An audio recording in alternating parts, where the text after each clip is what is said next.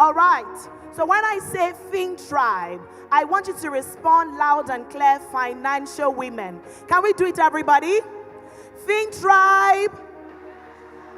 No, I don't like the energy in this room. Come on now, FinTribe. Let me go to this side. FinTribe. Love it, love it.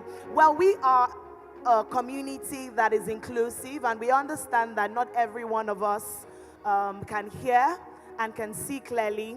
And so we have decided to include the sign language for everyone that cannot see and hear. I think that deserves a round of applause. So I'd like to introduce Rebecca.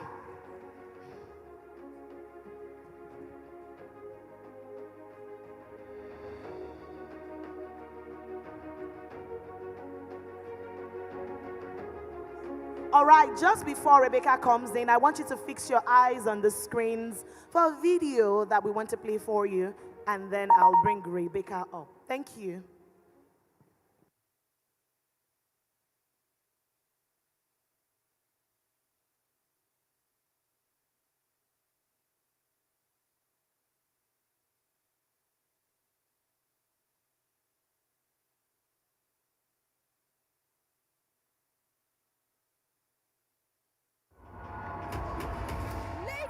Nigeria, Africa, welcome to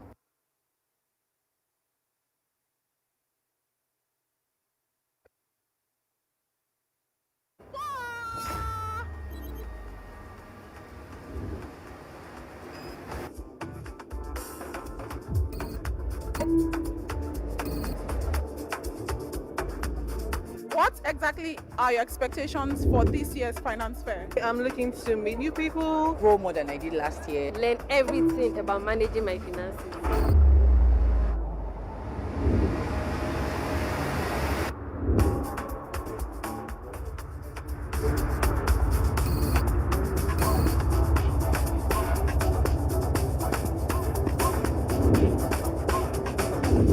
Distinguished ladies of the FinTribe community, welcome to the biggest finance fair for women in the world.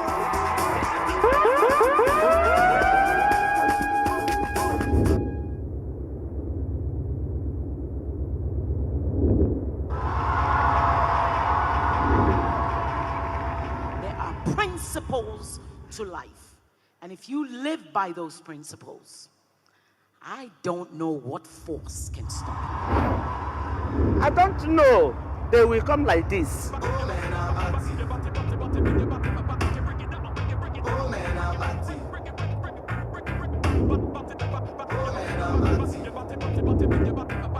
An answered prayer right here in my hand.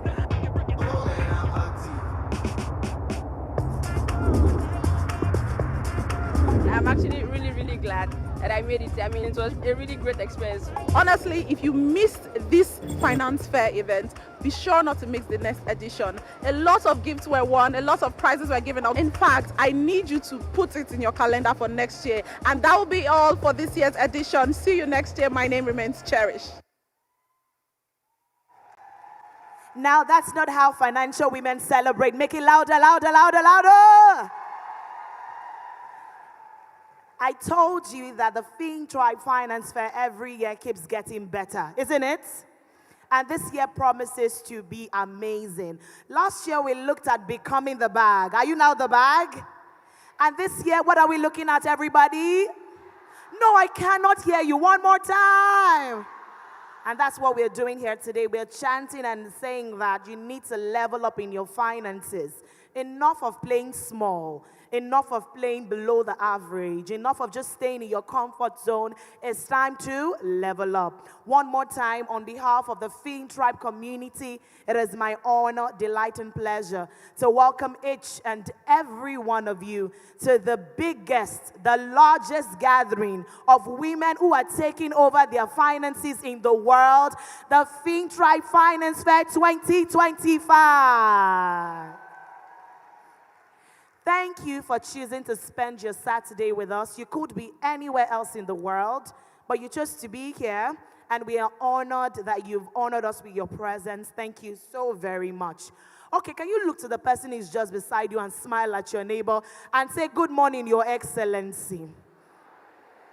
Good morning, Your Royal Highness, ma'am. Ask them, how are they feeling? Are you good today? Are you happy?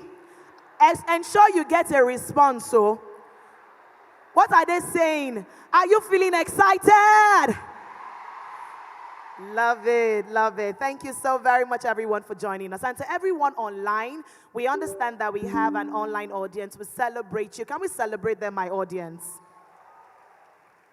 Thank you for joining us. This is the most talked about FinTribe Finance Fair 2025, the largest gathering of women in the world who are so excited and they want to really level up in their finances. And we thank you very much for joining us again this year. If you came in from outside Lagos, wave to me. Wow, quite a number of people. Lagosians, celebrate them and welcome them. Welcome them to the traffic because they cannot escape it. You're welcome. Again, the hashtags FinTribe Finance Fair 2025, hashtag level up. Please, when you're posting online, let's make noise about it. Let them hear in Abuja, in Singapore, in Malaysia, that something is happening right here in Nigeria. All right. Follow us across all our social media pages at FinTribe, the FinTribe. We're looking forward to your followers. Let's have the numbers going up today. Okay, want to thank all our sponsors quickly. We want to say a very big thank you. So when I call out their names, I want you to give them a round of applause in unison, okay? Our headline sponsors, Sycamore, AfriInvest, Waterbrook Realty, NGX, our service partners, Print Finer Things, Heard in Africa, My Lagos app, Short Laz, Emergency Response Africa, Grandeur Travels, Studio 24, GLG, Box Pro, our product partners, Moped Foods, Phronesis Foods, 2K Shop, Real Fruits, Loom Chocolate, Adme, Orange Drugs, Mima Bakes, Mango Bake Shop, NBC, iCakes and Treats. I could go on and on. Can we give them a big round of applause? We want to say thank you to all our sponsors, and we want to indeed let you know that we couldn't have in any way done this without you, and we're delighted that you decided to partner with us on this incredible journey that we're about to embark on today. So thank you to our sponsors, our partners, and all exhibitors. I will announce the exhibitors much later so that we can visit their booths to buy from them. Again, everyone, I'm sure you are aware that we have an academy, and it's called the Wealth Builders Academy. Are you aware of it? Wave to me if you're aware of it. Okay, nice.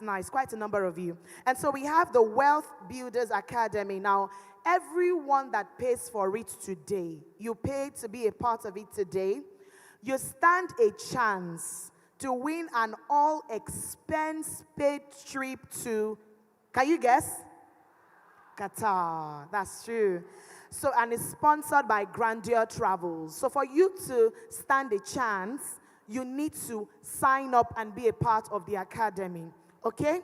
All you have to do is go to the Wealth Builder stand and sign up so you can be a part of it, all right? That's the only way you can get to qualify for the raffle draw. When you pay, visit the FinTribe booth to drop your name on the raffle basket. It's very important, all right? And then we have Wealth Clinic also. Wealth Clinic is a booth with financial advisors. So you need to speak to somebody about your finances. You need clarity. There is a booth we've called the Wealth Clinic where you can get to ask personal questions and get guided. Another thing is Sycamore is giving 1 million naira each to 3 people today. So 3 people will get a chance to become a millionaire. 1 million naira reach out today. Is that you? Tap your neighbor and say, if it be you.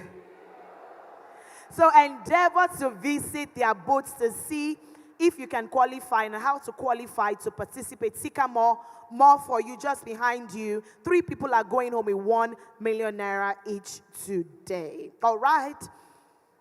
I will allow Rebecca come on now to just say a word or two to our audience who are just, they can't hear us and they can't see us. Hello, Rebecca. All right, say something. Good morning, everyone. My name is Rebecca Olatunji, and I'm the founder of Coda. We are excited to partner with FinTribe this year to make this event an inclusive one. I know a lot of us have been hearing about sign language, and if you have not heard about it, sign language is the language of the deaf people, and the deaf people are in our society, and they are part of us here today. So we are so excited because deaf people should not be left out of any opportunity. If, as a hearing person, if we can have access to this finance event, they should also have access. Do you agree with me? So they are here today. I want to say a big thank you to FinTribe, to Jennifer and our team for including the deaf people. We are so excited. Thank you very much. I think FinTribe deserve a round of applause for being an inclusive community. Thank you very much, Rebecca. Today, as I mentioned, 3 people will become 1 million naira richer. Somebody is winning an all-expense-paid trip to... And another person is becoming a landlord today, no, landlady. You are changing your status from tenants to... Yes. So get ready for that. So you don't want to miss out on any part of today's event. Whose session are you looking forward to? Scream at me, whose session? All the sessions, right? That's wonderful. That's the energy I need. All right, without further ado, distinguished guests, ladies and gentlemen, to officially set the mood for the event today, we are starting with something beautiful, a spoken word piece. She performed here last year and it was amazing. And this year, she's here to perform again. Please celebrate with me a talented woman who has graced stages around the world with the power of the spoken word. Celebrate our own wordsmith, Stand Queen.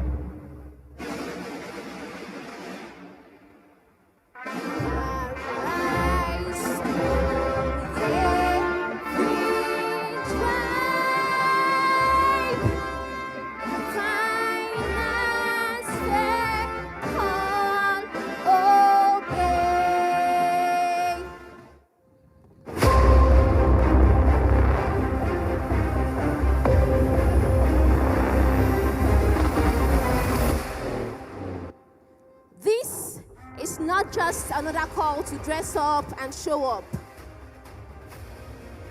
This is a call to level up. Oh, this is not another Women's August meeting where the slogan is Ndine Mama Isokwa. This is the FinTribe Finance Fair, and the slogan is Ndine Dollars Isokwa. Because by the time we are done compiling the list of women that leveled up financially as a result of the FinTribe Finance Fair, you, my dear, will be on that list. So call your girls. Tell them to pull up, and if they struggle to pull up, pull them up. Drag them along. Level up together.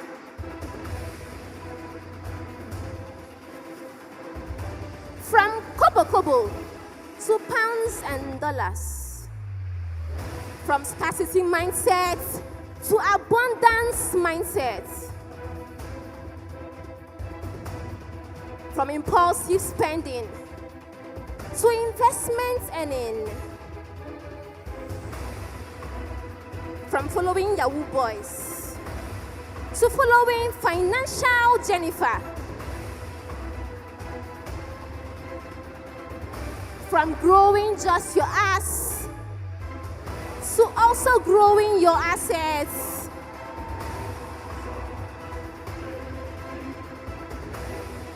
From from careless living to healthy living. Oh, stand strong. Oh, compatriot ladies of FinTribe, arise from your slumber so that the next time you attend a girls' slumber party, it will be evident that you have leveled up.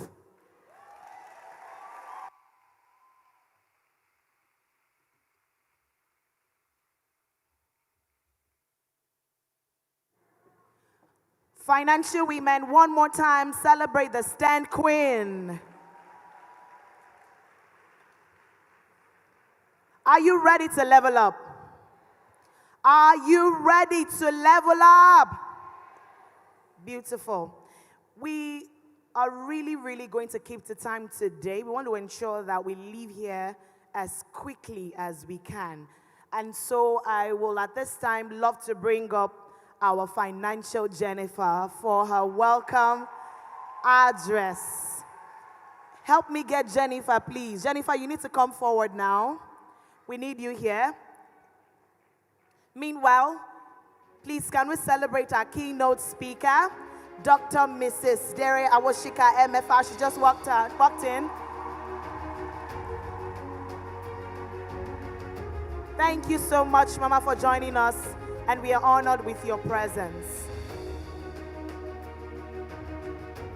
Ladies and gentlemen, are you ready to hear from the visionary, the convener, the one whose dream started this movement, the one who continuously, passionately, with so much audacity, wants to raise a generation of financial women?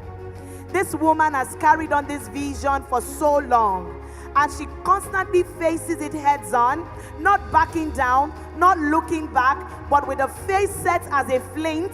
She's leading the largest community of women who are gaining financial freedom in all that they do. She says when women understand money, they can change their world. Ladies and gentlemen, make welcome our convener, the host, the founder of the FinTribe community, popularly known as Financial Jennifer, Jennifer Awirigwe. Can you make some noise now?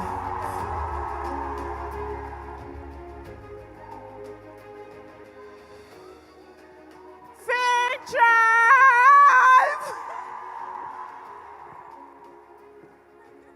Please be seated.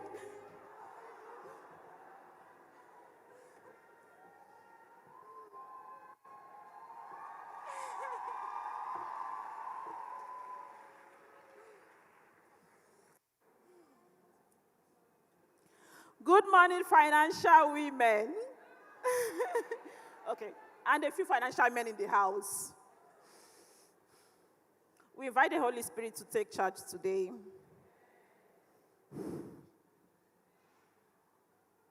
Just look around, just take a look around you for a moment. Our people in hall too, we see you. So this right here, this room now, is intention. It shows intention because you could have been anywhere, but you are here.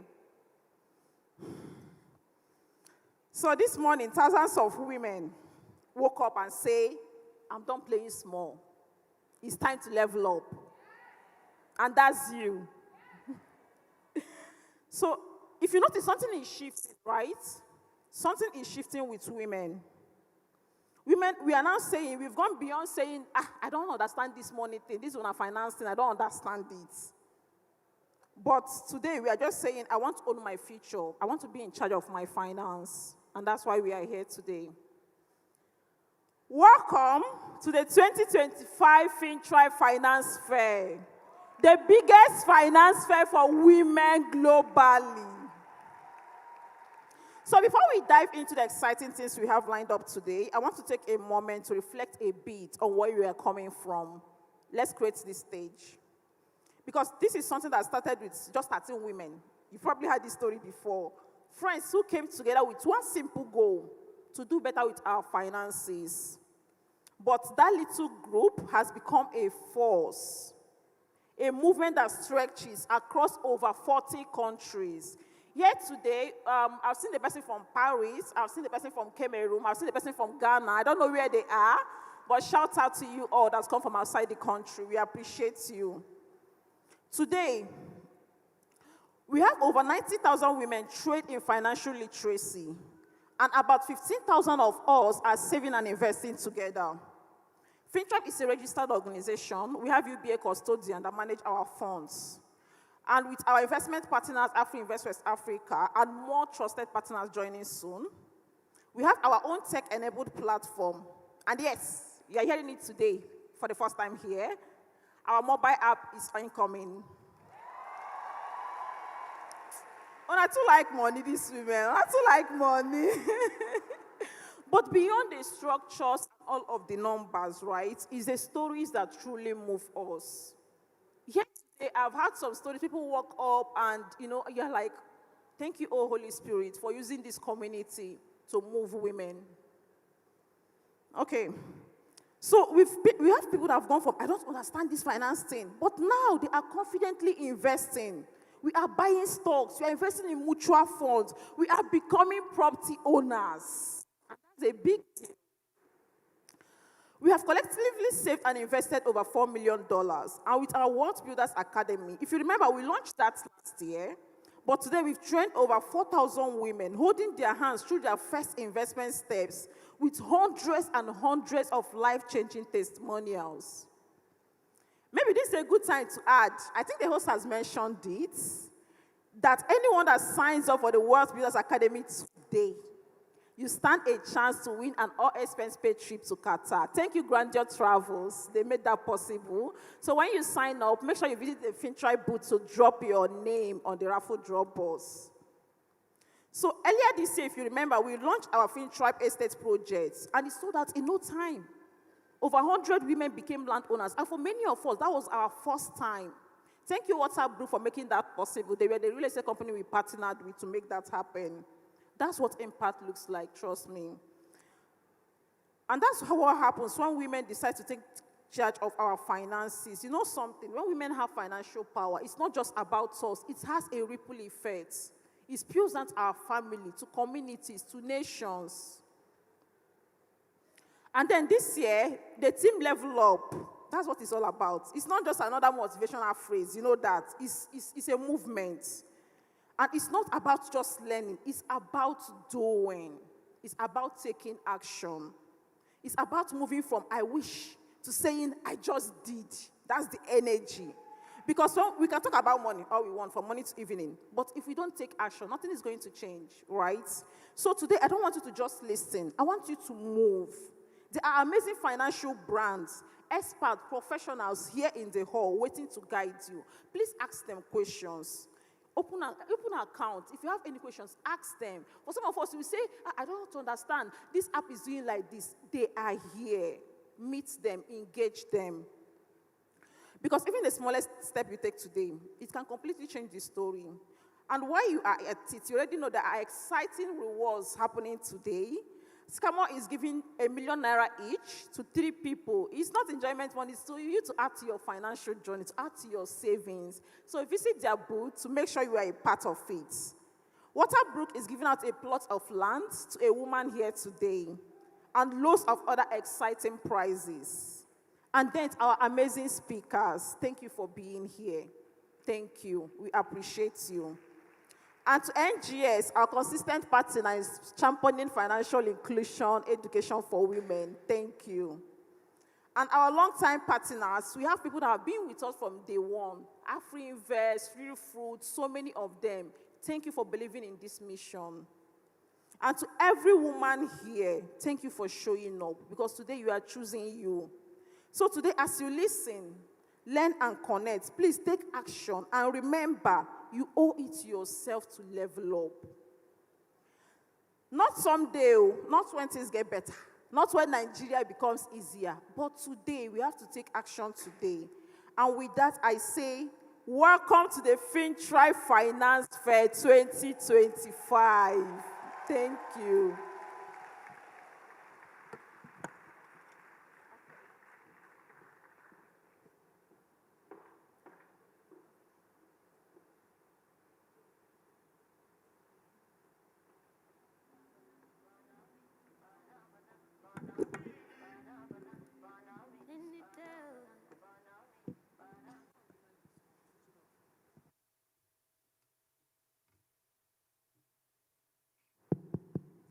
Financial women? FinTribe? All right. Once again, please give our convener a lusty, generous applause. Are you not proud of Financial Jennifer? We are so proud of you, and we are forever committed to your government. All right. Ladies and the few gentlemen in our midst, immediately we are moving on to the first keynote address to be delivered today. And this is one of those moments that for us at FinTribe Finance Fair every year is very important, because we bring women who are powerful, women who have lived the kind of life that we're looking forward to living, women who can share from their wealth of knowledge, who have so much to share with you, motherly figures, and I'm sure that this is a moment that you don't want to miss out. You want to listen, not just with your ears, but you need to listen with your heart. Because our keynote speaker today is a woman whose life proves that you can lead with grace, you can rise with excellence, and you will still remain grounded in purpose. When we talk about grace, excellence, and purpose, she is that woman. She has served Nigeria at the highest levels. She was the former chairman of Access Bank, the founder of Josephine Consulting Limited, but much more beyond her titles. She's a woman that has spent her life building systems and mentoring leaders. And I'll read her citation now.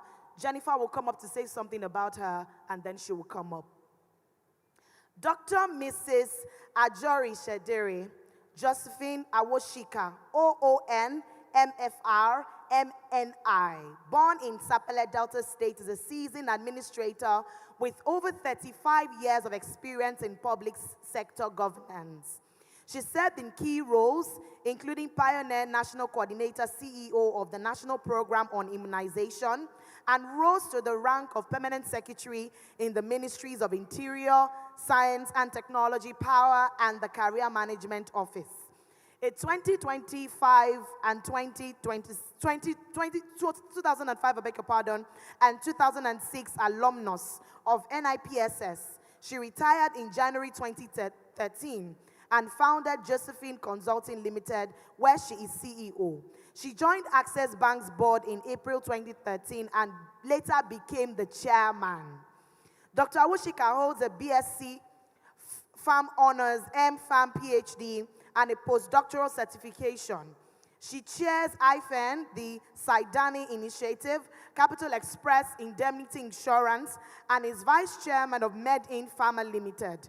Appointed honorary consul to the Czech Republic in 2022, she also founded the Christian Benevolence Foundation. She is married and blessed with children and grandchildren. So FinTribe Finance Fair 2025, we do not just read citations because we have to do it. It's because we want you to understand who is coming to speak to you. Just keep the applause. It will come later. Let me hold on now. You will clap. Let me allow Jennifer to do what she has to do. I want to share an experience with you. I think you probably had some of it before, because my mouth today is crash when it comes to this woman. The first time we met, you know, there is a way God will plan things. You may not understand it initially, but then something happened. You are like, I see you, Lord. So it was in Abuja. There was an event. Normally, I wouldn't have gone for that event. It was a speaking event, but I was not even paid to leave Lagos and start going to Abuja for an event. But somehow I said yes. I got to the airport. I don't know what happened with the airline. They say they don't have enough space. They took off without some of us. And that was the day of the event. I would have gone back to my house. But for some reason, I said no. I must find a way. I told them I'm still coming. I had to find another flight and went for the event. And then I saw Mama spoke there. And in my spirit, I'm like, this is why I'm here today. Somehow, she was speaking and I was crying. And that is strange, right? It was an experience for me, really. And since that day, my prayer was that every woman I know, somehow in a way, needs to experience her. I don't know how it happened, but God did. Even something happened yesterday. She was not even supposed to be here. But thank you, oh Holy Spirit. She's here. Ladies, please, a standing ovation. Standing one. For the woman that makes things to happen. For the woman that walks in the Spirit. For the woman God has brought to us. Dr. Dare Awoshika.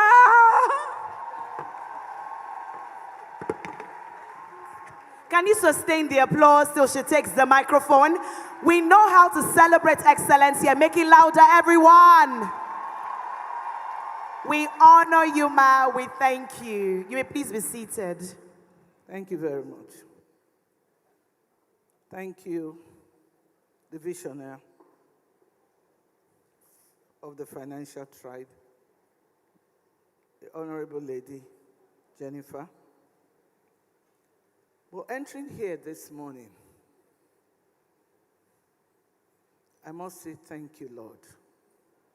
I'm thankful to God Almighty for gathering women of vision, and not just a blood vision, but a singular vision, because financial is important. Money answereth all things.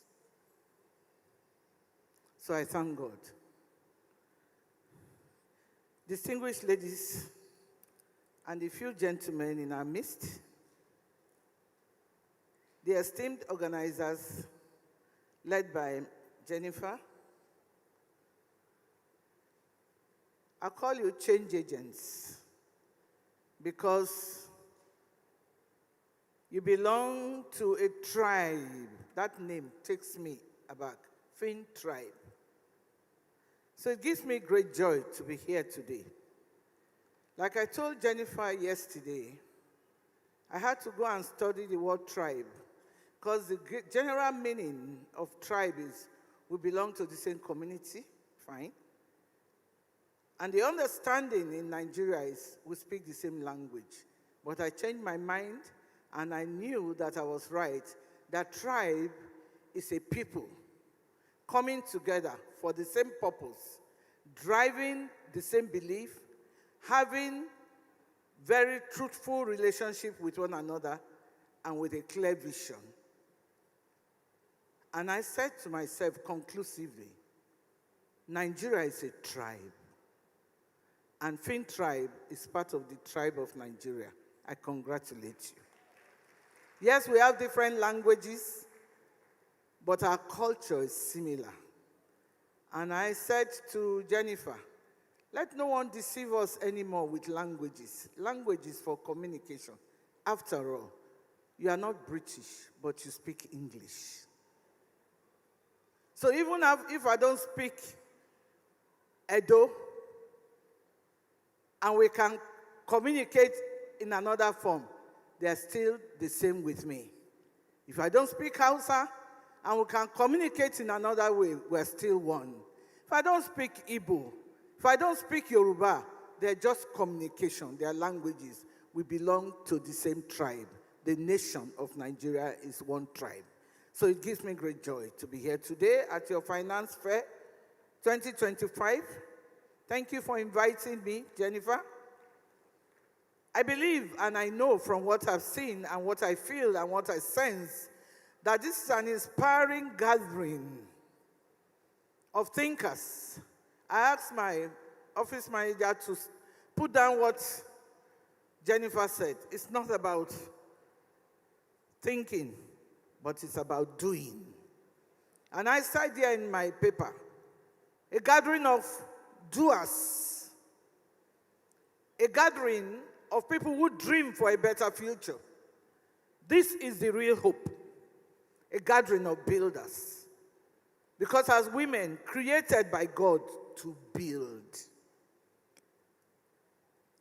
So I want to commend the organizers for this brilliant initiative that combines both financial literacy, because you've trained over 90,000, imagine that, incredibly. Give a round of applause to yourself. It's an amazing thing. Don't take it for granted. Personal growth Women who know that saving is a needed thing to be able to draw capital and be able to enter into the market. You are a community building under one empowering theme. And today, what's that theme? What is that theme today? Level up. I am going to level up. Say to yourself, I'm coming to become now the next version of me. There is a version to evolve into. And that's what your theme is all about. Level up, becoming the next version of you. This theme is timely, but it's also timeless.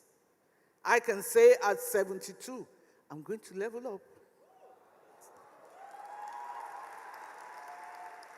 And I'm going to become the next version of me. So it's timely and timeless. It's a call to evolve. We live in a world of rapid transformation.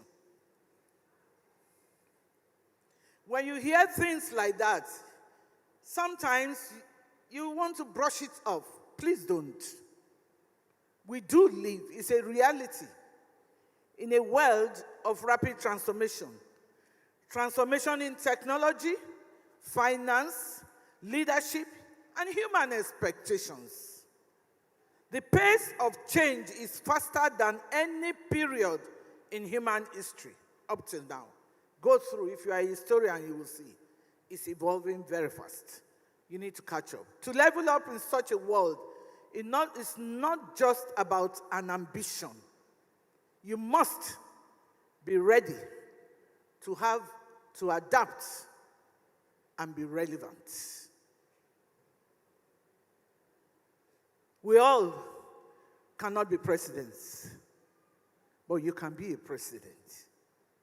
We all cannot be ministers, but you can be a minister. We all cannot be GMD of a tier 1 bank, but you can be a GMD that is providing great service, adapting to the area of your calling. So it's about adaptation and relevance. If you live here and you are yet to find yourself relevant, it is because you are not serving. You must serve. I've seen across my journey from public service to corporate boardrooms, that the individuals and institutions who thrive are those who are not afraid to reinvent themselves. They are people who understand that yesterday's excellence can quickly become today's mediocrity. Stop talking about when I was. Talk about I am. God says, I am that I am. Ever present. You have to be a type because He made you in His image. You have to be present. You have to be evolving. You have to be leveling up. Don't join the group of, when I was here. You can talk about your achievements, fine, but don't dwell on it. Move to the next level. So, individuals and institutions who reinvent themselves, wanting to shelve up. Some of you have seen, even the snake, when it changes his skin, what does it do? Shave off the old skin. The bird. Just watch the animal, watch the plants, watch things around you. There must be the removing of the old, bringing up the new. What about you, who God has given dominion over all? Are you wearing your old skin? If you do that, yesterday's excellence will become a mediocrity because people have gone by. To become the next version of yourself, you need to ask these hard questions. Please ask these questions of yourself and be honest with yourself. What do I need to learn anew? What do I need to learn anew? Don't say anything is too much for you.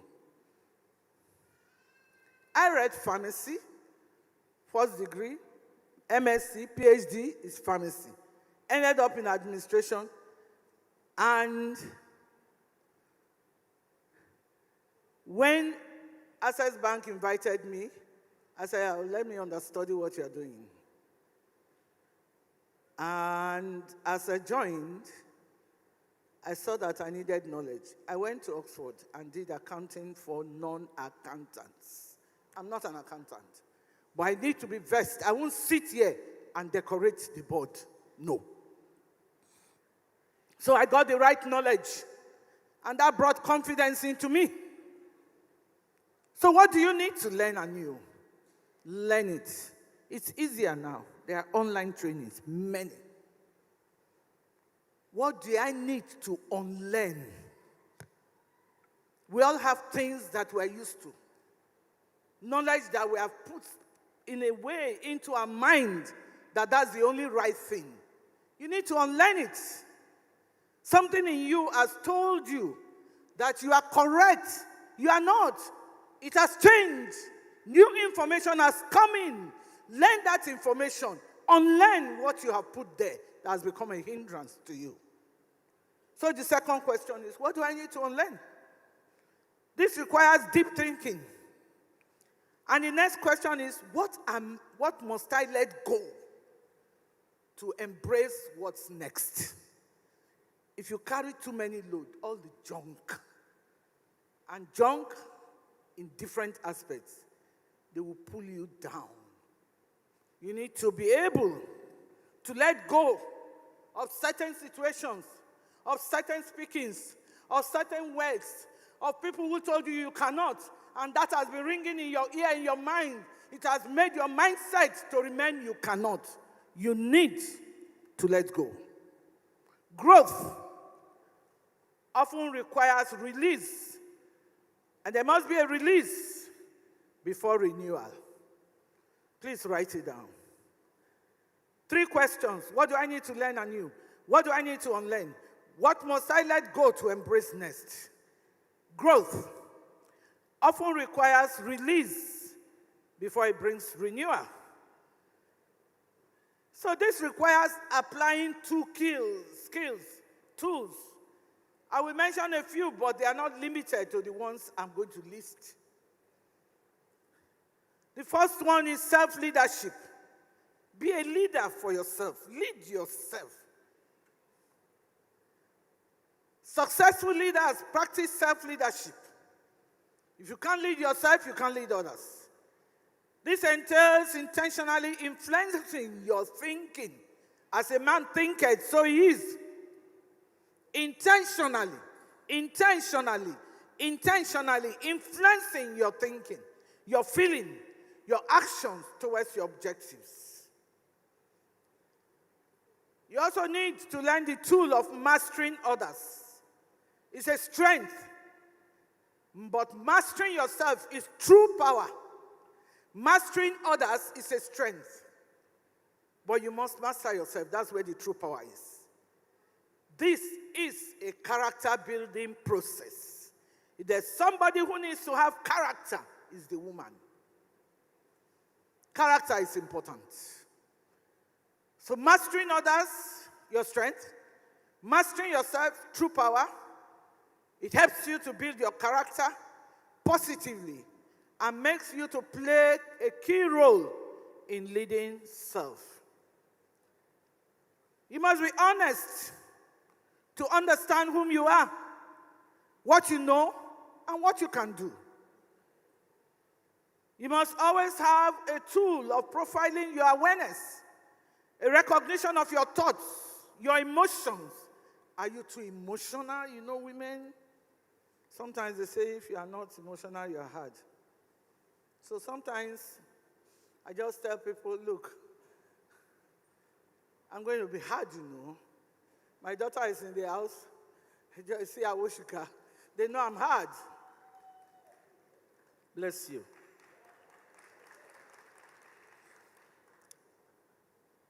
But we need to Master the ability to affect the outcome of our behavior so as to avoid future regrets.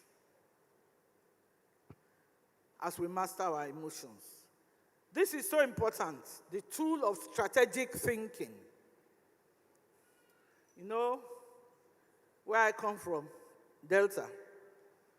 The people say, what did you do yourself? You too think. Think! If you don't think, it's not good. Why wouldn't I think? Say, shake it up, Joe. Move on. Move on to where? To where? Thinking, strategic thinking. Not thinking, feeling sorry for yourself. That's not the right one. Strategic thinking, next level. Level up.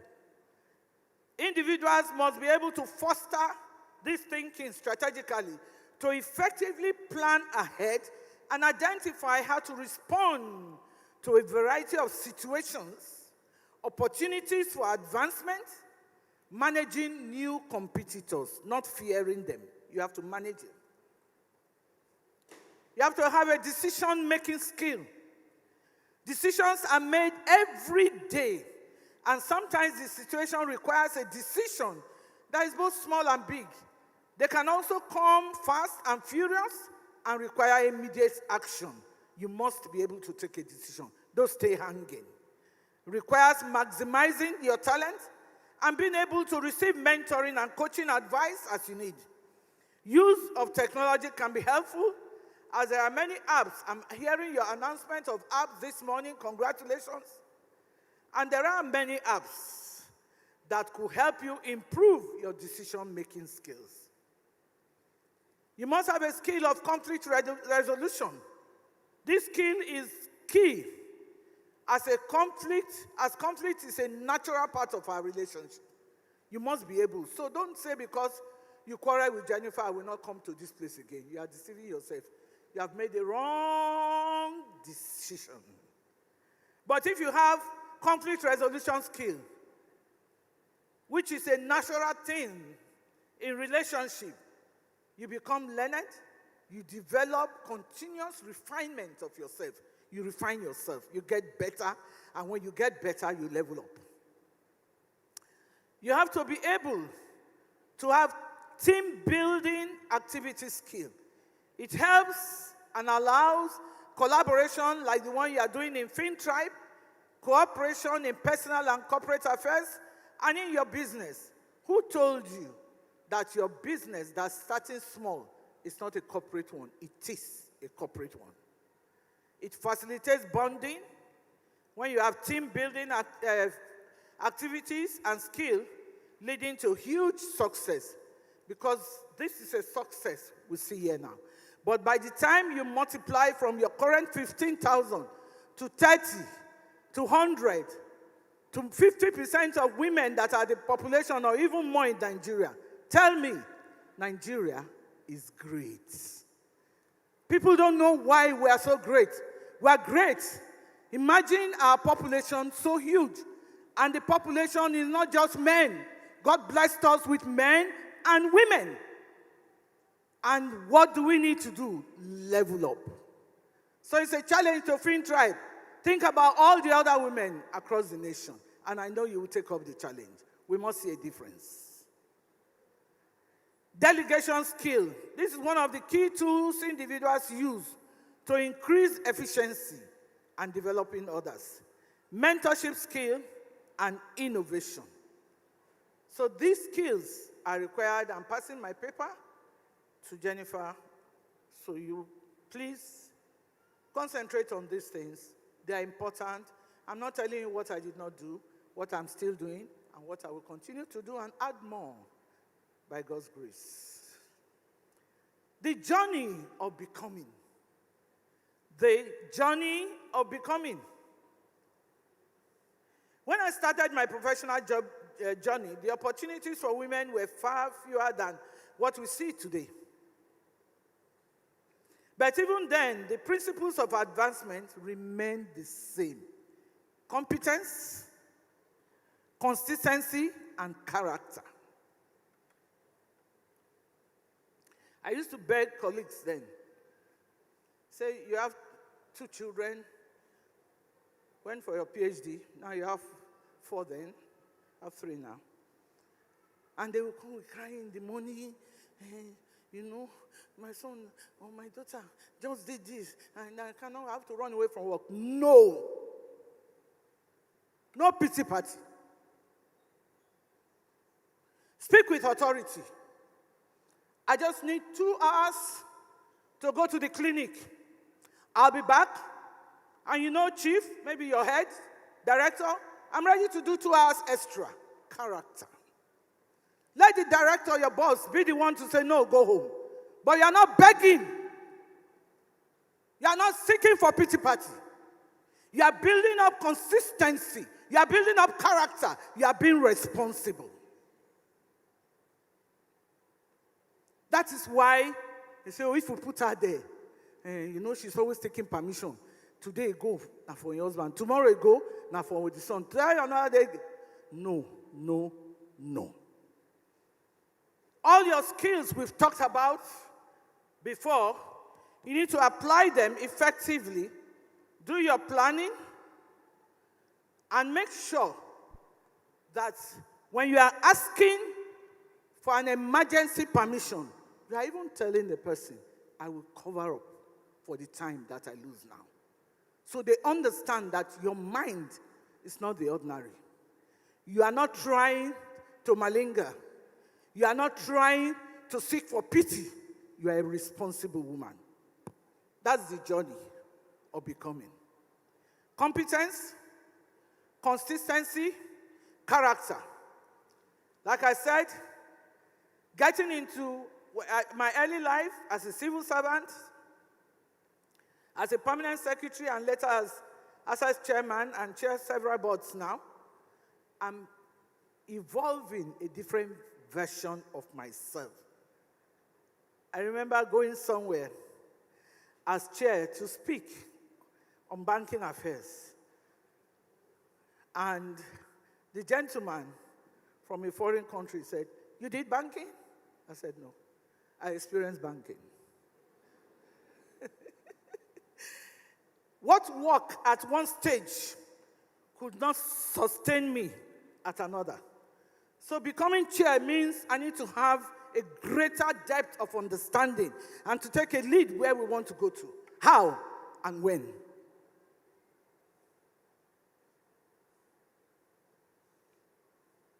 If God gives you today, use it well.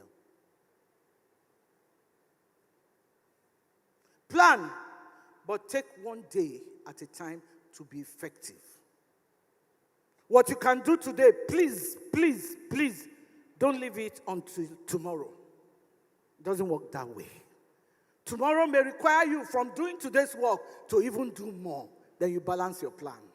Because you are doing what? You are doing what? You are doing what? Correct. Because you are leveling up. So each stage is different. At each stage, I had to keep learning. I had to keep refining. I had to keep believing. I repeat, I had to keep learning. Just like I learned about your tribe. When I saw FinTribe, I had to learn about tribe. And it gave me a broader version. And I'm preparing all my papers. I say, no. Let no one tell me that Africa is not one. Africa is one nation. It's one tribe.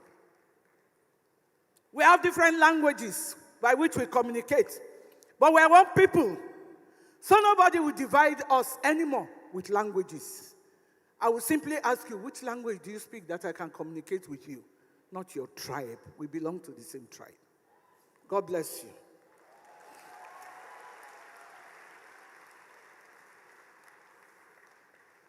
To every young woman here, or young person, because there are a few men here, wise men, never stop building capacity. Your potential is not static. It expands every time you challenge yourself. Be bold enough to dream. Be disciplined enough to develop your skills. And make those dreams become real. The third one is level up in 3 dimensions. There are 3 dimensions you need to level up. I have found that very interesting and very, very true. You need to level up intellectually. Don't be lazy. Knowledge is the true currency of progress. Don't stay somewhere and you say, that's not what I studied. You only studied that one as a platform. You need to study more. Thank you. Read widely, stay curious, seek understanding beyond your immediate profession. Financial empowerment begins with financial literacy, which you have, but it matures into financial wisdom when you understand how money works in the broader economy. You need to go to that level. How does money work in the broader economy? Understand your investment levels, your stock exchange, the money market in the world. Listen to them. I just say stop watching black magic, what they call that thing. But don't waste too much time. Prorate your time on what develops you. You have financial literacy, but you now need the intellectual knowledge, the knowledge of how money works in a broader economy. Because there, you must get there to the top.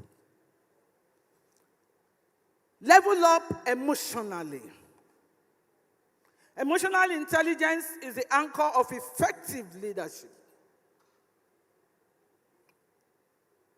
Learn to manage yourself before managing others.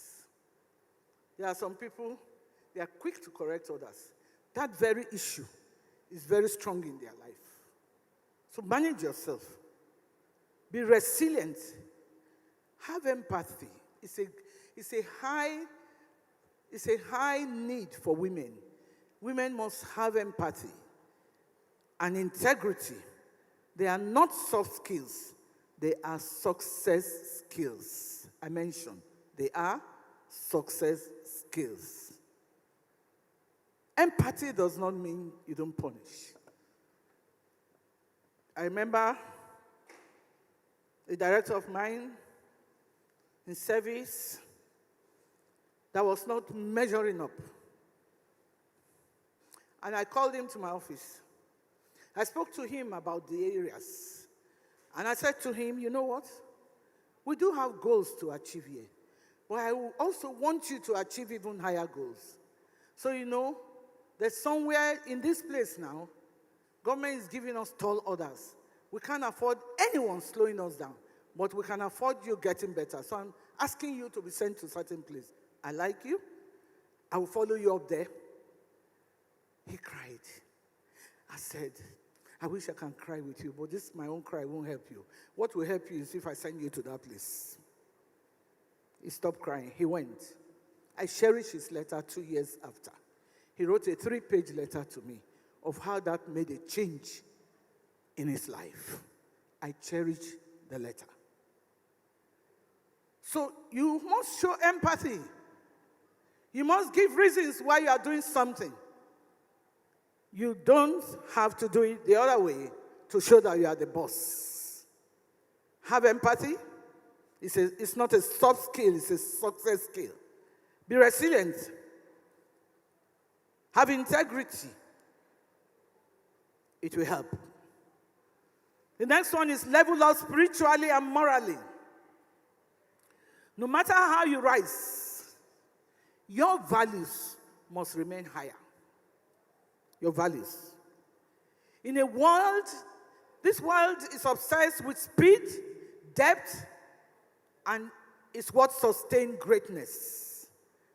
How many times have you said, watching television, this man is talking nonsense? Look back to yourself, what do I really talk when I'm talking? There's need to have values to remain higher. It sustains greatness. Stay grounded in faith, in ethics, in service to others. That is how legacies are built. The next thing you need is the power of financial confidence. This is the FinTribe Finance Fair. Finance is central to the empowerment of individuals and communities. Money, when managed wisely, gives you options, freedom, and dignity. I repeat, options, freedom, and dignity. It's not about only I have money. Remember, these are very key. Financial confidence is not just about earning more. It's about understanding how much to save, like you do. Invest, like you do. Multiply resources to create value for yourselves and others. So I encourage everyone here to approach money with discipline and purpose. Invest in knowledge. Build networks as you are doing now. Increase it. Build trust and goodwill. If Africa has an economy that cannot be taken away from us, it is the trust economy, the goodwill economy. I was saying to you yesterday, Jennifer, I said, if you travel across Nigeria, if you go to Onitsha market, you go on the way to Ibadan, and you go to the north, you are going to Sokoto. By the grace of God, I've been able to travel around the country. You will see that the people selling things, they don't carry it from the shop. Do they steal them? Even in this bantry tree. Don't you see yam and everything on the road covered with their cloth? Do they carry them home? They don't. Do they steal them? No. We are a people, a tribe that has trust and goodwill economy. It is goodwill and trust that have put you together today. Because you can think, where am I saving this money? Oh? Let them not come and go bankrupt. Remove negativity from your mind. Africa, Nigeria, has a great trust and goodwill economy. That is why the amount of money that government puts into health is none compared to the amount of money that people spend as out-of-pocket expenses. Where did they get them from? From trust and goodwill. When they are sick, somebody calls you, I need 5,000 to pay my bill. Did he put it in your hand? And you give him. What is that? Goodwill. What is that goodwill? It's financial goodwill. It's an economy. Can you go to the UK, I school there, and go and call my classmate and say, please give me 5,000 pounds there? He say, what? What do you mean? What are you saying? You can't get it. It tells you go to Barclays Bank. I know that they have this, they have that, they have that. It's a good thing for them because we are not of the same tribe. In our tribe, we have trust and goodwill economy. We need to build it beyond what we are seeing. And I think you have started building it. Do not stop. Everyone, not just Jennifer, every one of us. We must build the trust and goodwill economy to the extent that international world will begin to come and learn of us, of the goodwill, of the trust economy, that you don't know a man, and yet it comes to you, and goodwill towards that person because you're of the same tribe. What does trust mean in the context of leveling up? Trust is a complex concept that is not amenable to a single definition. Talking about trust and establishing shared definitions are key steps to addressing trust across a team or organization or a nation. Trust is a confidence building in someone or something to do what is right, deliver what is promised, and to be the same every time in spite of circumstances. Do we find that in Nigeria? We do. We do find that in Nigeria, but we refuse to put our mind to it. You go to mile 12, you call a small boy, carry all the load for you. You tell him be going. Does he run away? He carries your things and take them to the car. And does not argue, you give him money and say thank you. Never do they tell you, you should pay me higher. We have a great trust economy in the country, across board, from the poor to middle level to the rich. Trust is a confidence belief in someone, in something, in what is right, deliver what is promised, on the same side in set of circumstances. Trust means Please, if you don't take anything out, take this. Uncompromised by doubt. You know, I said, if you don't take anything, take this. We fill with doubts. Doubts. Can Nigeria be great? It's created great. You better join that thinking. Can I be great? You are made for great things, for great signs, for great wonders, to fill a space. So have an uncompromised doubt. Then you can work in trust. Trust is the currency of business and life. Lack of trust is the biggest expense a person faces. Without trust, transactions cannot occur. Without trust, influence is destroyed. Without trust, individuals lose their people. Trust can be your most vulnerable weakness and your greatest asset. Choose what you want. Trust is measurable and learnable. Now, let's focus. Becoming the next version of you.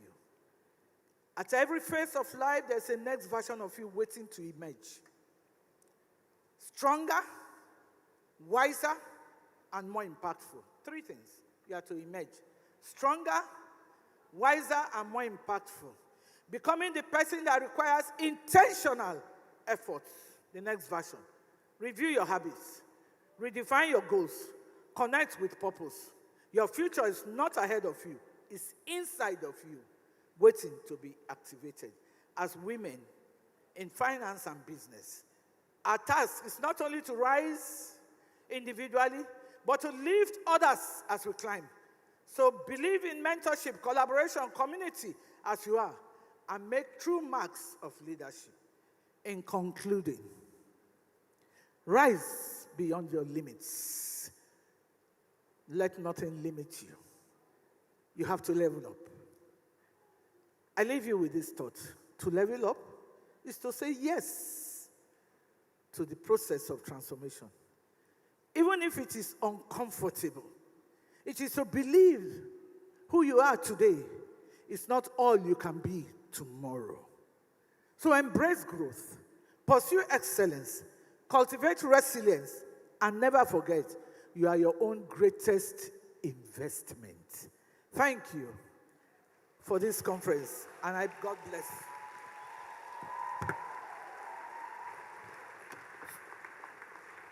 FinTribe, that's not how to celebrate somebody that just shared from years of experience, wisdom, so much insights. Can we make it louder now, everyone?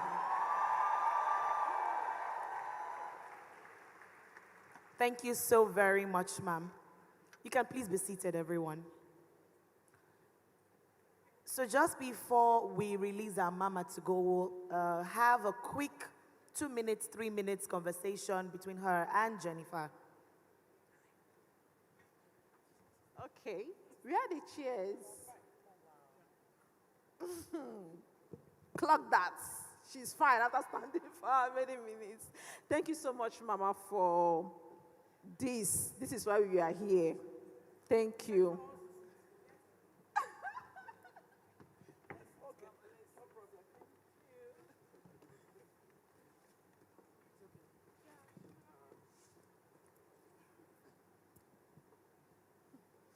FinTribe. Hello. FinTribe. I hope you felt that. This was why I said she had to be there, and we prayed for this, and it's happening. Thank you so much, Mama. Okay, so one question I wanted to ask, which you actually spoke on. The first time we met, when we were talking, you said something that you are not a party to. You know, yes, we understand that sometimes the system doesn't really favor women, but then that should not be an excuse for us. And you did justice to that when you talk about pity party. And I love that.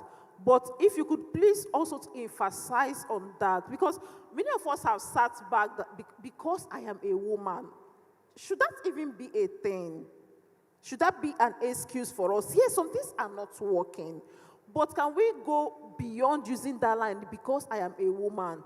as an excuse for some certain things. It's more like circling back on what you said about pity party.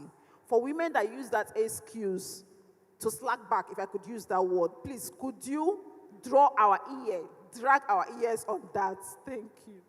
Thank you, Jennifer. Thank you very much. If every woman here and beyond will take this, I'm telling you the truth. Throughout my career, I never said because I'm a woman.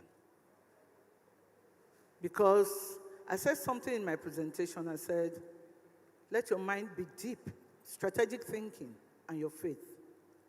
So you are the woman. You carried a boy and you carried a girl, and you gave birth to boys and girls. Who is stronger?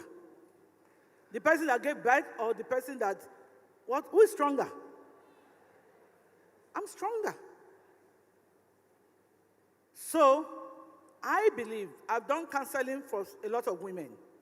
And in the end, you find that the reason why they say I'm a woman is because they think that will make the men or some women in the decision-making level look at them as such, as a woman. The only place you can be talking that you want women is when you find imbalance, lack of equity. I don't use equality.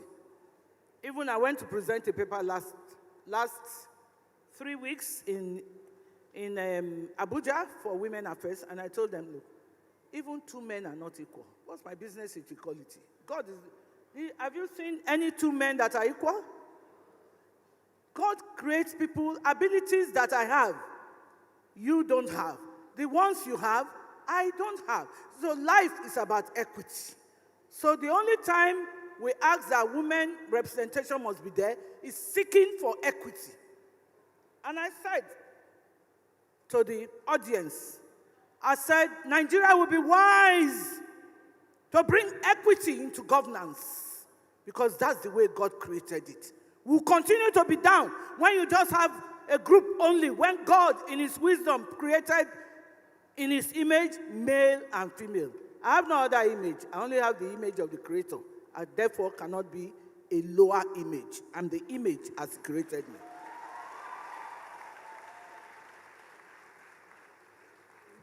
Thank you so much, Mama. This second part of the question, I feel like you're the best person to talk about it to us. What is the place of God in our level up journey? The place of God in our level up journey. Well, the place of God begin with you realizing that you didn't create yourself. He's your creator and your maker. You can't take him out of the equation. He owns the equation. He built you for a purpose. And that purpose can only be fulfilled when you recognize him. He will then speak that purpose into your life. And you will know it. So please seek the purpose of God for your life. Let no man deceive you. Please seek the purpose of God for your life and pursue it. Pursue it, you will get there. Thank you so much, Ma. So this part, I don't know if it's more like a permission.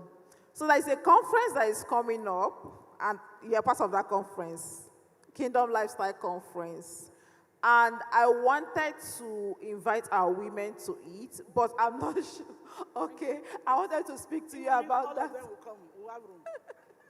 Okay, everyone, because this is quite very important. Kingdom Lifestyle Conference is happening next month, and our media team, there is a QR code. That is somewhere everyone here should be. It's a free event. Please scan it. The scan code is here. Scan it. Register for that event while I ask my last question. See you there. Mama will be there, live and direct, so you have to be there.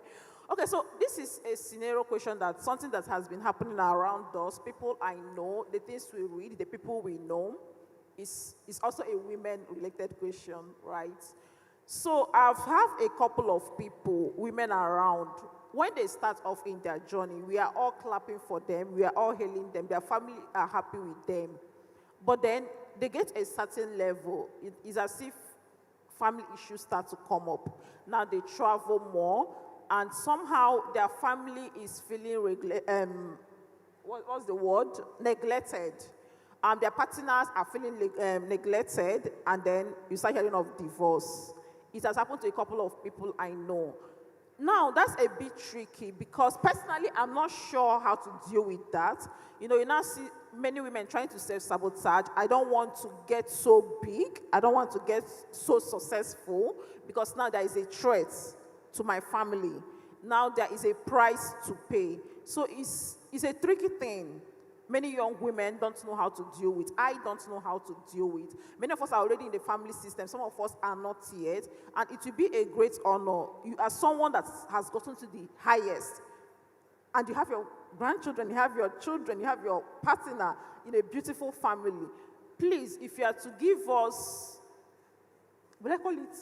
An advice from a mother to her daughter, how to deal with that tricky situation of getting to the peak of your career and managing family and expectations, please. Thank you very much. Good question, and I love to talk about it because it's good for women to understand that the Creator said, it is written, a man is the head of his wife. It is final. What does that mean? It means you must honor your head. Success must not allow you to disrespect a man. If you study the course of a man, all they want is honor and respect. Not you have gone, you have done all the things. He said, where are you? Will I not go here? Will I not do? Did you tell him? Keep him in the picture if it's truly your head. And even take his permission to go. Because you will be blessed when he permits you to do. You'll be blessed when he permits you to go. You have that blessing, and that blessing remains with you. There's no how you are just one person and another person is a man and is a family. You cannot tell me you will not be able to run your home because you are a chief executive. It doesn't make sense. I'm telling you, it doesn't make sense. For many years, my daughter is here, you can house your husband. For many years, I left Abuja. I left Lagos for Abuja 1998. I came back 2013. From 1998 to 2013, in my course of my career over there, as I rose as chief executive to permanent secretary, all, I know what they're eating in my house every day. I'm not boasting. I know what is served to my husband. And I come home every weekend, even if it's one day. Some Fridays I cannot come. And I have to go back Sundays. I will come, sit, and ensure all the cookings I do. Thank God for technology. Freezers, everything is there. It's labeled. It's just the cook to carry this for Monday. And I'm in touch with my staff in the house. First thing in the morning, in the afternoon, and in the evening. What's the daddy? What are the children? Where is the nanny? You must.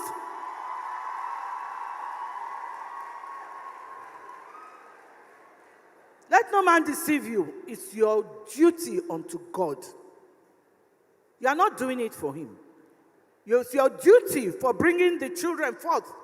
It's your duty as a wife. It's your duty as the mother of the house. So you are doing part of your work. That is why you are a strong woman. I tell you a story. Perhaps that will help. There was a time we had a very difficult decision at the federal level. And I was the CEO then. And I needed to be away so that the president and other people cannot get me. So I went to a village in Jigawa State, outside Dutse. Dutse is the capital. In that place, there was no network. I didn't want anybody to phone me. I want to be quiet. I want to know what to do right. Only one person knows the village that I'm in, my husband. So the president gave instruction to minister, look for her. Where is she? We say, we can't get her. We can't get her. The next thing he said, minister, call your husband. You know where she is. Unfortunately, I wasn't wise enough. More wisdom every day. I not tell my husband, don't tell them, because I drive out to call him twice a day. First thing in the morning, I'm fine. I'm all right. To where I found where there's network. So we know the place, my driver knows. I call him and greet him. So in the evening, I do the same and go back to the village. And I didn't tell him, don't tell anyone where I am. So my minister called him and he said, okay, she's likely to call me at so time. I will tell her that they need her back in Abuja. My strategy was broken. Because I didn't tell everything. I should have said everything, that please don't tell anyone I'm here. Indeed, I thought that when they are trying to get me, they can't get me, they will forget. I didn't know that they will push on. And when I called him in the evening and said, return to Abuja, Mr. President is looking for you, the minister called me. I said, what do you tell them now? I said, what's wrong? Why shouldn't I tell them? They are looking for you. So what I'm saying is, your home is your home. It's as happy as you want to make it. It's as truthful as you want it to stand. The essence of transparency is not just in your office. Transparency begins from your home. Character begins from you.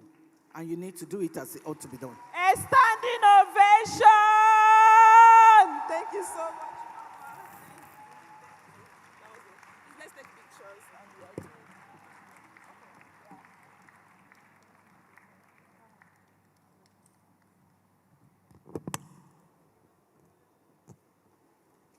FinTribe Finance Fair 2025. If you thought that was amazing, can you give a generous and lusty applause one more time? That's not loud enough. We celebrate right here. What's happening? Financial women. Thank you so very much, Dr. Mrs. Ajari Shedere, Awoshika, OONMFRMNI. Thank you for bringing us those motherly words, really passionately delivered right here at the FinTribe Finance Fair 2025. Growth requires release. She said there must be a release before a renewal. You need to master your emotions. It's very important. You need to level up intellectually, level up emotionally. You need to understand that it's important that as a woman, all that you need to do, you need to be focused, be ready to learn, read wide, improve yourself. And that just summarizes this wonderful session that we just had, that was truly filled with so much passion, in-depth wisdom from a matriarch and a mother indeed. Once again, can we give her a wonderful round of applause to everybody? Thank you so very much for that keynote session. Whilst she was delivering the keynote session and we had the quick fireside chat, a few of our dignitaries and speakers walked in, our panelists, and we want to warmly welcome each and every one of you to the largest gathering of financial women in the world. This is the widely talked about FinTribe Finance Fair for 2025. And we are honored that you've taken out time to be here on a Saturday where you could be anywhere else in the world, but you've joined us, and we thank you so very much. Again, I am Gloria Babaride, and I'm absolutely honored to serve as your host for this phenomenal event. Moving on, distinguished guests, ladies and gentlemen, I'd like to inform you that keeping of chairs is prohibited. Please, don't keep your chairs for your friends that are still at Lagos-Ibadan Expressway, please. It's not okay because we have people standing. So if you have a chair that is empty beside you, wave to me. In all honesty, wave to me so that we can fix somebody there. Please. Because once we do not have anybody seated beside you in the next 5 minutes, we have to fill in that seat. It's very important. Okay. We'll quickly take a look at what FinTribe has been doing. We have a video to play for you now, and we've tagged it the FinTribe Impact Story video. We want to show you how lives have been changed and how women across Nigeria have been leveling up through our movement, which is the FinTribe community. So I will allow the multimedia play the FinTribe Impact Story video. Ladies and gentlemen, please fix your eyes on the screens. Popularly known as Financial Jennifer, founded FinTribe with a clear mission to help African women save, invest, and build wealth together.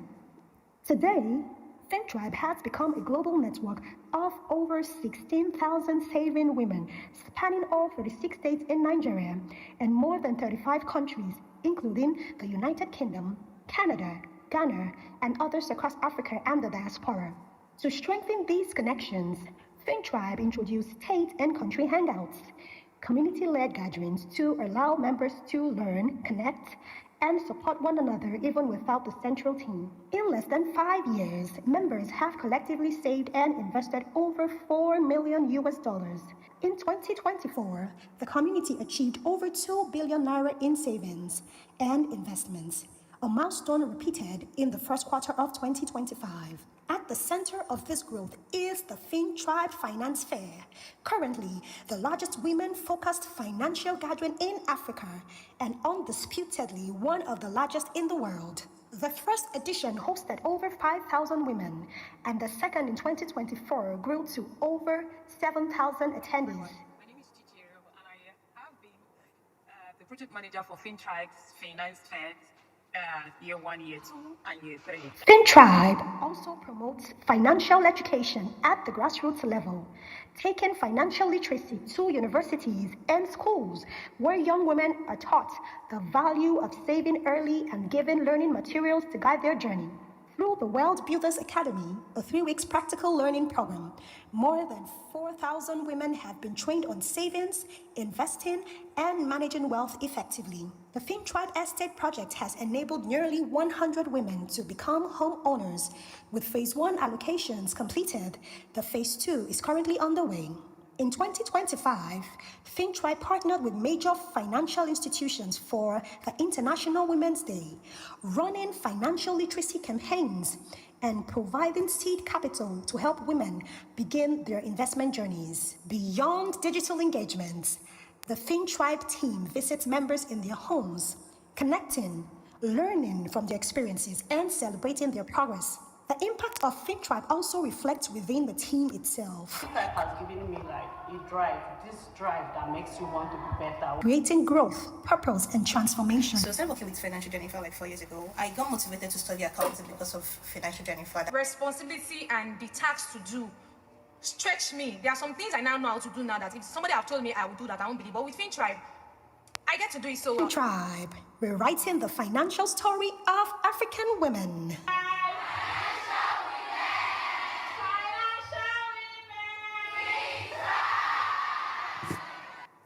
FinTribe. No, because I'm not Jennifer, you're not responding well, Abby. I'm going to do it again. FinTribe. Financial women. Did you hear those numbers? Did you hear the countries? Did you listen to the amount of impact we have had as a community? Tap your neighbor and say, neighbor. No, say neighbor. If he is the runner. Well done, FinTribe community. And this is just the tip of the iceberg. There's so much more in store for you as a community. Very well done on the amazing things you're doing, the lives that you're changing, and the indelible impact that you're leaving in the sand of time. We celebrate you, FinTribe. If you're a community member here, put your hands together for yourself.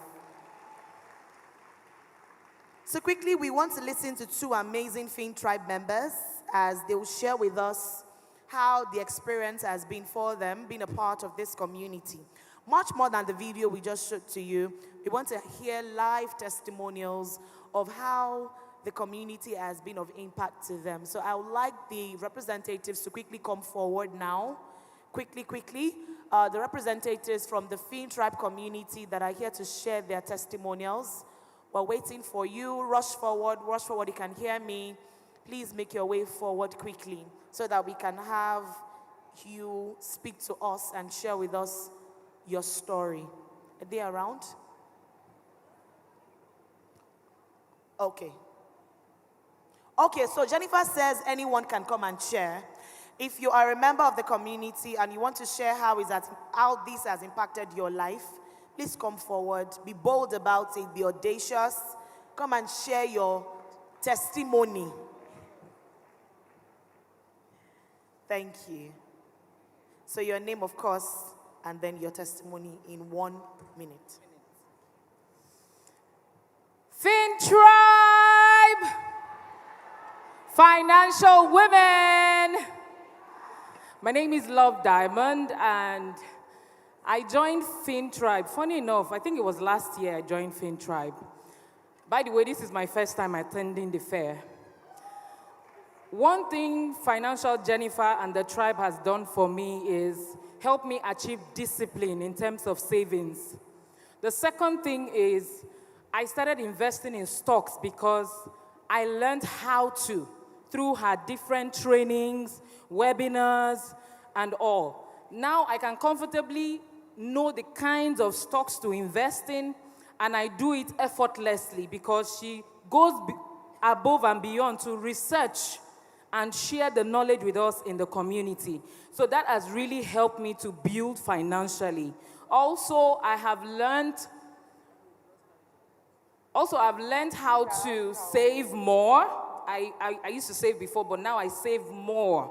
All thanks to being in the community and learning from Financial Jennifer. Thank you very much. Please, can we put our hands together for her? Thank you so much for sharing. So we have Rafiat Adeyemi, right? Okay. Please come forward. No, we have one more person. We can't take any more. So sorry. Our time is really fast spent. Quickly, please. FinTribe, financial women. My name is Rafiat Adeyemi. I'm a community member. And last year, I came for the event. On my way going back, the bus we entered together with another member. Actually, when I was in the bus, I didn't know, we were just chit-chatting with others. And because of the audacity I had in me, and because of where I'm coming from, I'm actually a salesperson. So I can speak with anyone. I'm bold at that. So I was just talking, and I was telling them that this is what I do. I sell rice, flour, sugar, semo in big quantity. So the lady just looked back and she said, give me your number. As God will have it, she invited me to one of the ministries in Lagos State, and I've been able to supply them for their end of the year, for last year. This year as well, I supplied them for their Ileya festival, for their this thing, for the staff. And she's also going to call me this December to supply them again. For 3 times consecutively, she has been my customer, and that has greatly impacted me in a good way. And it has also created a relationship with me, with my supplier as well. So the trust is there now, and the relationship with my supplier is there. She didn't actually pay anything when she wanted me to deliver. And I was like, how will I be able to do it?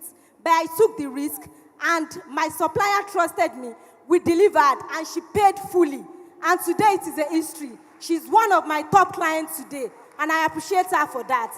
Thank you very much, Mrs. Monisala, wherever you are. I appreciate you so much. Sharp girl. Please celebrate her. She know they carry last. Are we together? Now.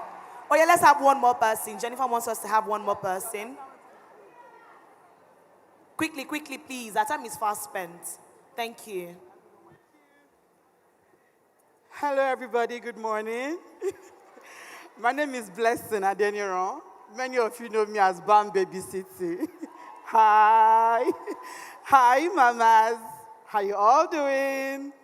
So, last 2023, I made a conscious decision to take my financial life more seriously.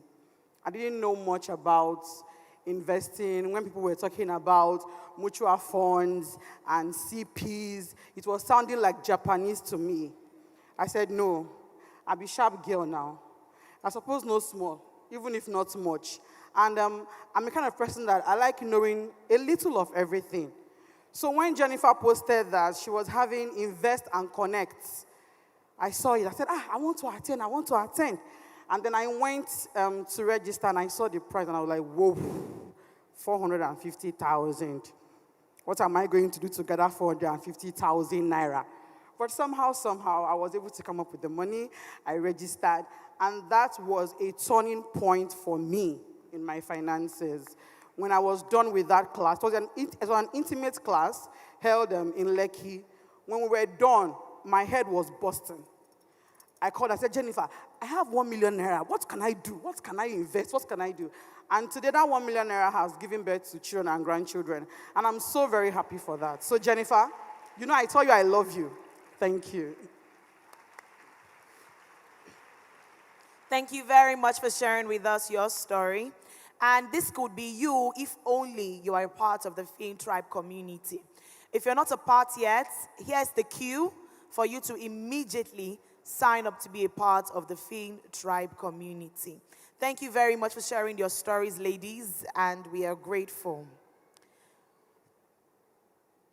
So we are about to have another conversation with a man who knows the world of business, finance, and structure inside and outside. He's a regular face right here at the FinTribe Finance Fair every year. He's the Chief Executive Officer at NGX Regulation Limited. When I say NGX, if you know, you know. Put your hands together, oh. Now, prior to NGX regulation, he was the head of the broker-dealer regulation department at the Nigerian Stock Exchange, responsible for the regulation and supervision of over 250 stock-broking firms in the Nigerian capital market. He has over 19 years of professional experience spanning across corporate and commercial law, compliance and regulation, banking and financial markets. He is a member of the Chartered Institute for Securities and Investments in the UK, an associate of the Chartered Institute of Stockbrokers, an associate of the Institute of Capital Markets Registrars. And he will have a short presentation first, and then we'll have a fireside chat with him.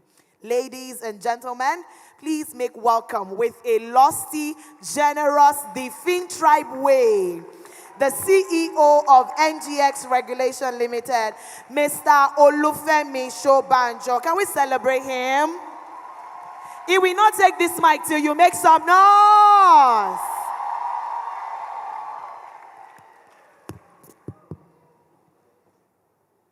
Good morning. So let me follow the protocol. Financial women. FinTribe. Yeah. I mean, this is really amazing. Really amazing. I mean, I was here last year, but it looks like this year is even bigger. Please give yourselves a round of applause. Amazing. So when I was talking to my wife this morning, she was like, what are you going to tell all these young women that you're going to meet today? You know, I'm always supporting, you know, he for she and all of that. And I think I can say, I mean, Dr. Awoshika has literally said everything there is to say. So I'm not even going to bore you with anything. I actually have a very well-prepared write-up I will read. It's a one-page document. But I thought I would just share a few things with you just before I go into that. The first is that the world has actually changed, all right? Barriers have been broken, and women are doing amazing things in business, in finance, and in all disciplines, to be honest with you. So level up is actually a great theme. In the capital market, we see that on boards, boards of companies, of listed companies, over 30% of boards are actually women, are filled with women. And that's higher than the global average. So I think you should clap for yourselves. And I think that the sky really is just the starting point. So if you can believe, if you can dream, I think you can achieve. I am actually a product. I have worked under a female CEO. She was CEO for many years. I worked under her for 12 years. And I can tell you how much I learned. I was tutored by her, a lady called Miss Tinu Aware. I also have worked with 2 female chairpersons. So really the world has changed. It's not about I'm a woman and all of these things. If you have what it takes, you know, there's a seat for you at the table. So prepare. The world is changing. It's a digital world we live in today. Technologies everywhere, AI and all artificial intelligence and other things, machine learning. You need to follow where the world is going. You need to educate yourselves. And you need to be empowered. Knowledge is power. I like the lady who said she went and paid $450,000 to go on a course and her life has changed. I would encourage you to continue to learn. You know, we still learn as well. So without any further ado, let me go into this speech. Oh, by the way, we have a booth. The Nigerian Exchange Group, we have a booth.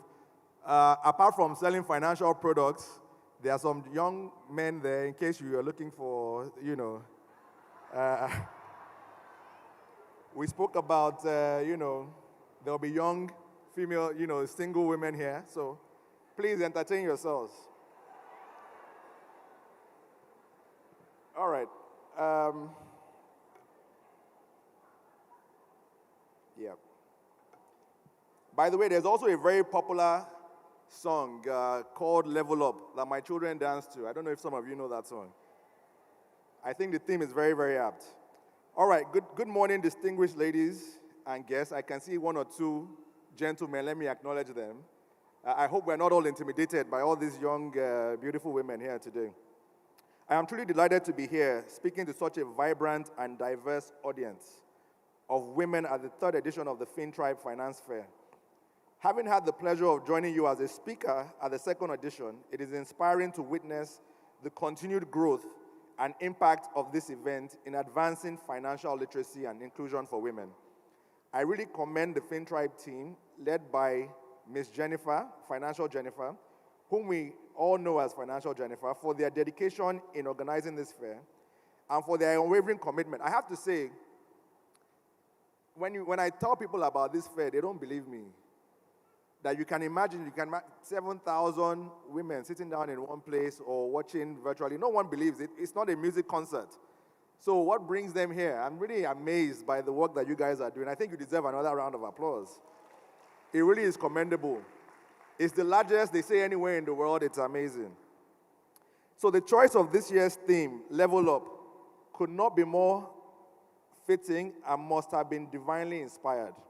It is a call to action and a reminder to every woman in this room that you have what it takes to step into greater capability and control over your financial journey. Think about the first time you set a goal for yourself. Maybe it was starting a business, maybe it was buying a home, or maybe it was saving for your child's education, for those of you who might have children. You planned, you made a commitment, and you took action. The same mindset, the ability to plan, commit, and follow through is exactly what makes women exceptional investors. They say what men can do, women can do better, right? Building wealth is not reserved for only a few. It is a journey open to all, especially women who are ready to level up. The Nigerian capital market offers these tools and opportunities and structures to turn your instincts into purposeful financial growth. At its core, the capital market is where long-term funds meet long-term opportunities. When you invest in a company, you support its growth, and in turn, you benefit as it grows. The capital market is a powerful tool for purposeful wealth creation, but only when approached with knowledge, discipline, and consistency. Contrary to popular belief, you don't need millions to get started. Today, with as little as 5,000 naira, anyone can begin investing, not just in stocks, but in a wide range of financial instruments designed to suit different goals and risk appetites. For example, you have government-issued securities, which offer more stable and predetermined returns. You have mutual funds. Somebody mentioned mutual funds a little while ago. They provide opportunities for collective investment with professionals managing your money across a diversified mix of assets. The beauty of today's market, of course, is accessibility. Technology has revolutionized everything. With just a smartphone, anyone can open up an investment account. You can buy mutual funds, you can own shares in companies listed on Nigerian Exchange, and information is right there, available at your fingertips. But access alone isn't enough. Knowledge is power. Women need to be empowered with financial literacy, with confidence, and with tools to make informed investment decisions.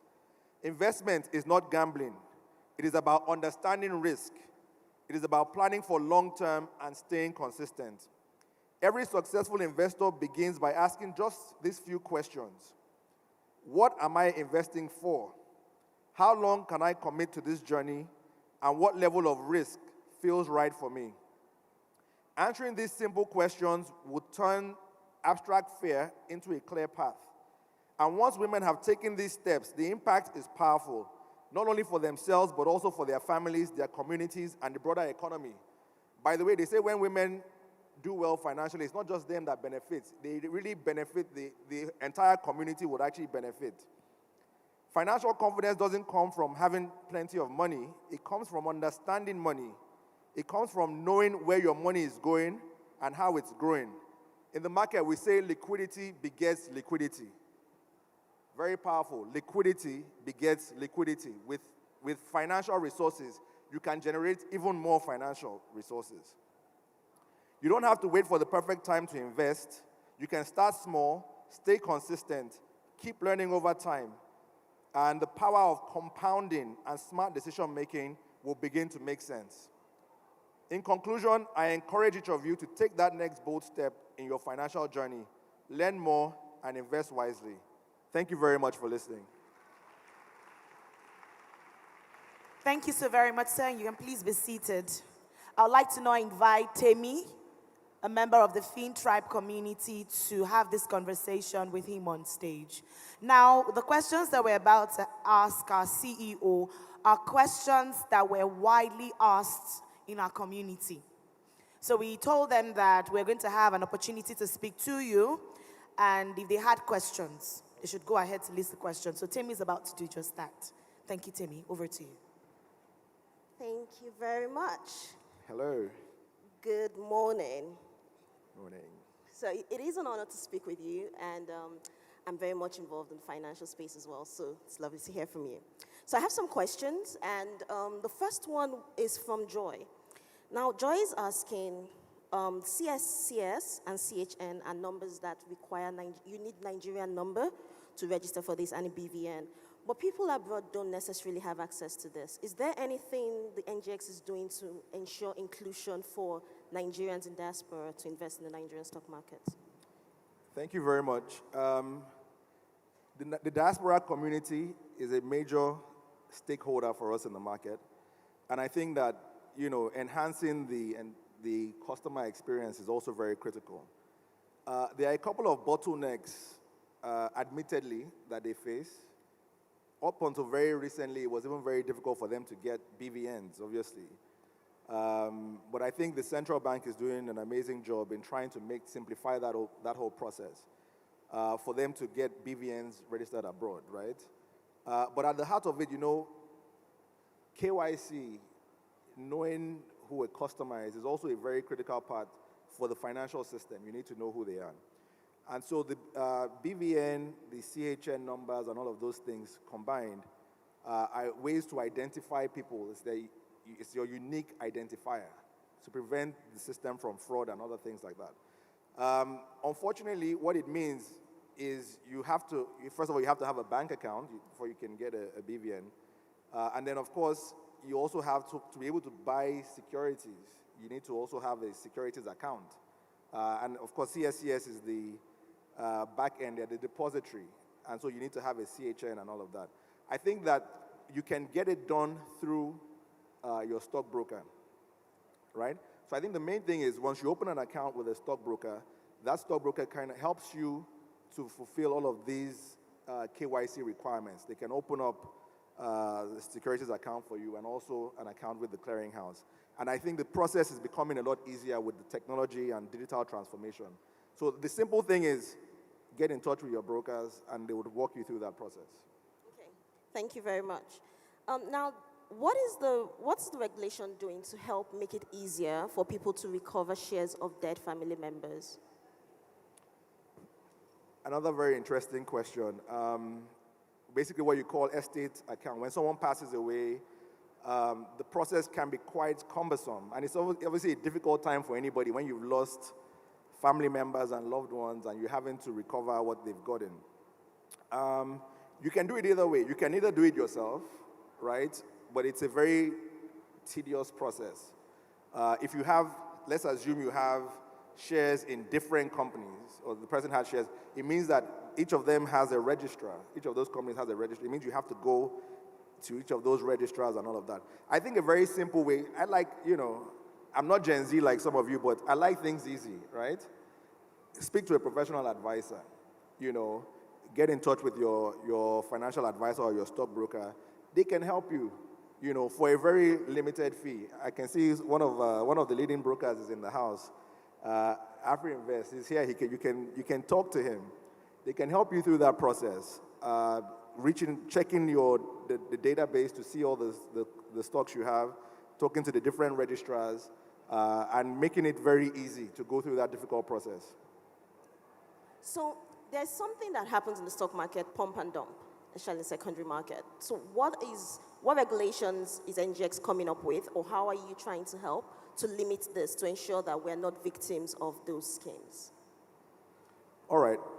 First of all, let me market the NGX for a minute here. All right? The Nigerian Exchange Group is the foremost exchange in West Africa. Okay, we're 65 years old, and so we've been through a cycle. Some of you may not be old enough to know, but in 2007, 2008, the market actually crashed. And partly due to some of these schemes you just mentioned, pump and dump. Pump and dump essentially means it's market manipulation, when you manipulate the price of a security to benefit from it. I can tell you that we've come a long way from that. The exchange has been transformed. There was a major transformation program over the last 15 years. By the way, if some of you don't know, the exchange is now at unprecedented levels that it has ever been in its history. The all-share index is at record highs. The flows we're seeing. So it's a very good time to come to the market now.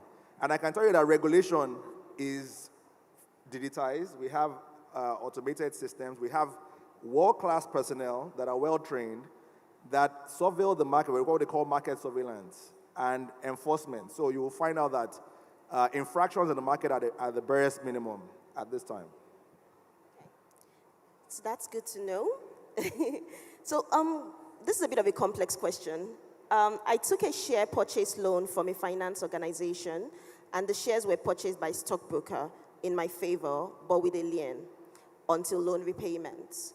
I have fully paid off the loan, but the broker has since refused to remove the lien, claiming I need to first pay a transfer fee of 5% of the value of the total number of shares. Is this a valid practice, or am I being scammed? This is a question from Ola. All right, Ola.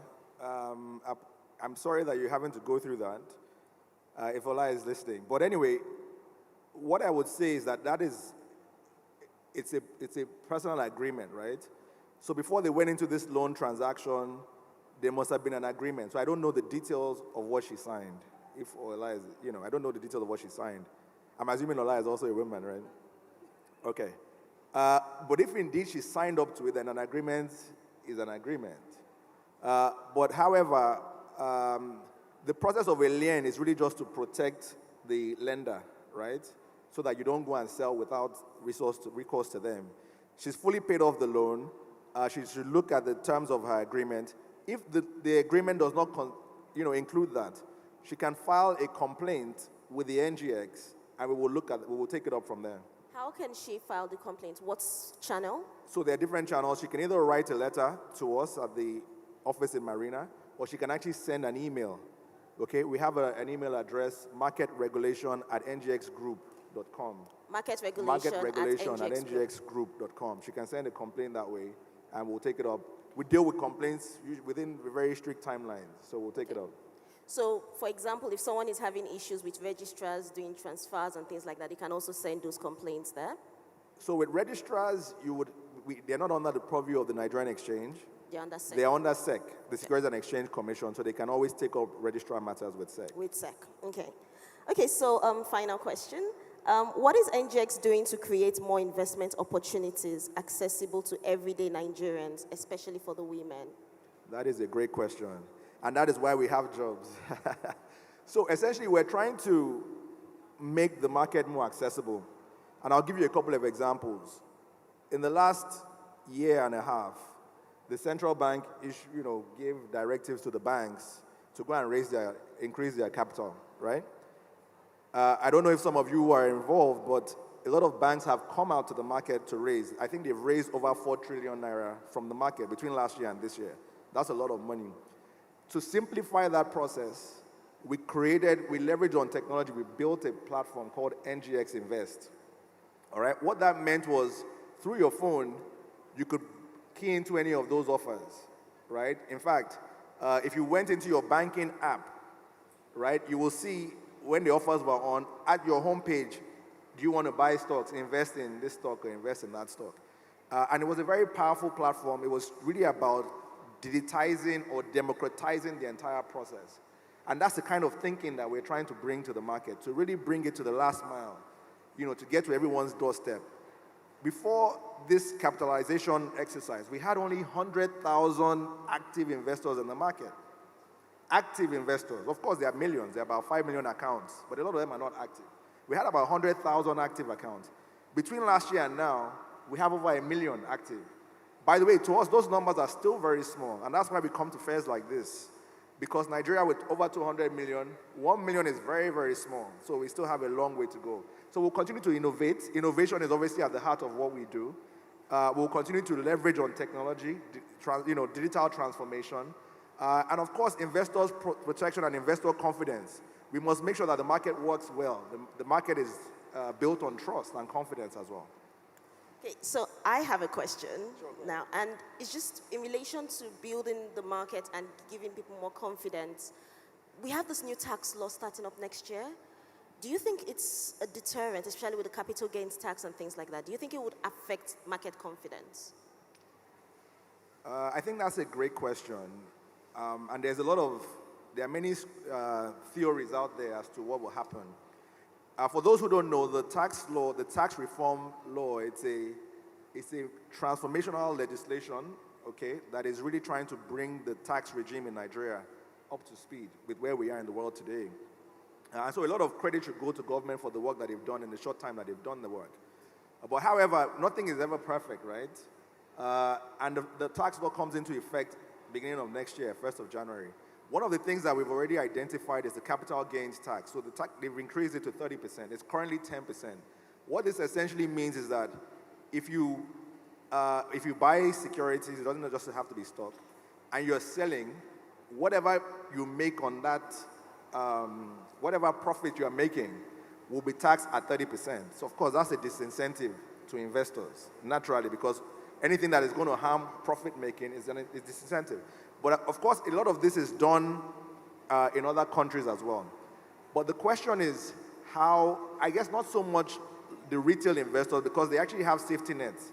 This has to be, if you are making more than, I think it's 150 million or something along those lines, right? So, exactly. So it's about investing 150 million. So this doesn't apply to most of us in this room, right? I think we can take it from there. But it affects the big institutional investors, the big asset managers, the big foreign portfolio investors and the likes. We will really see. I think it's too early to predict. They're saying it's likely going to affect them, but we'll see how it runs over time. But of course, we're also advocating with government to say, look, this might be an issue, because government is at the heart of encouraging investments. Yeah. Thank you so much for your time, and it's been a pleasure speaking with you. Thank you very much for having me. Please celebrate them both. Make it louder. We'd like to have Jennifer take a picture with you, Mr. Shobach, before you go to your seats. Oh, she stepped out.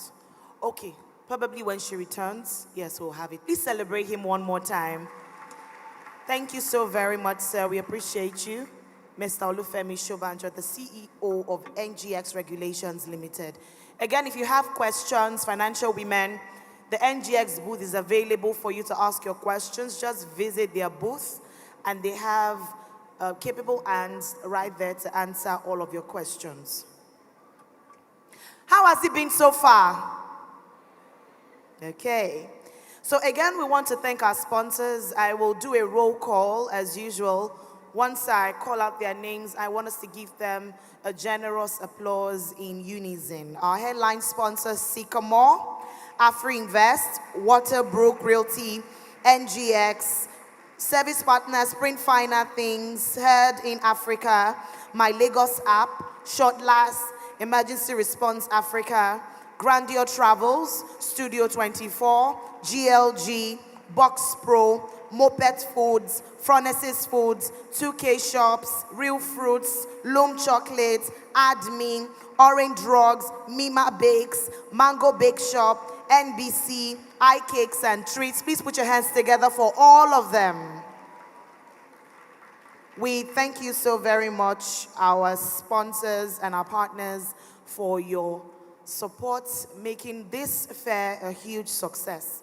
I did mention that I will read out all the booths and brands that are exhibiting today. And we want you to interact with their product. We want you to buy from them, visit their booths, interact, ask questions, make a purchase. That's why they're here. So we have Sycamore, AfriInvest, there's the FinTribe booth, there's Orange Drugs, Mary Stem, Wealth Clinic, MTWI Financial Services, Emergency Response Africa, Print Finer Things, Moped Foods, 2K Shop, and Studio 24.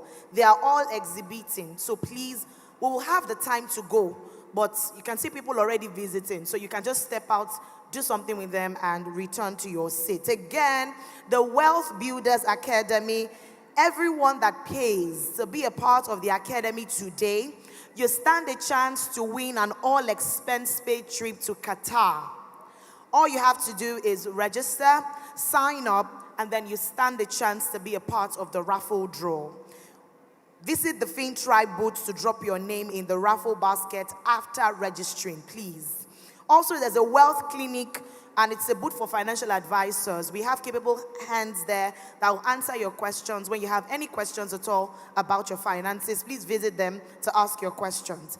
Sycamore is giving out 3 million naira, 1 million naira to 3 women.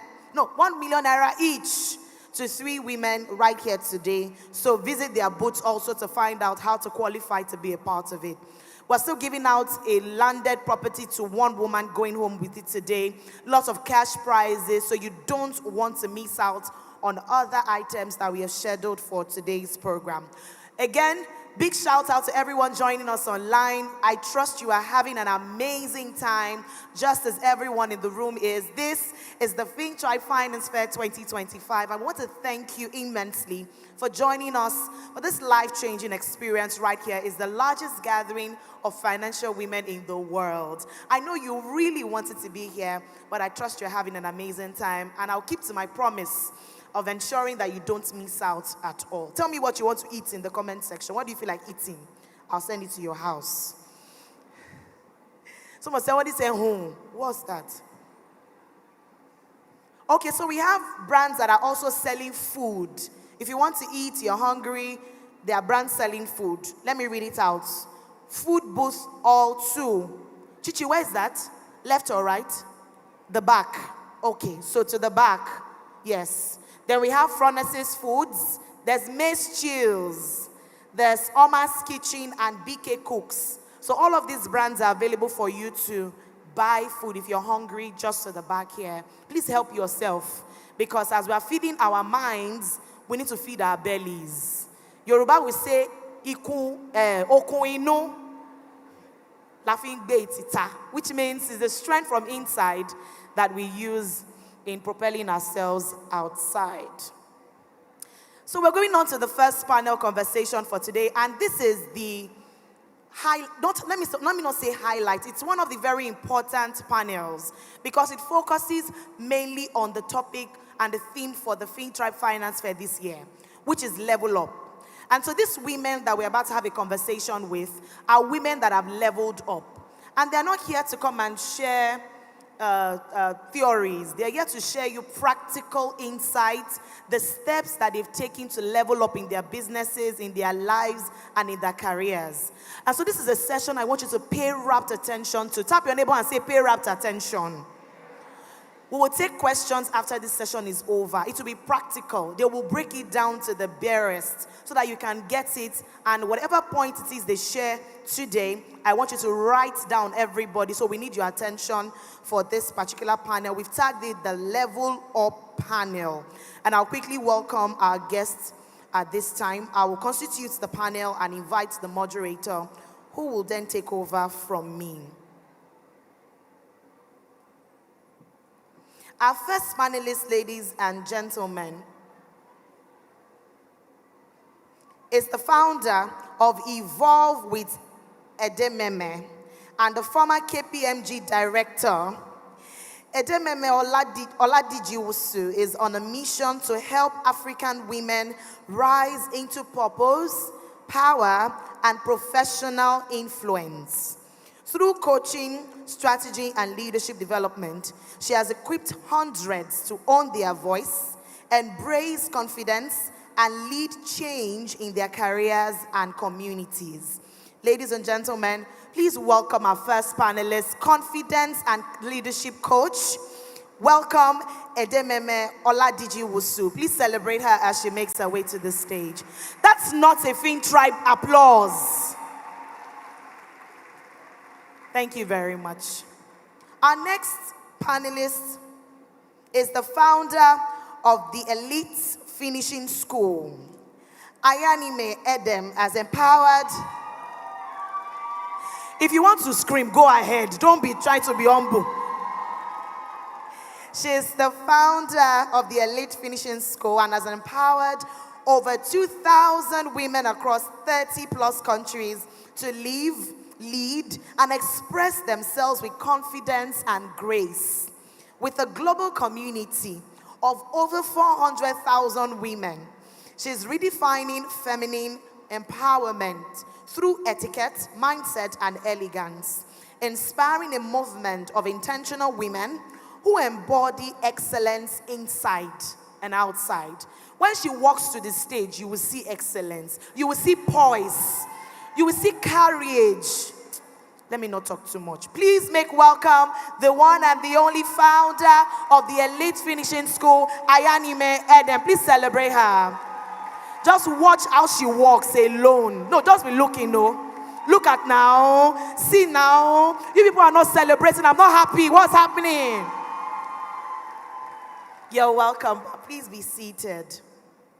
Our next panelist, ladies and gentlemen, is an unstoppable woman.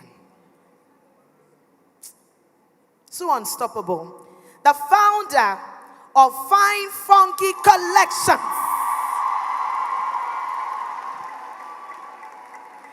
Always clearing shipping, always opening.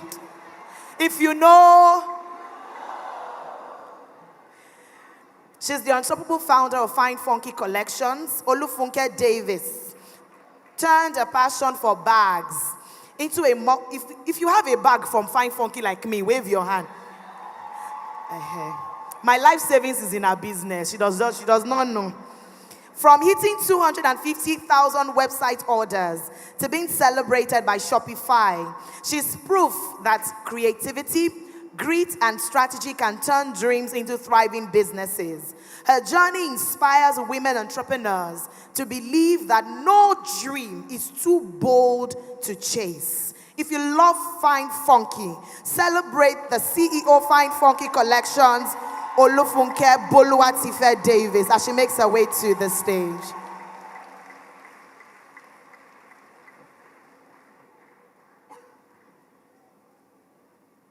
And finally, on this power panel, I don't call it panel session anymore, power panel, is a business growth strategist, a serial entrepreneur, one who decided that you don't need to go to Zanzibar to go and do what? What are you looking for in Malaysia? What are you looking for in Maldives? We have it here in Nigeria. She has empowered thousands of entrepreneurs and teams across Africa to achieve explosive results. Now, with over 15 years of experience and global recognition as one of the top 20 marketing coaches worldwide, she is redefining business excellence from coaching CEOs to building. Do you know the name of the resort? Can we scream it, everybody? To building Ziba Beach Resort. Tricia embodies the brilliance of women who build and lead boldly. Celebrate the one and the only marketing strategist, the CEO founder of Ziba Beach Resort, Tricia Olufemi Olumide. Please celebrate her. All right. And moderating this panel session is an international event MC. She's hosted events in Ghana, South Africa, Rwanda, Nigeria, widely celebrated for her ability to manage the audience. She's professionally known as the quintessential MC. Celebrate the one and the only, Gloria Babarinde, myself. Abby. Thank you very much. If I don't hype myself, who will? Much more than that, ladies and gentlemen, don't forget I mentioned that this is a fire panel, and I'm really honored to be moderating this conversation because I think it's a conversation that everyone needs to be a part of. Are we having more mics, please? Or they will use one mic? Let's have more. Let's have more. Yes, yes. So to my panelists, thank you for coming. I must mention a caveat. Share openly. When I ask you a question, don't say the Lord is helping us. Yes, we know. Share with us. We want to hear from. Yes, we know the Lord is helping you. We know. But tell us, show us the blueprints. A lot of women here look up to you. They celebrate you, your achievements, and how far you've come. This is an opportunity for them to hear from you what they ordinarily wouldn't have just heard anywhere. And so the questions I will share to you are going to be particular and very peculiar to you, and you can speak from there. And I'll take questions after. So are we together, everyone? So my first question is a general question to all four of you, and you will answer one after the other, and I'll ask you each question for yourself. Now, the question is, as I mentioned, many of you, you help these women grow through confidence, clarity, entrepreneurship, facing challenges heads on, and winning on every side. So they look up to you a lot. Now, share with us from your experience, what's the one shift that every woman in this room needs to make from just getting by in life? Let me just do life, to actually thriving financially, mentally, and emotionally. A lot of women are just living, right? So what's that shift they need to make? I'll start with Tricia.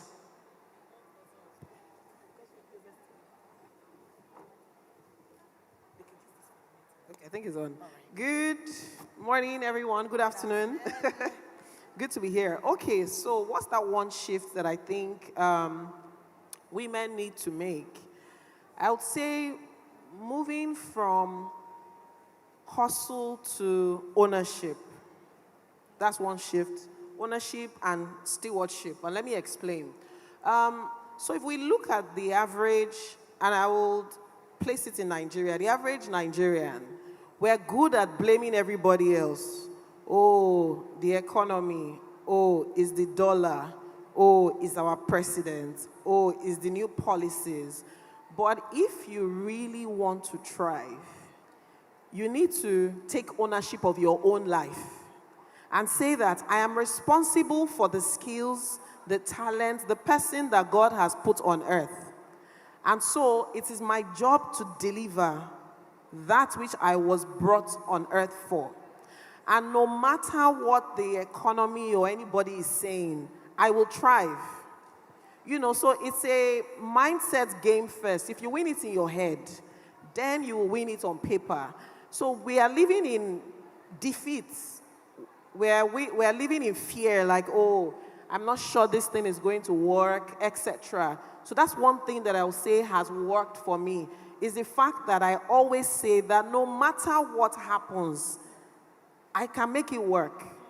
You know, when I left my last 9 to 5, to start teaching online, it was strange because nobody had heard of that type of business in my family. So my father was like, I don't understand. How are we going to leave your role in the world's largest multinational pharmaceutical company and come and be teaching online. I wish you say you want to go and sell shoe and bag now. I understand that, okay, this is a business. You know, and that's one thing I told him that I always tell people. I told him that, Dad, I am not unemployable. So if I decide that this business doesn't work, if it packs up tomorrow, I tell you for free, one of my former bosses will fire somebody to rehire me. I am that confident in what I bring to the table. I don't care that they say there are no jobs. If I'm looking for a job, I will get. You need to approach life with that level of boldness, ownership, and stewardship, and see if it doesn't work for you. Wow, please, a round of applause. You're going to be clapping a lot because they're dropping gems. And we need this applause to just, okay. So I will hear from you now. Ayanime, let me hear from you. Yes, you are the next. I'm putting you on the spot because you are our image coach. So answer, what's that one shift that you need to make before I come to Edememe? Hi everyone. Good afternoon. So Trisha already started. Okay, so for me, it's always the mind. I'm a strong believer that a changed mindset is a changed life. So there's something I want to really speak specifically to, and it's this particular mindset, this one that is called, in this Nigeria. Please, can we say it together? In this Nigeria. Right? So this is where you would meet somebody and they want to help you, or maybe you need some information or you're dissatisfied with your life. And someone says, oh, you can start this business in this Nigeria. You should start being a little softer and more feminine. In this Nigeria, we need to be hard. We need to hustle. What are you talking about? And then it extends to other things. In this family, in this company, in this industry, in this life. It's a very comforting excuse. Because then you don't take responsibility for your life. If someone asks you, oh, that business idea, how come you haven't started it? You're going to say, in this Nigeria, I can't, right? So I want you to let go of that in this Nigeria mindset. It is comforting, but it is also the same thing limiting you. Because God is so intentional. And here's the thing, why I say that. When you are stuck in that mindset, you don't see solutions. You can never see solutions. Your mind is focused on the excuses, the problems, and all of that. But immediately you just shift your mind. You start to see solutions. Jennifer will tell you, you need to start saving more. It's not going to be in this Nigeria again. It's going to be, how can I start making more money so that I can save? Trisha Biz will tell you, okay, you need to come for this course so that you can learn how to sell properly. You're not going to say, it doesn't work. You're going to say, I'm going to go. Why? So I can learn the tricks I need, the skills that I need. So it's a very comforting excuse, but it has to go. It's not going to work. It has to go. So please, let's say it one last time and then promise ourselves we'll never ever say it again, okay? So I'll just say 1, 2, go, and we'll say in this Nigeria, and it's over. It ends here, okay? 1, 2, go.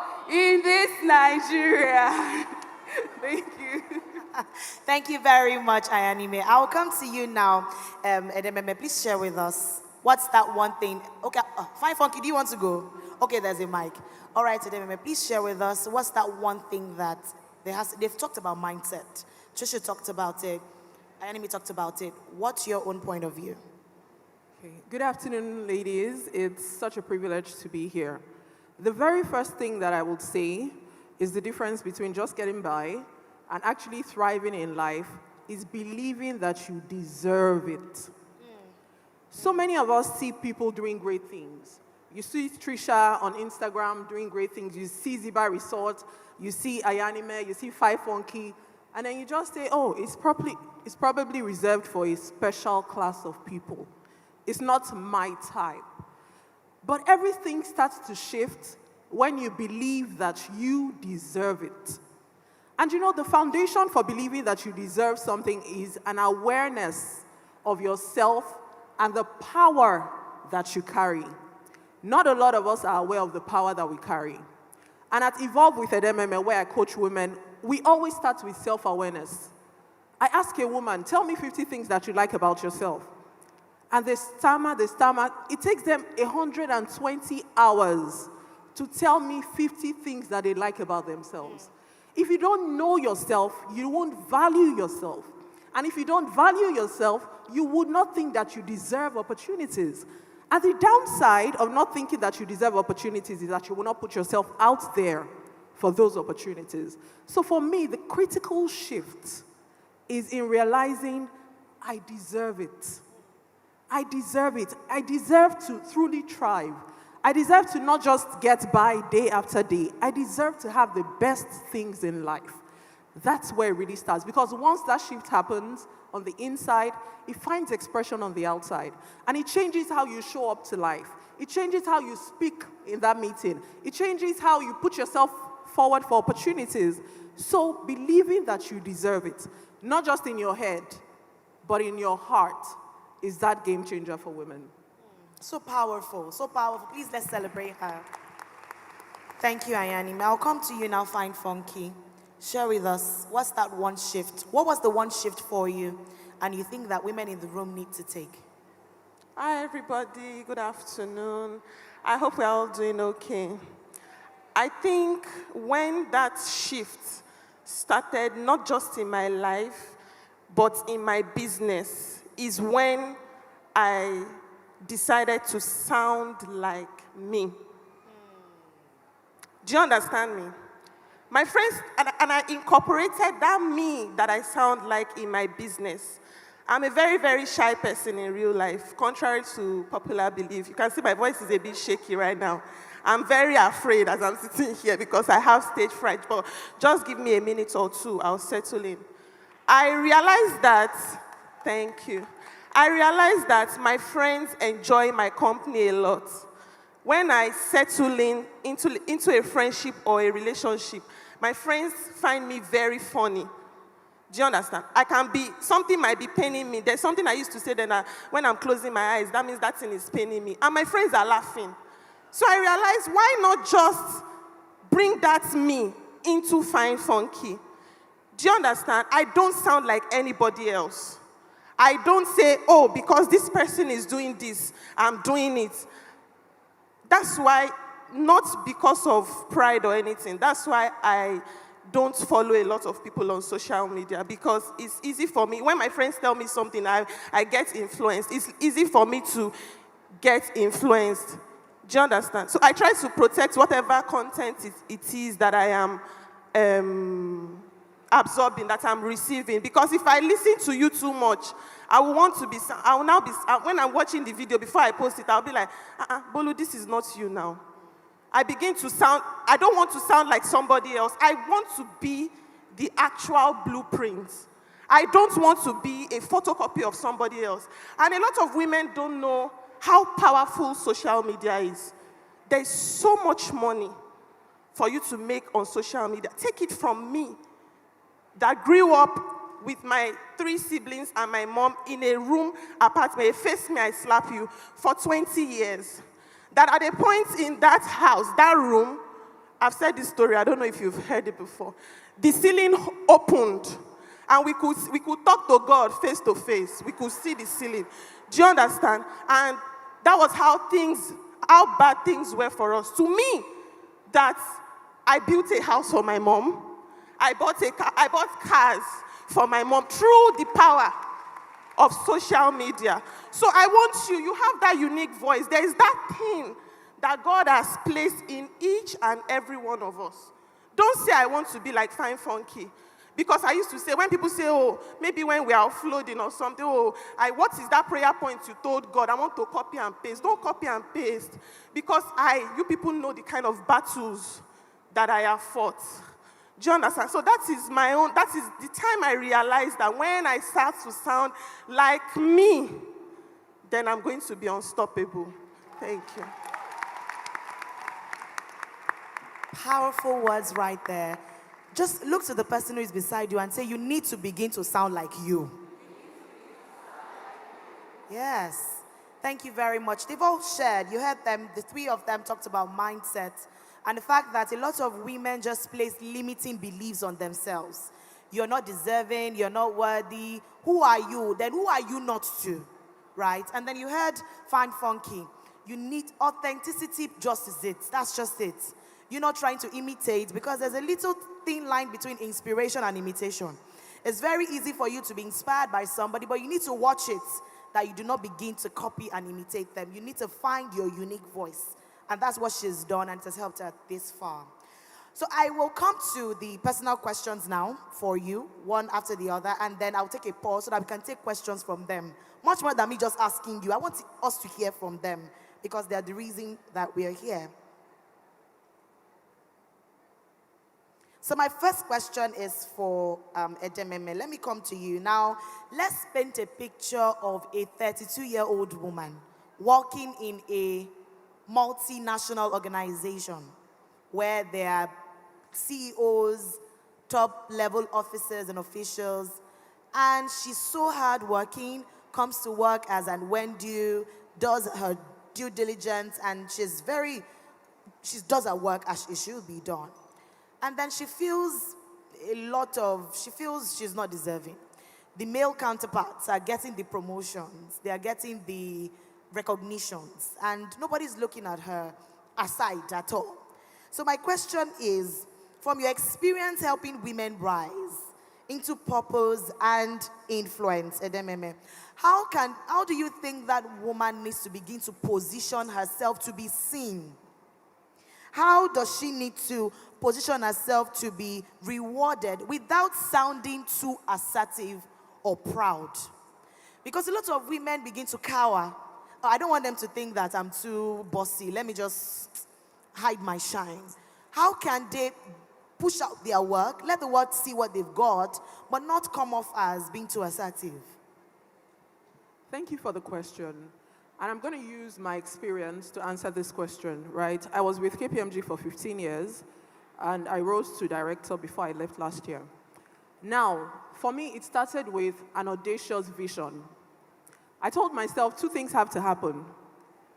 I have to be so good that if any of my bosses say they want to leave, they'll ask me to go with them. Because they know that me following them is going to set them up for success in their new place.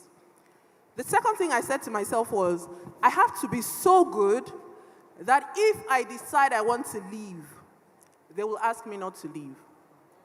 Now, what that did for me was, it helped me show up differently. Because surely with that kind of audacious vision, you will show up differently from someone who just thinks, let me come here because they pay my salary.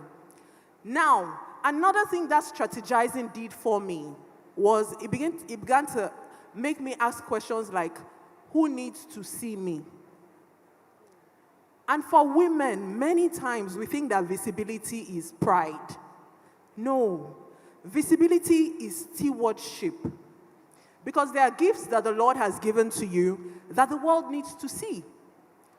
So after I cleared the mindset of I deserve this, and I set my audacious vision, I wrote down the names of all my bosses, not just in my unit, but even outside of my unit.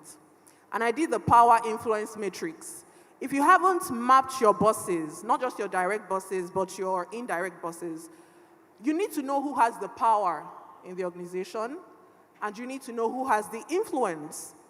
And so after I put them in that matrix and said, this person has the power, high power, low influence, low power, high influence. And then I began to ask myself, how do I get them to see me? And one of the things that I did was, I did a lot of volunteering. I did a lot of projects. One of the ones that I vividly remember is working on the sports committee. My ladies, the only sports that I do well is sleep.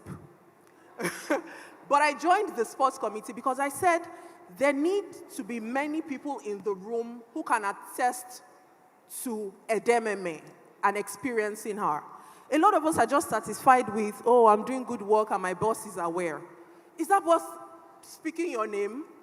Is that boss rooting for you? You're assuming that they do. So you need to give more people the opportunity to experience you, and that happens when you put yourself forward for such opportunities. Is it a lot more work? Yes, because you cannot afford to slack in your regular 9 to 5. But what would happen is that it gives you the opportunity to build sponsors around the organization. So they're in an appraisal meeting, and they're saying, oh, I worked with Edememe on this. It wasn't technical, but she was so good. I could give that to Edememe and go to sleep. And then if they say, oh, no, maybe we should not promote, and they're like, no, I don't think that's fair. I worked with an MMA on this. So it's important. We need to begin to speak up for ourselves. The lie that your work will speak for you should fade today. Your work will not speak for you. You have to highlight what it is that you're doing and the value that you're making. And you had said something about how do I showcase my value without being arrogant. It's simple. Sometimes I would go to my boss, and instead of saying, oh, I did this, I would say, you remember that we had a discussion the last time, and I was supposed to reach out to this person. I did that, and then today I took an extra step of this. You have reminded them of what you did in the past, and then you have cemented it with what you did today. So it's very important. You have to put yourself in a position to be remembered. And when you said something about the male counterparts are getting the promotion, it is quite sit well with me, because I know that for professionals, there is rarely any gender. Excellence is gender neutral. Professionalism is gender neutral. If you are pulling your weight, not just in delivering excellent work, but in letting everybody that matters know that you're delivering excellent work, you will be rewarded for it. So I don't want you to think, oh, I'm a lady, oh, the guys. In the organization, all of you are individuals. So just focus on not just being competent, because some of us like to stop there. That's not enough. The right people have to see that you are competent. Thank you. I hope you are learning a lot. Powerful words right there.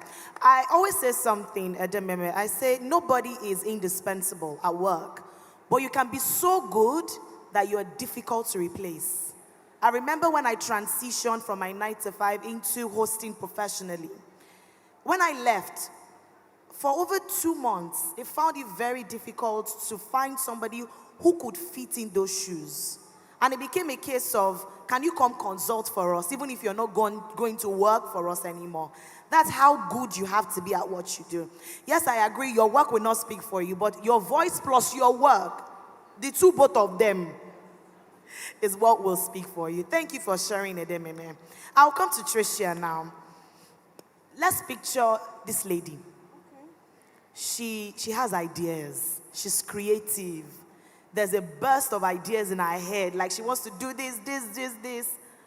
But sometimes she just feels like she wants to play small. She's afraid of failing or failure.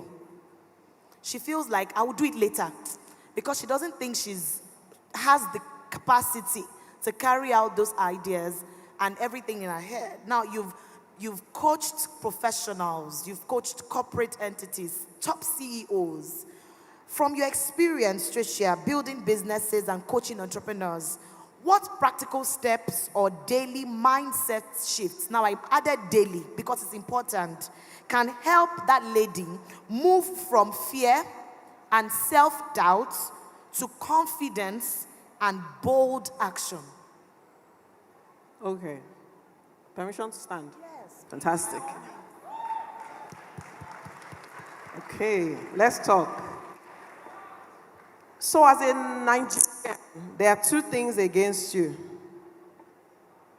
One is your family, one is yourself, and I'm going to explain.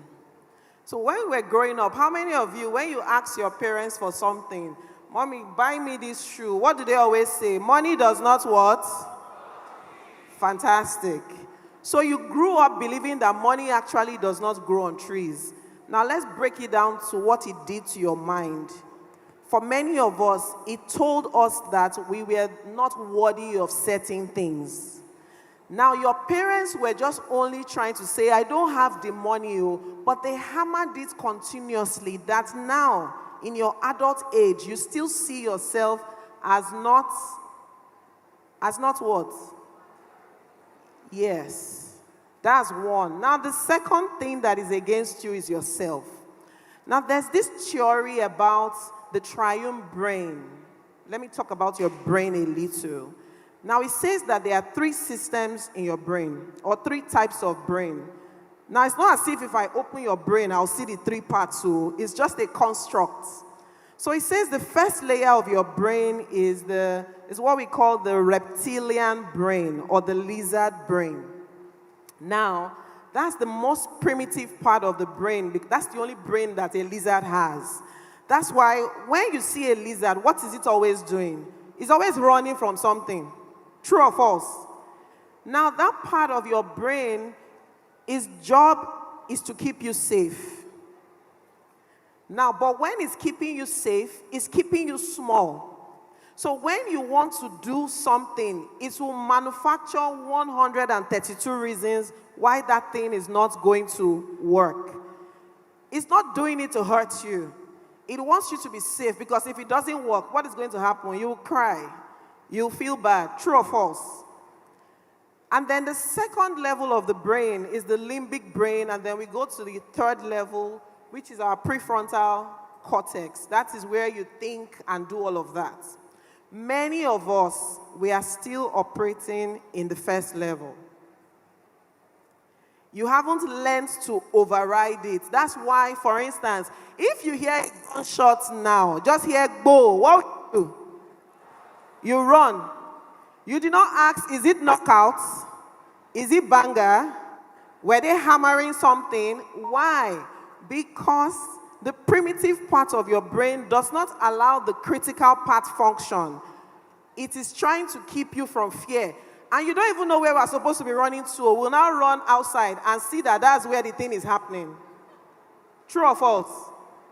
So the first advice that I would give you to answer the question will be that you need to override all the codes that have been written about your life.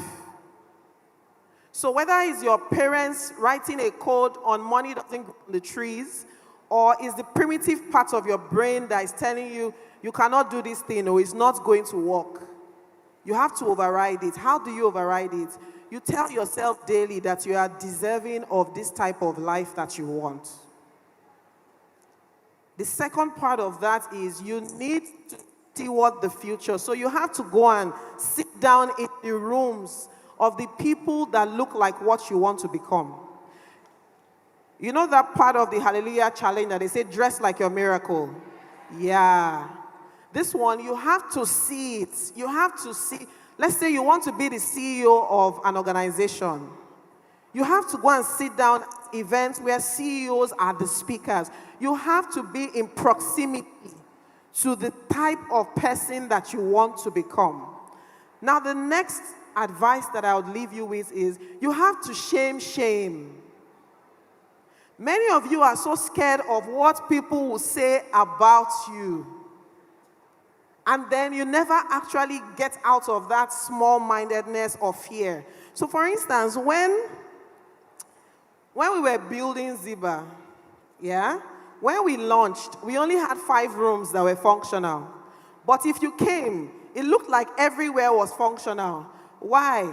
Inside was carcass. I put sliding door in the front and door at the back, but inside there was nothing. Because I don't care what people have to say about the fact that why do you only have 5 rooms available, but this whole building looks like 20 rooms. It's not your business. Because if I keep waiting for 20 rooms to open, I may never get there. So I started with 5. As we kept making money, we kept going until we had 17. Last year, we built a phase 2.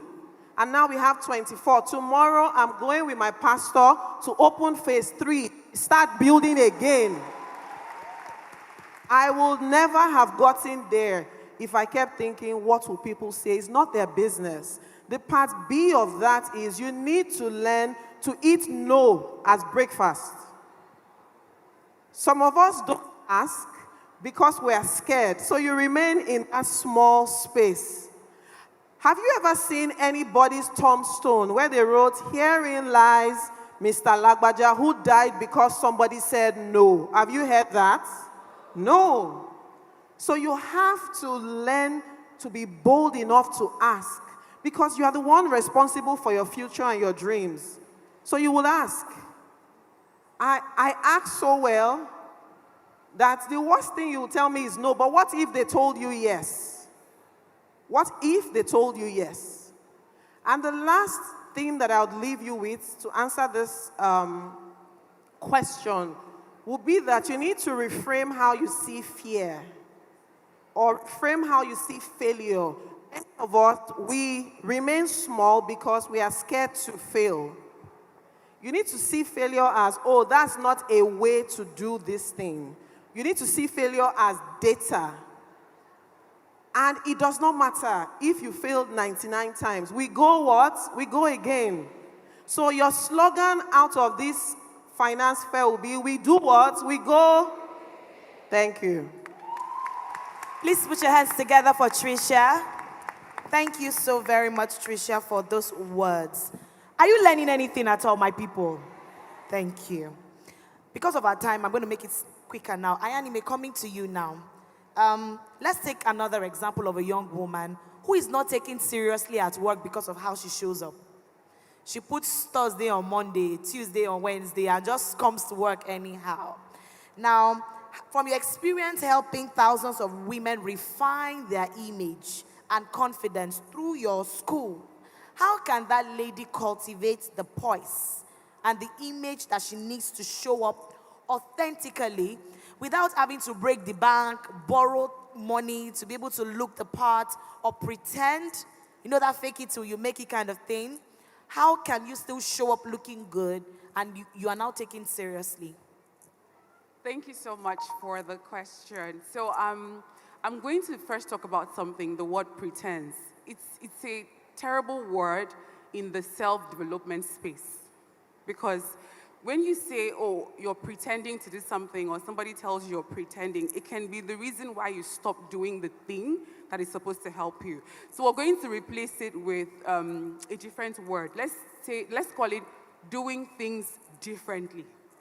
Because Albert Einstein defined insanity as doing the same thing over and over and over and over, and you're expecting a different result.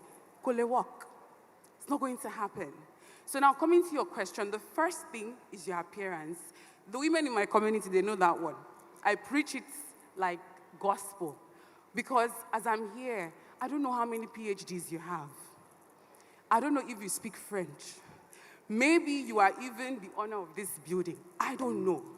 But what do I know? The way you showed up. And like it or not, we are judgmental beings. You have judged like 20 people here. Right? So what does that mean for you is, you now know the game. Now learn to play the game. Show up looking your best. Not for anybody, but because of what it does for you. When you look good, when you go and make your hair, your nails, can anybody tell you anything that day? You'll be floating. And then something will happen, you say, I look too good for this. No? Do you understand? So you need to show up. And I'll give you very basic tips because there's no time. First, dress for your body shape. It's a game changer. What will work for Mrs. A will not work for Miss B. Get that sorted out. Don't dress because every other person is wearing the same thing. It's not going to work. Number 2, have a lazy day outfit. Showing up is stressful. Looking good is stressful business. And there will be days you can't do it. Either you're pressed for time, or you're just lazy, your monthly cycle is making you feel this way and that way. So what do? You already have an outfit that you know that once you put it on, you get compliments. That's your lazy day outfit. Number 3, have a 5-minute makeup routine. Something very simple, just to lift up your face. The 4th thing is, have a 5-minute hair routine. Is it a wig that is low maintenance? Is it braids that you can pack a certain way? Is it natural that you can pack it? Just have that sorted out, okay? Smell good. Please, can you say it again? Smell good. It is a form of good manners. You're talking to your boss, he's like, you're trying to ask for promotion. Everybody's like this. You're trying to speak your value. Your madam is, smell good. And by the way, looking good is not about having a lot of money. If you're in my community, you know how I started. I glowed up in front of the camera. I did not glow up behind. And that is why I have a staunch community, because when I wear my 3,000 naira hair, I will come out, they will tell me, this your hair is fake. I say, thank you. When I had diastema at the bottom of my teeth before I got braces, someone left a very vile comment on my post. I thought I'd thank you. So you start, because what happens is, when you look good, studies show this, by the way, that people think you're competent. Like, do you know what that means? That you can actually get a job by just looking good. Like, do you know what it means that you can walk into someone said, oh my, you're the one we're expecting, come and sit down. But it's not you. That's currency.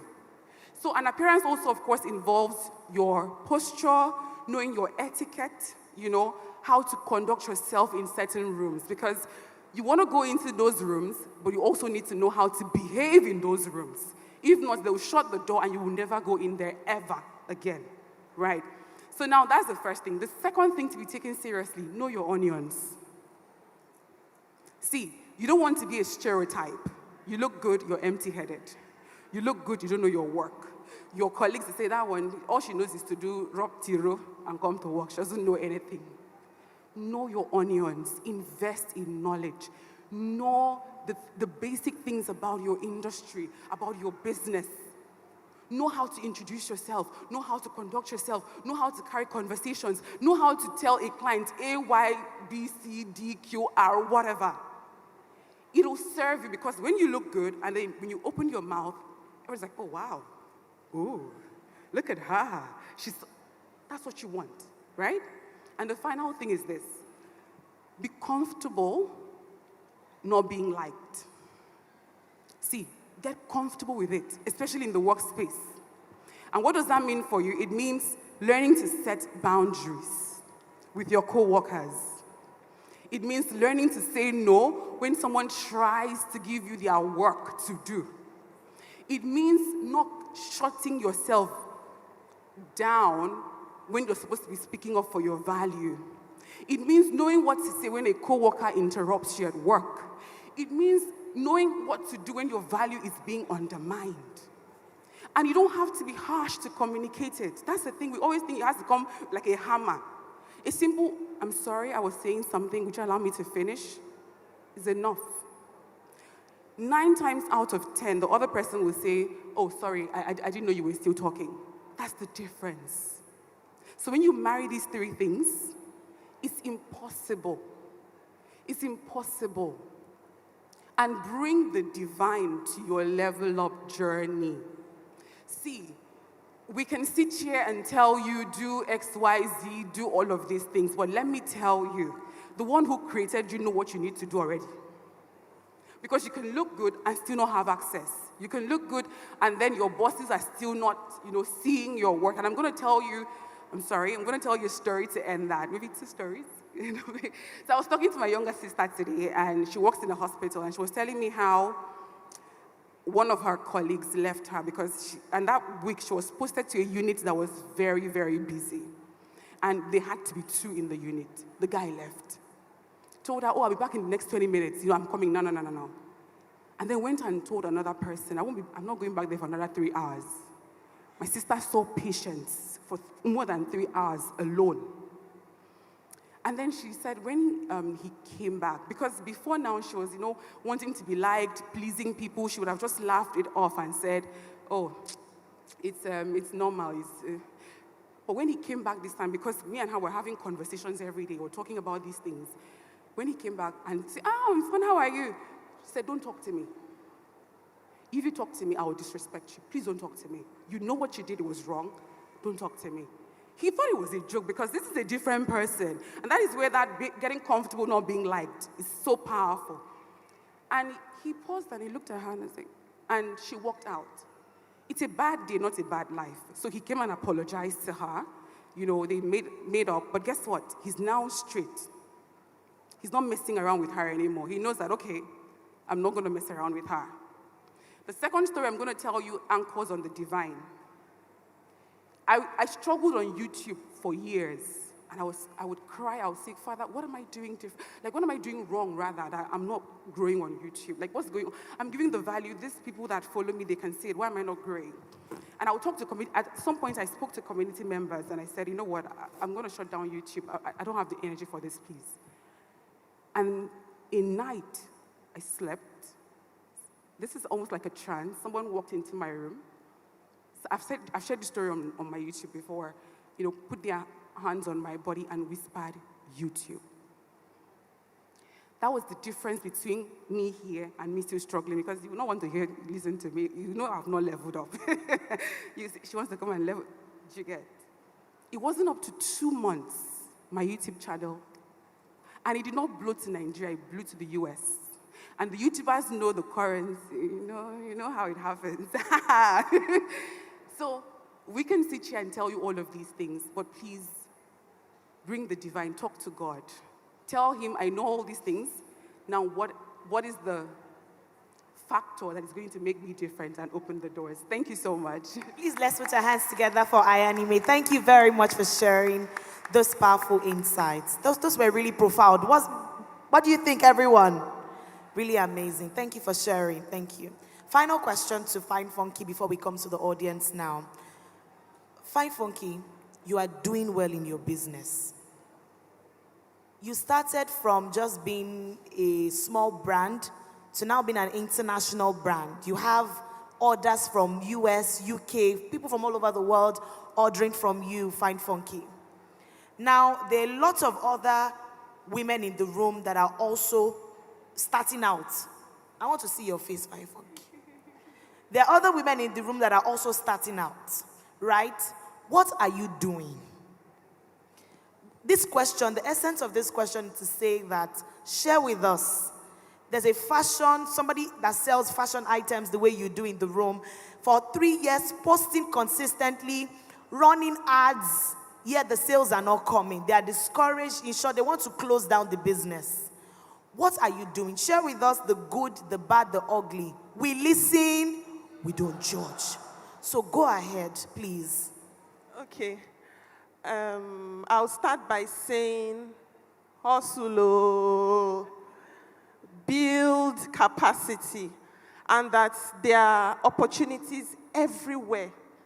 I mistakenly started Funky Collections. It's not like something that I wanted to do I didn't even know what I wanted to do in my life when I was in Federal University of Technology, Akure. How did I start? Should I share how I started? Okay, I was on internship in NISA, Ibadan.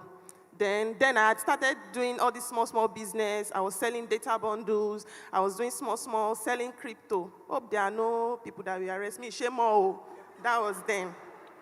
So I bought a bag online. We all buy bags online. We all buy stuff online. I had a lot of BBM contacts, BlackBerry Messenger then. A lot of people, they used to nominate me then. Don't look at me now. Then, I was very fine. They used to nominate me, most beautiful smile in all those BBM channels. So I had a lot of contacts. So there's this guy I used to buy bags. That used to buy data from me. So I bought a bag from somebody online. I bought that bag for 8,000 naira. How much? 8,000 naira. I was on internship in Ibadan. She said, delivery to Iwo Road Park, 2,000 naira. That's how much?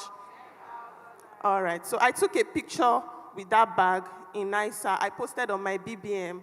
A lot of people started saying, oh, I like your bag. Where did you get it from? I gave 1 or 2 people our contact. And that guy that I said used to buy data bundles from me sent me a message and said, Bo Funky, that's what they call me then. I like this bag you are carrying. Where is it from? I know he sells bags. And I'm like, waiting consign you, consign my bag where I carry. And he's like, tell me how much you bought the bag. I hesitated, but I finally told him. He now said, well, na business, sha. Then he said, this same bag where you carry, I know say you get plenty people, oh. I can give you this same bag at 3,500 naira. I said it's not the same quality. That's why when I post bags now, people say it's not the same because of the price I'm selling. It's not the same quality. I just say, la. So I said it's not the same quality. Then he said, I'll send you 20 pieces of this bag. If you confirm the quality, never pay, post the bag. When you sell them, may you pay me. He sends me the bag. I said, it looks like the same, oh. I felt it, I carried it. I went back to that same spot, I took that picture. I took the picture again. It's the same bag, oh. That's how I started. Hey, Joe, I'm selling bags. Then they used to call me in school. When I graduated, I got about 7 awards. They used to call me the lady that can sell water to the well because I can sell anything. As long as I can, I will eat. I will have something to send to my siblings and to my mom. I will do it, though, as long as it's a good thing. That's how I started posting on my BBM channel. Oh, I have this. All of you that say you want this bag. Oh, yeah, oh, I have this bag. Oh. I was selling then at 5,500 naira. I was selling 5. If you want to buy a lot, I shall give you a discount. In less than 2 weeks, I sold over 500 pieces of that bag. Okay, I now said, let me do maths. I like mathematics. Let me do math. I calculated how much I made from selling that bag in 2 weeks. And I went to that lady I bought from on Instagram. I saw that she only posted my review and one other person. That means she sold 2. Me, I sold over 500 pieces. Even if she had used 5,000 naira profits, who do you think made more money? Yes. Then I now say, Then that was the first time I learned the power of turnover. The power of what? Okay. So this guy will now say, at the point the guy told me, the bag don't finish. So I said, a lot of people want this bag. How do we do? He will bring other designs of bags. Before he would first send to me, I had my small money. He finished. He could not now sell to his other customers. They now started insulting him. Oh, it's only this person you are selling to now. You are not selling to us. The guy now said, let me teach you something today. Let me teach you how to import from China. So this guy taught me everything. I was like, you want to marry me? Why are you teaching me the source of your livelihood? The guy, he said, no, that I see that you are somebody that has that there is something in you that I don't want to die. So I started hustling. When I got back, I started Funky Collections properly with 120,000 naira in October that year. Then I started gradually. You know, I was serving. I was living in one small room. People used to come. The landlord was even complaining that, this place not be business center. What is happening here? So after internship, I went back to school. The goods that I started October the year before could not contain my room. I had to take a small shop. Gradually. Like, I've shared my processes online. You know my story. You can start from somewhere and build ground up. When I started Funky Collections, it was only me. I had no team. I had no website. I had no shop. Just my phone. I wasn't using an iPhone. I was using an Android phone. And that Android phone, by the time I post that picture, that video, you will not know that it's from an Android phone. The way I will set it. Another thing is, you know, I've said the power of turnover. I've spoken about building from ground up. Another thing is speak up. There is power in the tongue. There is power in you speaking. How did I start posting? A lot of people online say they started talking about their businesses because they saw my videos. How did I start? When I went back to school, like I said, I will just put my phone, I'll hang it somewhere, then I'll just be holding the video. I'll hold the proof, measure the bag. I'm not talking. I'll measure, I'm showing you, this is how big the bag is. I'm showing, people were buying, but somebody now left a comment and say, why is she not talking? Is she dumb? Is she deaf and dumb? And I said, I'm not deaf and dumb in Jesus' name. I told my friend actually said, Bolu, you have a likable spirit. Like, nobody comes in contact with you except that person is a witch that doesn't like you. Okay, talk now. Then I started talking. The first video I posted of me talking, I saw plenty of comments. I said, I shall talk. When I'm in midst of people that I don't know, I'm very scared, like I said. So whenever I want to make my videos, I make sure that I'm the only one there. Nobody is looking at me. So I'll just be doing my madness alone. No, I'm watching myself. Even me, I'll watch the video sometimes. I'll just laugh that, this guy, you don't get sense. So I started like that, gradually. Then another thing that I will talk about is building trust. How did I build trust? I'm telling you the way I'm doing, what is working for me. How did I build trust? I show you my back end. I show you my processes. I went to China in June, I went to China in May, came back in September, 4 months, and I ran pre-order. 58,230 people bought from me. They know that they will wait, though. Then it's not like the goods, I have it on ground, though. They will wait. Okay, now, I'll tell them, you will get it. Some people have not gotten their order. When you now come and message me, fine, funky, everybody that is posting review is peppering me. Now, when will I get my own? When they now start talking plenty, I know that they will not accept. I'll say, okay, my queen, because I call them my queen. My queen, sure, you will collect refund. Then when the goods come, I will contact. Me, I don't want refund. Also, you don't want refund. They will wait because I have built trust. The way I'm going to the factory, I'm showing them. The way I'm seeing the leather, I'm showing you. If you give me a leather of a bag now, she said something about knowing your onions. If you give me a leather to hold now, I know if it is PU. I know if it is genuine leather. Do you understand? I showed them, I said, this is it. They are making it. Oh, well done. Fine, funky, #1 vendor. Just because I'm being myself. I'm showing them because you paid me. Then when I was in China, I made a post and I said hope there's no tax person here. It's not my money, it's my queen's money. They are here, Abby. Okay, they said they are here. Okay, so I built process. I can show you what is happening. I got a 2,300 and something square meter warehouse.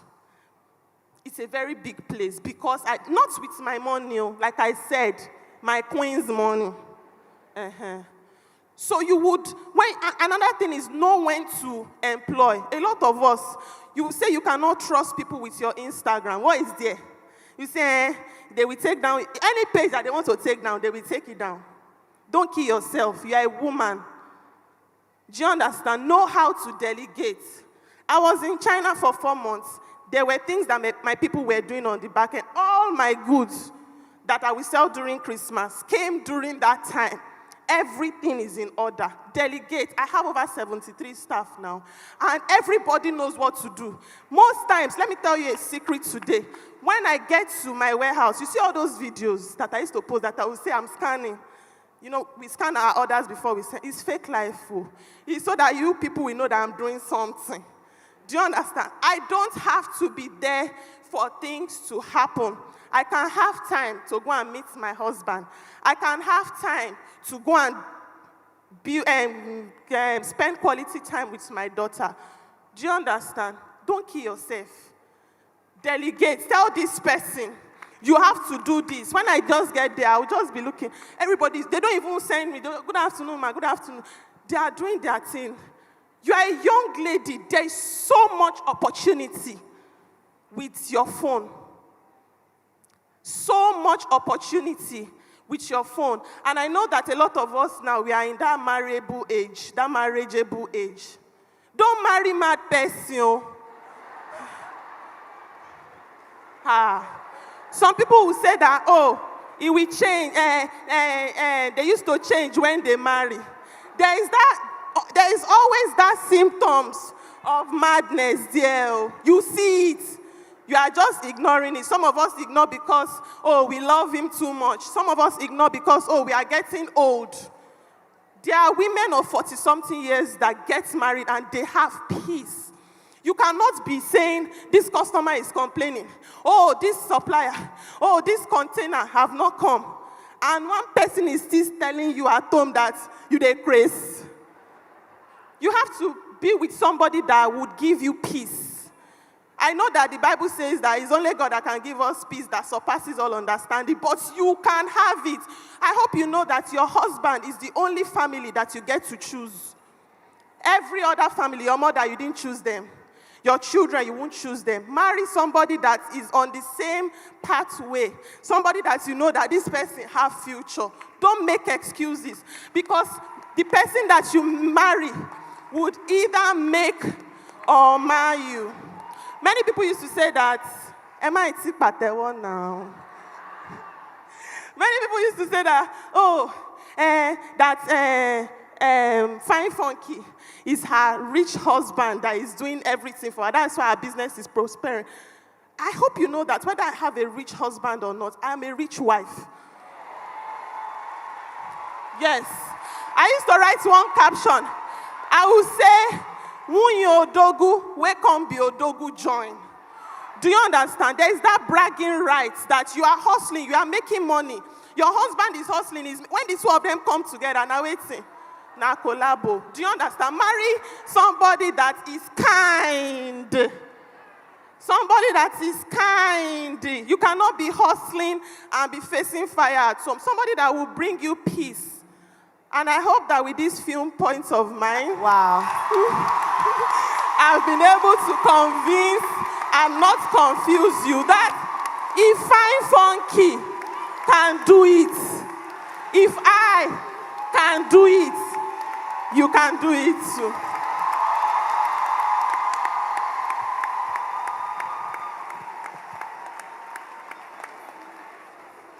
I don't even know what to say. Fine Funky, you are not shy, you shy. For where? You were just dropping bars. Okay, let's take 2 questions. Our time is really fast spent. 2, just 2, please. First 2 hands raised. Any more we are not taking after. Quickly, please. If no questions, we'll move on. You understand all they taught, Abby? Okay, one. Okay, quickly, come. 2 of you, quickly, rush. Rush. Your name, what you do, who you are directing the question to, and what the Lord has done for you. Quickly. Thank you. Thank you so much for all the sessions and thank you so much. Yes, my name is Bukola Ogungbayo. I'm a medical doctor. I'm also a business owner. Yes, and I actually I'm dissatisfied with how doctors are paid and the stress we go through compared to the reward we get. So I'm trying to create a balance between my career and running a business. And I'm trying to build a name for myself because I'm the first child as well and an orphan. So I'm directing this question to Trisha Biz. And it's about building a business while running a career. Because I'm trying to actually build a knowledge business directed towards young women. And creating a balance between my work schedule as well as, trying to create a balance between my work schedule and running the business, because I know I have to put myself into the business. So it's actually been a chore for me. And so I'm trying to ask, how do I create that balance? How do I, come to that middle point? Thank you. Yes.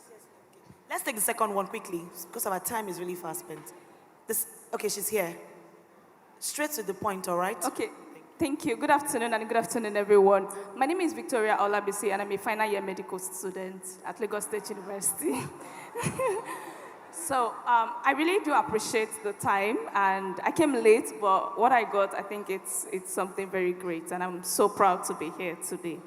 So my question actually kind of borders around what she said. Ooh. Okay, as a medical student, Okay, I'm building on that question as well. Yes, as a medical student, I have several opportunities. I've been able to make the most of my medical school. Coming out of, not even graduated and making my first millionaire. I think that's kind of given me that sense of purpose every day I wake up. But now I'm going to a larger world. I've seen opportunities that I can start, I can do more. I teach, but I earn in dollars. So because of that, I want to learn how to, the YouTube world, how to get into it so that I can teach more persons, do it without that limitation. And I've been able to build trust, like she said, yes. So first is YouTube world. You want to learn how to go into the YouTube world? Yes, okay. One. And secondly, how do I also balance it among my other options? Yeah, among having time for myself, family, and friends. All right. Thank you. So Trisha will go first, and then Ayanime will go. Okay, so to answer your question, let go of the illusion called balance. I always say that is an illusion. Yes? What you should then take is understand what you call times and seasons. So in this present season that you are in, you will need to work longer than the past season, and you have to be okay with that. There's no balance. Okay, so in different seasons as women, sometimes maybe it's your children that will take over, or it's your career or your business. So here now, you have to give more time to be able to work on both, and a situation where your employer doesn't feel like you are cheating them for their time. Right? So that's one thing. Understand your seasons, and it's okay. Don't let anybody make you feel bad that, oh, you are working into 11 p.m. or you are doing this. Last year, I was in a season of my life where I was off social media for a full year. That was the season that I was in because I needed to do a certain type of work that didn't require me to be double-minded, right? So that's the first thing. Now, the second point is you will need to hire at least one person. You cannot do both by yourself and really be successful at it. So here is what you do. You take from your salary that is inadequate and find somebody that you can give something, even if it's a stipend. Like look for a U copper. You can pay them a decent amount or internship or something, but you will need to get somebody else in this vision with you. Sell the dream to the person. This is where we are going. This is what I'm trying to achieve. Are you coming or you are not coming? Right? And get the person to take off some load from you, but rid yourself of that illusion of balance. You cannot balance both. You have to give more of yourself now. And then as it progresses, you then decide, am I tilting fully into the entrepreneurship side, or I still want to maintain both? So that's what I would say to you. So for the other lady who asked about how to get into the YouTube world, the first thing I would tell you is know the platform. See, YouTube is not Instagram.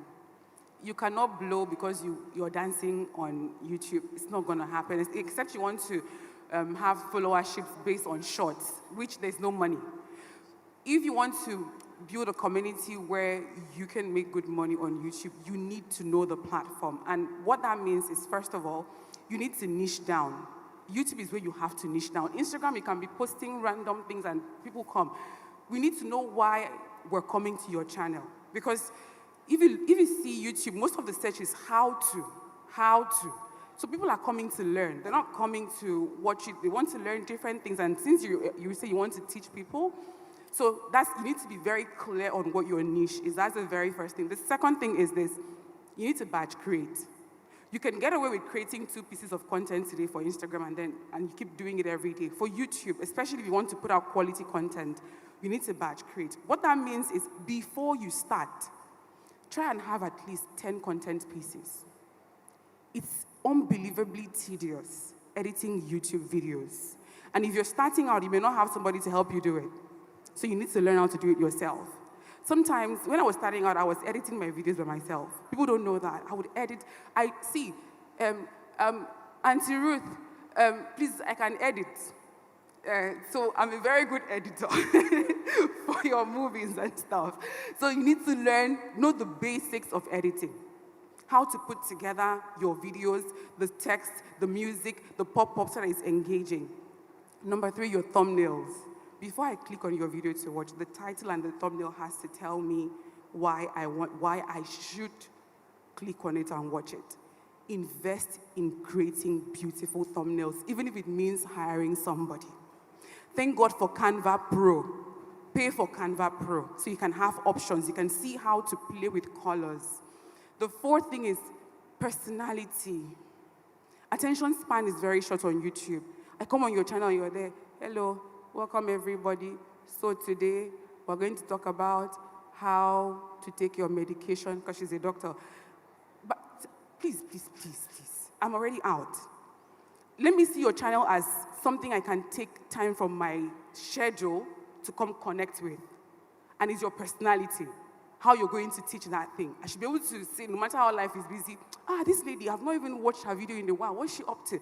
I should be able to come and do that, okay? And the final thing that I would say is this. There's this organization called Think Media.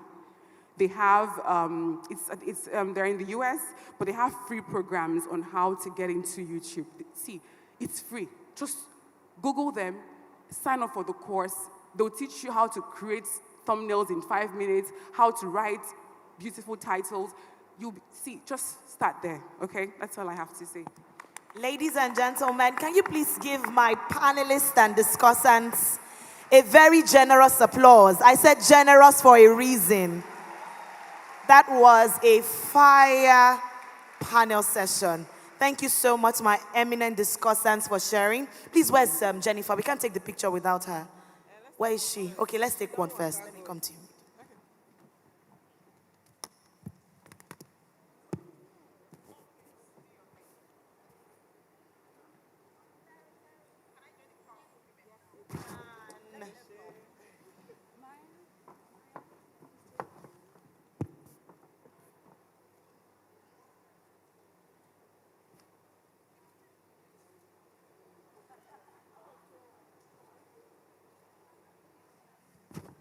Press and media, are we good? Thank you.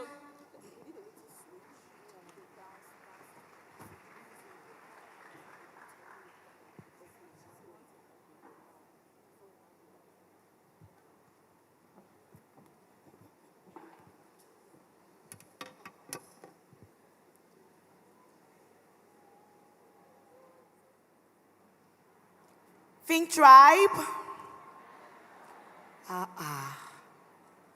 Are we tired? No. Okay, then FinTribe. All right. So to get us a little bit in the mood, who remembers that dance routine we had last year? We're about to do that again this year.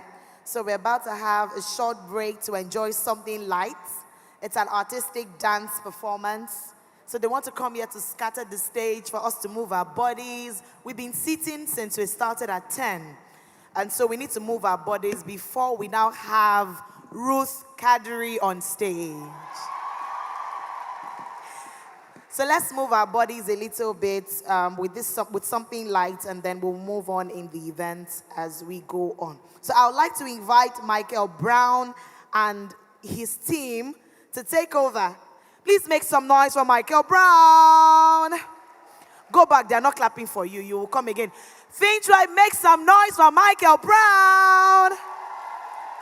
Aha, that's how it's done. All right, my chick. Good afternoon, everyone. All right, so this time we stand up and move our body, okay? Make sure you have spaces around you. Move your chair a little bit if you need to. It's where we stand up. We have been sitting for over how many hours, and hope you enjoy dancing. Do we like dancing? Do we all like? Yes. All right, DJ, jam me up, Pico. I want that.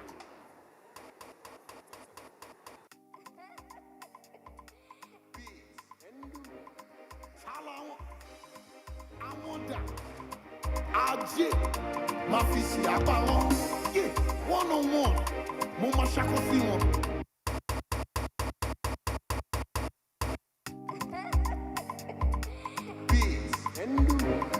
Tálá wọn, àwọn dà. Ajé, ma fi sí apá wọn. Yeah, 1-on-1, mo máa ṣàkó sí wọn. Mo dẹ̀ sí lè bu ga ọmọ sórí pé ma fi sí apá wọn. Hey!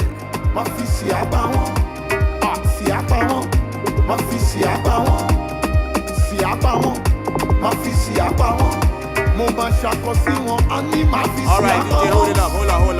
Jẹ́kọ̀ wọn, ma fi sí apá wọn, DJ. Jẹ́kọ̀ wọn náà, ma fi sí apá wọn.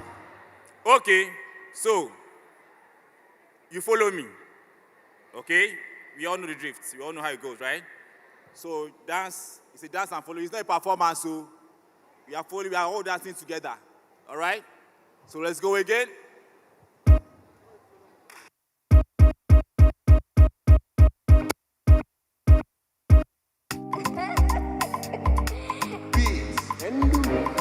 Tálá wọn, àwọn dà.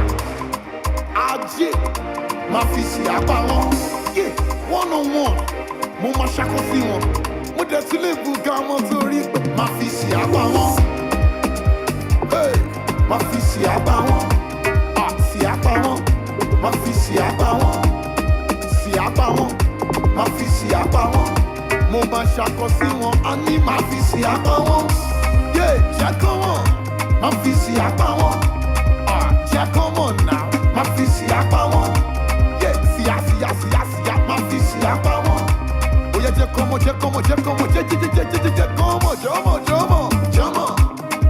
Ó yẹ jẹ́ kọ́ wọn, jọ́mọ̀. Fún wọn ní garashiki, jọ́mọ̀. Mo ní kó jẹ́ kọ́ wọn, jọ́mọ̀. Ó yẹ ṣapá méjèèjì yẹn báyìí, garashiki. Igarashiki. Ṣapá yẹn báyìí, garashiki. Igarashiki. Igarashiki. Ṣọwọ́ yẹn báyìí, igarashiki. Fún wọn ní garashiki, jọ́mọ̀. Sálá wọn, àwọn dà. Ajé, máa fi sí apá wọn. One on one, mo máa bùgá wọn. Mo dẹ̀ ti lè ṣàkọ sí wọn torí máa fi sí apá wọn. Sí apá wọn, máa fi sí apá wọn. Sí apá wọn, máa fi sí apá wọn. Sí apá wọn, máa fi sí apá wọn. Mo máa ṣàkọ sí wọn, a ní máa fi sí apá wọn. Jẹ́ kọ́ mọ̀, máa fi sí apá wọn. Jẹ́ kọ́ mọ̀, máa fi sí apá wọn. Ẹ jẹ́ kó máa gbọ́, máa fi sí apá wọn. Jẹ́ kó mọ̀, jẹ́ kó mọ̀, jẹ́ kó mọ̀, jẹ́ kó mọ̀. Jọ́mọ̀. Jẹ́ kó mọ̀, jọ́mọ̀. Mo ní kó jẹ́ kó mọ̀, jọ́mọ̀. Jẹ́ kó mọ̀, jọ́mọ̀. Ó yẹ ṣapá méjèèjì yẹn báyìí, garashiki. Igarashiki. Ṣapá yẹn báyìí, igarashiki. Igarashiki.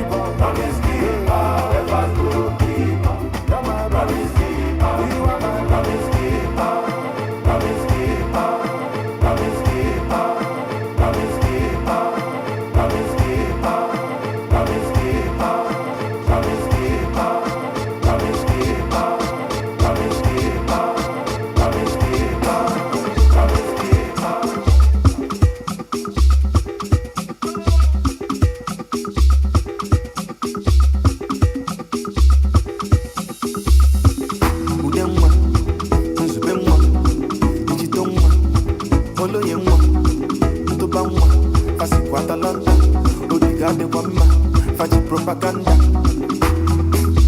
Heroes so go. I need you do. Came and cause make money about the senior man and love must go. Shut down the memos. Only say make him as if enemy. I sing I gonna mad. Up on the edge you gonna go. I sing I gonna mad. I know more for more when if enemy. I sing I gonna mad. Up on the edge you gonna go. I sing I gonna mad. There you go. Kicking up at the end. I sing I gonna mad. Up on the edge you gonna go. I sing I gonna mad. I know more you don't want if enemy. I sing I gonna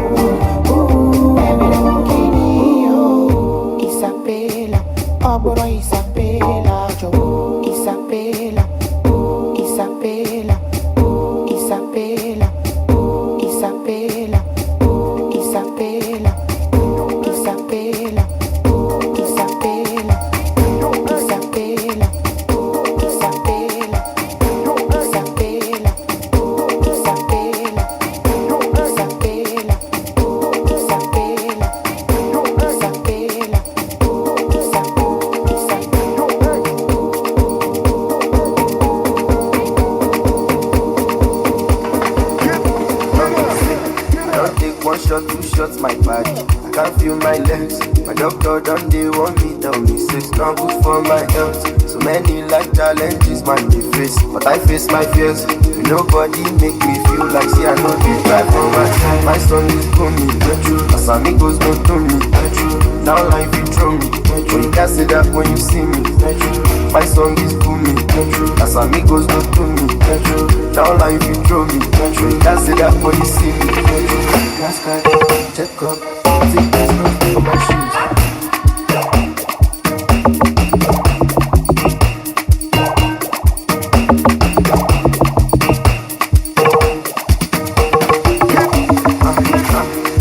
Drip in my right hand, brother. Place na coco talent and jara. So in case they want check and balance, substance joke and I don't get it, cara. Where do they turn me on? I'm now caffeine, ask me none. The girlfriend can't tell me no. It's metro, just move me down. My son is for me, as amigos don't do me. Now life you throw me, when you can't say that when you see me. My song is booming, as amigos don't do me. Now life you throw me, when you can't say that when you see me. Last guy, check up, take this off for my shoes.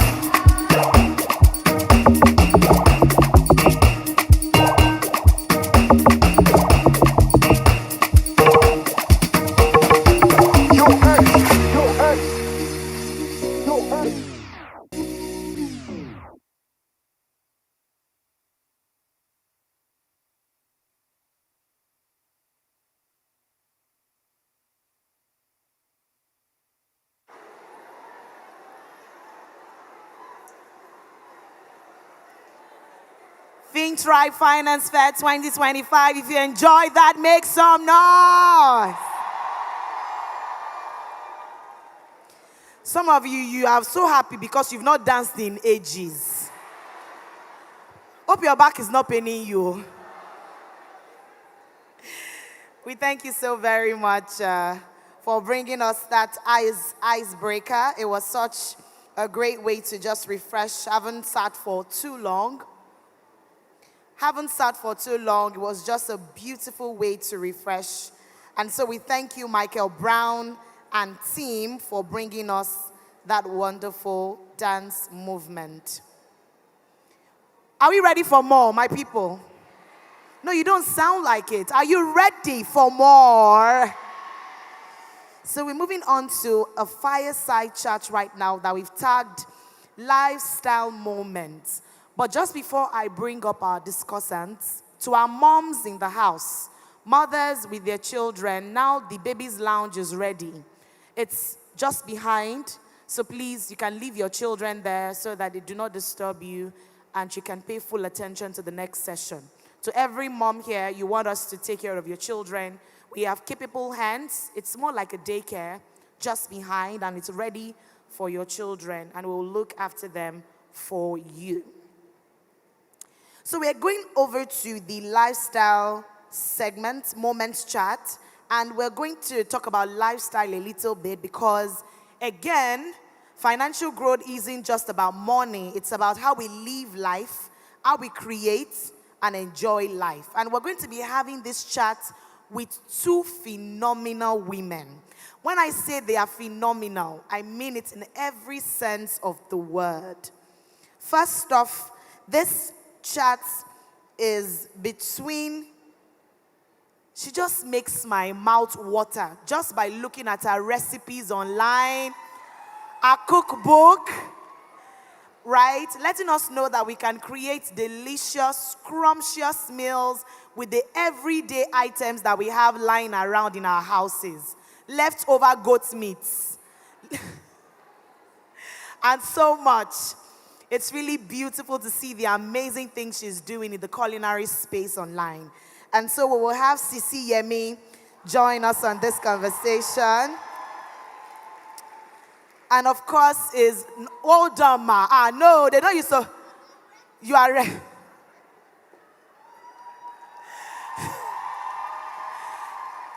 Please sit down, ma. You didn't allow me to do justice to your welcome, ma. But the ginger, love it. Thank you so much, you're welcome. And joining her on this conversation, ladies and gentlemen, is one of Nollywood's finest. Wait. when you are watching her on your screens, don't you just feel like hugging her from where you are in your house? An excellent producer par excellence. Let me repeat it. A woman that has been gracing our screens, our TV sweetheart, for quite a number of years. And we're really honored and delighted to have her join us on this conversation.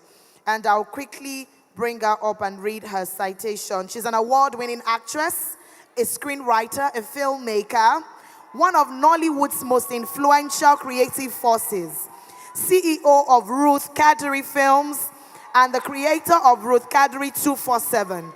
She's built a 3 million plus YouTube community and over 400 million views. Through her powerful stories, she's redefining African cinema and proving that women can lead, create, and dominate global entertainment. You love her. We love seeing her on our screens. Make some noise for the beautiful, drop-dead, gorgeous, and talented Ruth Kadiri.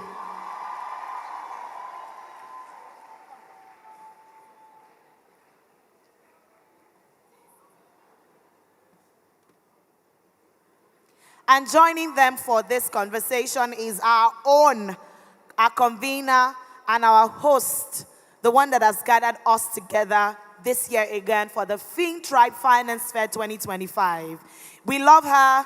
Please make welcome once again the one and the only Financial Jennifer, the founder and the convener of the FinTribe Finance Fair 3 years in a row. The biggest, largest gathering of women in finance. Celebrate Jennifer Awirigwe.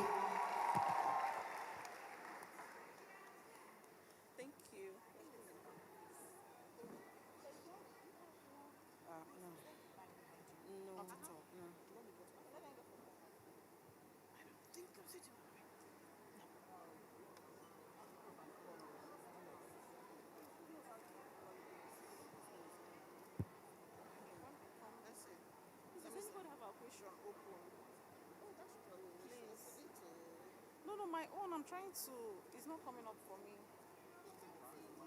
Please share with me, I beg. I thought I did a screenshot today. Please, if you see it, share with me.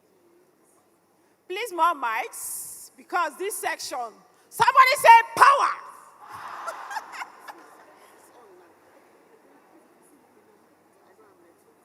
Okay, I'm also looking for my own. Please, we'll freestyle. Okay, thank you so much, everyone. Thank you so much, Ruth. Thank you so much, CCME. What we try to do at every event, we don't just talk about money, because when it comes to leveling up, there are so many things. It's not just financially. And one of the easiest things when it comes to working a part is to look at people that have done that and be inspired from them, inspired by them, see what they have done. And the two of you in your fields, you are killing it. So this is more going to be like a chit chat to share with us some of the things we have been eager to hear from you, right? And one interesting thing with you too is this. At the base of it, you are creators, right? In your different niches. It's fine, okay.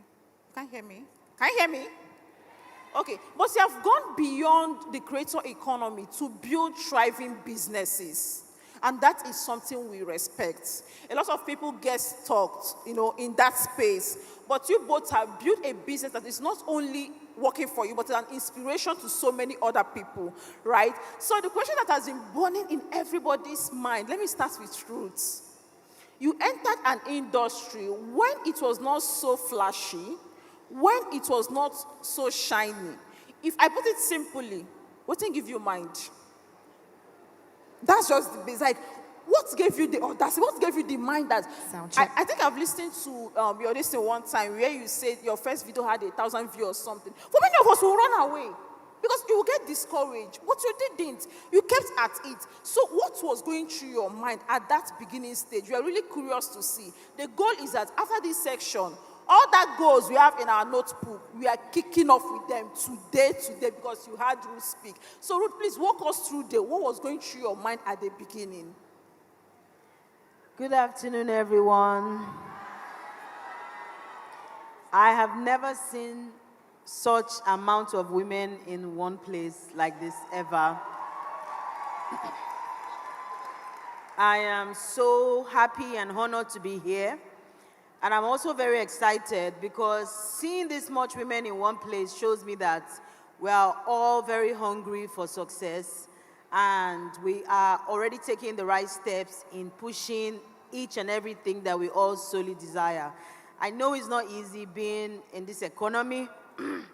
I know the time is not easy, but I want to say well done. Well done. Thank you so much. To the question, what was your question again? What made me? When you were starting, it was not as flashy as it is Yeah. now, but you were persistent, you were consistent, sort of.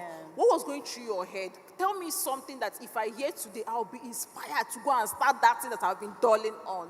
Well, everybody, we're different, and a lot of people have their different motivations. For me, I was hungry, and I needed to get out of poverty. So I'm sure that we're all hungry. A lot of people are all hungry for success. A lot of people want better future for themselves, which is part of the things that propelled me to start my journey into entertainment industry. I like that, hunger. And it's not food, but if your own is food, anyway, thank you so much. So for you, it's hunger. I'm hoping that everybody here, you find that which is your why. And hopefully it will be the inspiration you need, right? Let me do a follow-up on that question, still on your industry. It's a very competitive one, right? And in as much as we don't want to talk about competition, or I even want to get your view on competition, how do you see it?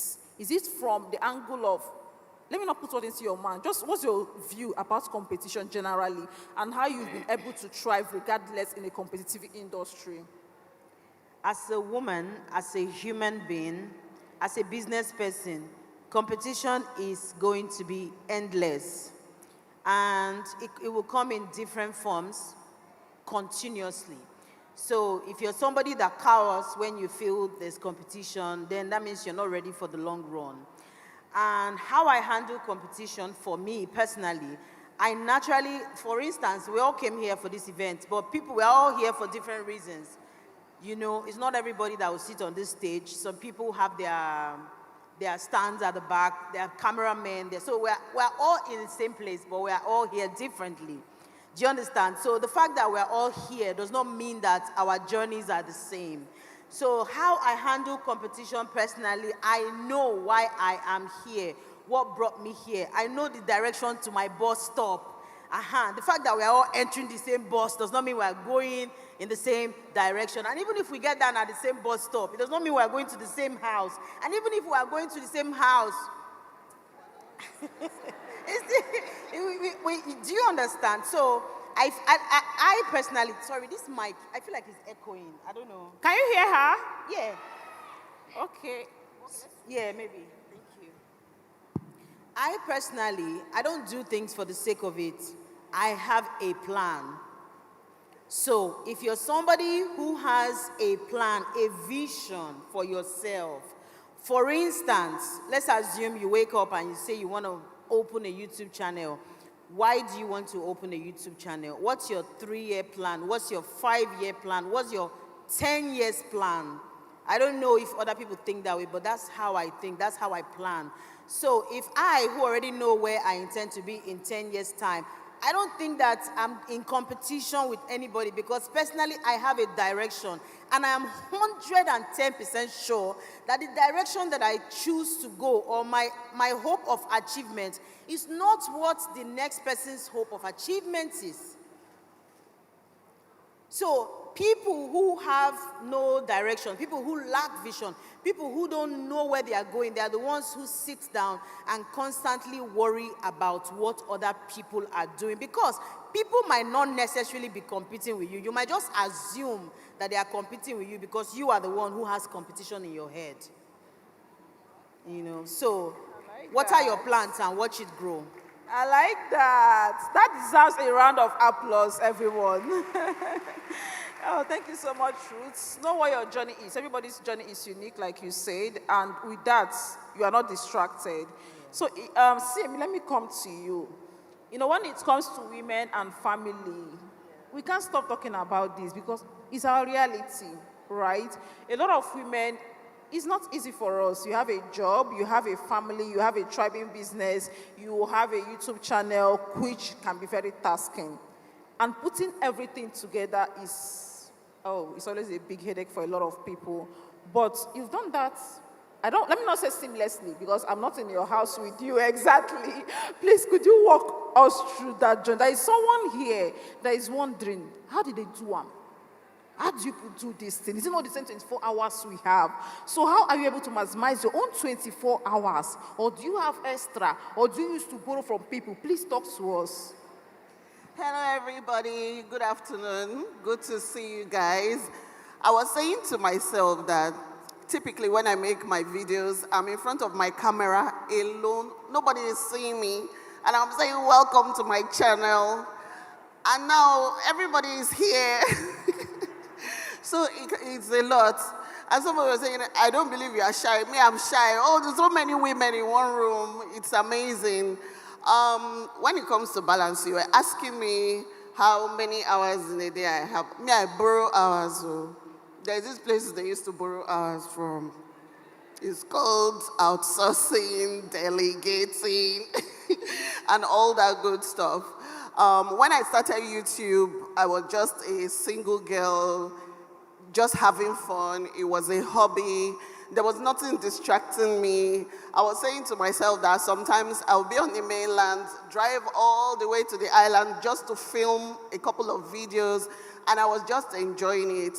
But after marriage with kids, now I have 5 children. It's a lot to balance, right? My oldest is 10, and my youngest, the twins, they are 1, and it can be a lot. Coming here today was filled with drama, but we made it, right? So I navigate all of that by having structure. And this is something I have been very passionate about lately. I have structure. I'm trying to have structure in my business, in my family. We have plans. We have routines. Once one drop falls from the routine, a lot of things will scatter. For example, last week, one of my nannies did not come to work. Because she did not come to work and she did not say it on time, me, I was late for where I was going. And you can see how that can spiral when just one knot loses from the whole thing. So you have to have structure if you are trying to build business in your family life. You have to have meal plans so that everybody knows what we're eating, because food is one of the major problems in families, in marriages. When you wake up in the morning, you have to think about what your children are going to eat, even if you are not eating, what your family is going to eat. And if your husband is really serious about food, for those who are married, what your husband is going to eat. You cannot dodge all of that. And if you don't have plans, meal plans and structures, those things cannot work, because let me tell you, as breakfast is finishing, they're asking you about lunchbox. You are thinking about the main lunch when they come back from school. You're thinking about the dinner, because after eating that lunch, they're asking, what are we eating this night? I'm like, you just finished eating now, like, let me breathe. Do you understand? So you have to have plans, and you have to have structure. And that's after having those structures, that's when you can face your business. Because if you're at work and your home is scattered, you cannot focus. And if you're at home and you're flourishing at home and your work is not going well, you will not feel fulfilled. You will feel frustrated. You feel like you have no purpose. And I don't want that for any woman or anybody for that matter. So the first thing you have to do is build structure, have a routine, follow the plan as much as possible, outsource and delegate. It's not everything that you can do. There was a time I thought I was superwoman. I can film in the morning. Like if somebody tells me, can you do a video? I'll be like, give me 2 hours, I will do it. But I think the children humbled me, because when I'm saying 2 hours, one person is telling me, Mommy, I want to wee-wee.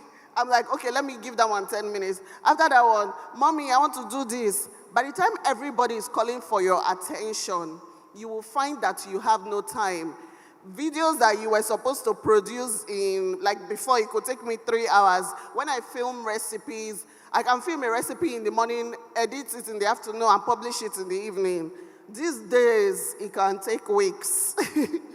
So if you don't have those structures in place, you will actually struggle. I like that. If there is something I'm picking from that, suffer head, no they pay. Borrow hours if you have to, outsource what you can, and put structures in place. Thank you so much for sharing that. So let's do something. I want to bring it down to the theme of our event now, leveling up. And I want you to please do us a favor, like a step by step. So many speakers have hammered on this, but we want to hear it from your angle because you're coming from a unique industry, the creator economy. You are, okay, Ruth, for example, let's start with Ruth. You've worn many hats: producer, director, business owner, actress, so many of them. I don't know how you do that, but thank God we are here, we are finding out. So when it comes to leveling up, let's look at it in two ways, personally and professionally. If you are to talk to a young lady now, this might take a while, take your time, how to level up on a personal level and then on a professional level. We would hear from you on that, and we would also want to get CME's perspective on this. If you need to give us step by step, number one, I would do this or I did this, whatever format you want, but please, we really want to hear from these women that have done it already. I mean, no one hear from them. For the women that have done it already, how would you level up in your personal and professional life? And we are talking to women from a female perspective. A lot of people have spoken about the topic, level up. Where do I start? When I wanted to level up, I would use that word, I asked myself, which is a question I think a lot of women or people, girls, ladies should ask themselves, what am I most afraid of? Because therein lies your success. And most times, it's always the fear. I'm not saying the fear keeps you. It's always the fear of that thing. I'm going to use myself, for instance. I talk a lot now, but I didn't used to talk a lot. I used to be so afraid of even talking to the person close to me. And subconsciously, if you're close to me, if you sit close to me for like 5 minutes and you're trying to have a conversation with me, I zone out. I'm tired. After 2 minutes, I'm like, God, leave me alone. You know, and it's not out of disrespect. It's just how I grew up. I didn't know how to communicate with people around me. And if you ask me, Ruth, what are you mostly afraid of talking to people? I don't know what to say. The words don't come out. It's just all in my head.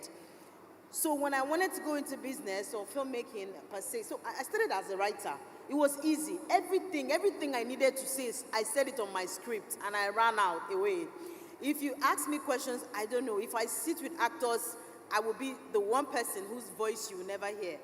I remember one senior colleague coming to me one day in my car. That was Funke Akindele, and she's like, Papa, what are you doing in this car? Come out of this car. You don't talk to anybody. And if somebody who doesn't know me might think it's pride.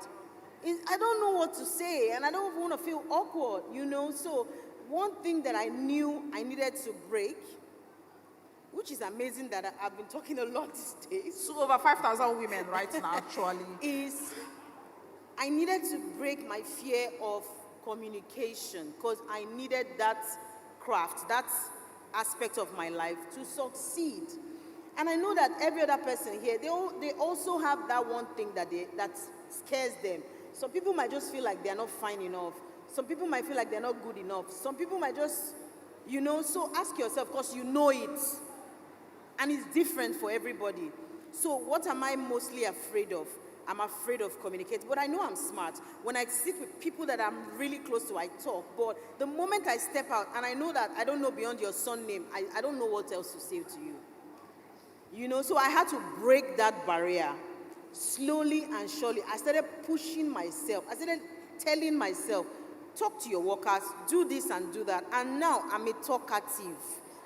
You see, So, and ask me, what are the benefits of talking? I can sell my products to people. I can push my business out there. I can communicate my feelings in capital letter. Because as a CEO, it's very easy to get frustrated when you're trying to push your ideas to somebody and they're not understanding. Or people trigger you because you deal with a lot of people.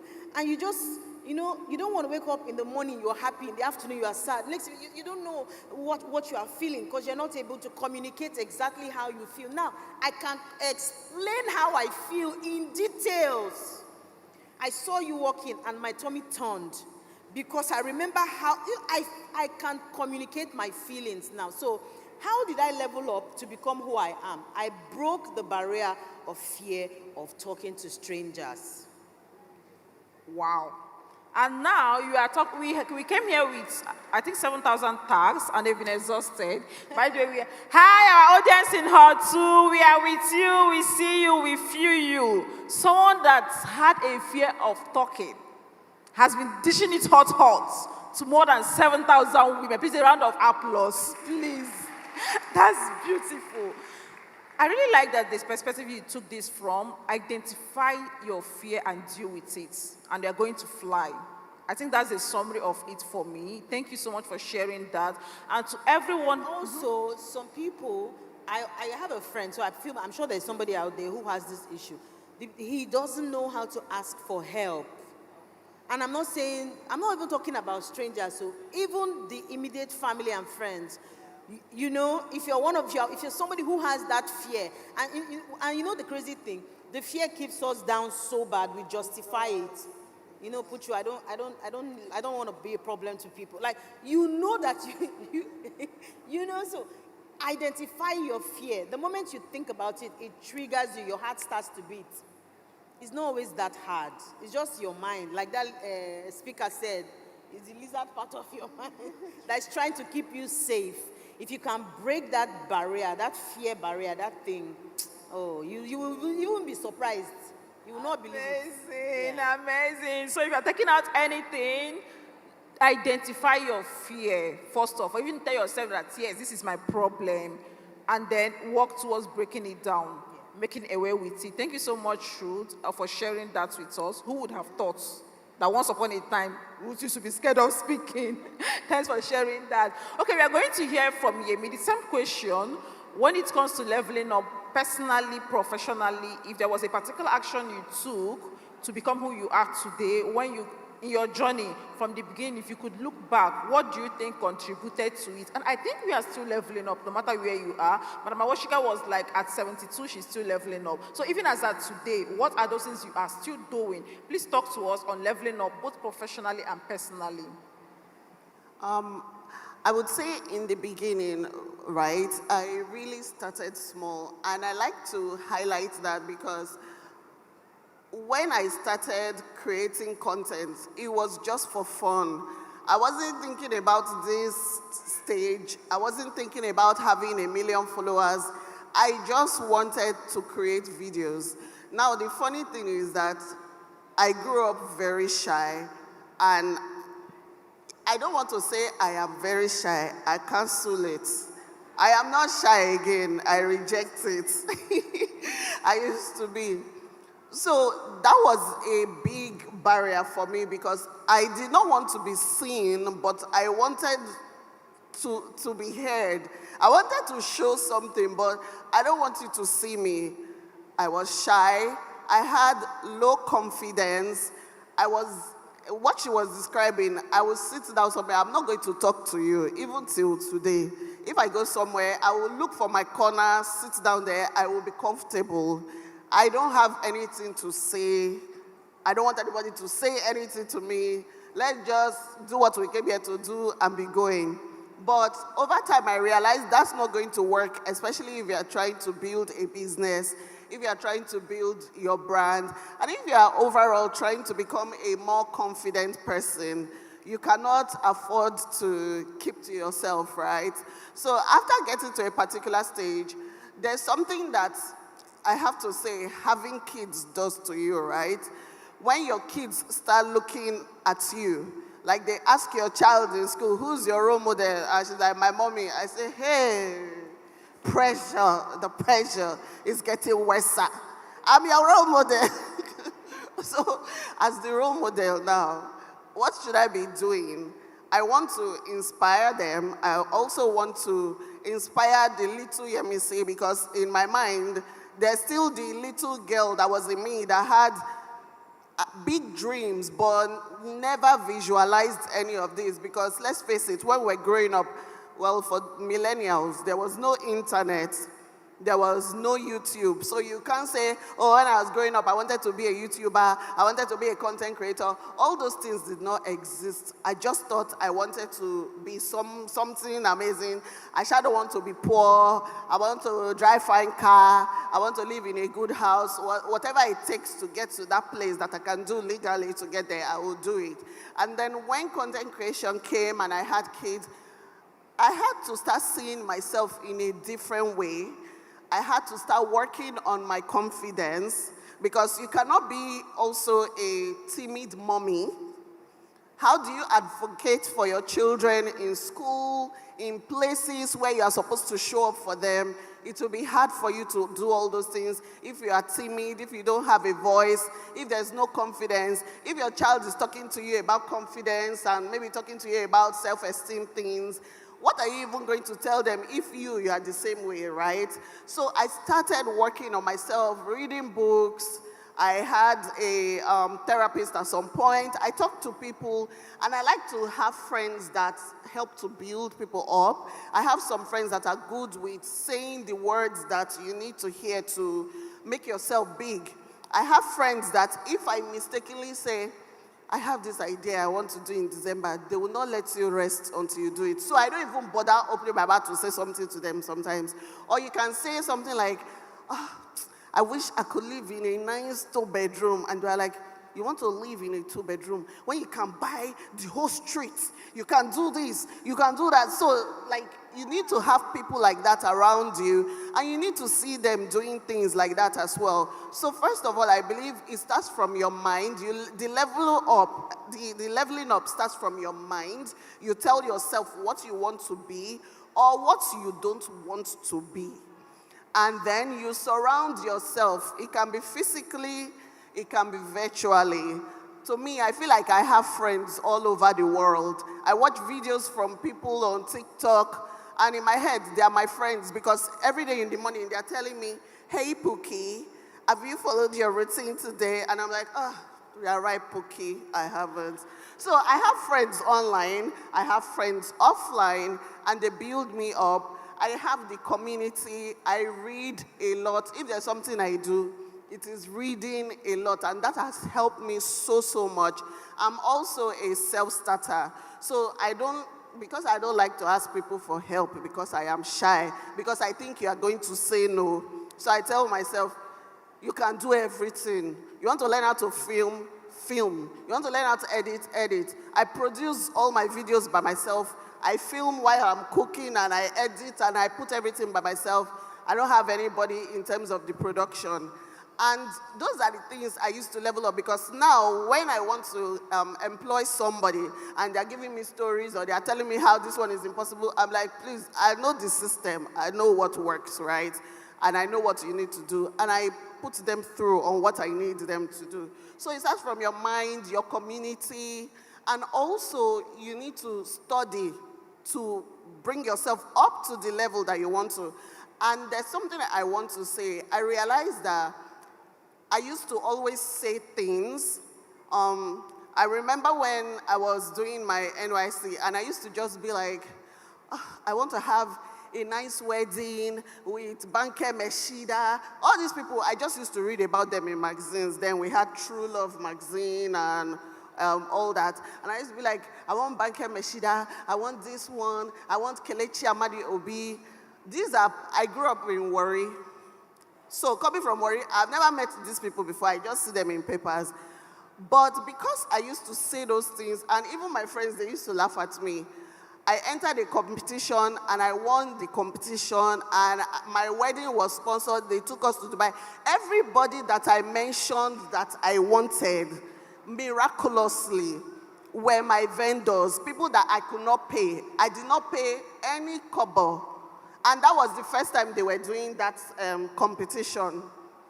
And after then, the competition kind of fizzled out. And I was like, this competition was even for me. So I've noticed that the more I speak, and I will call it, I wouldn't say it's prophesy, but it's kind of like prophecy.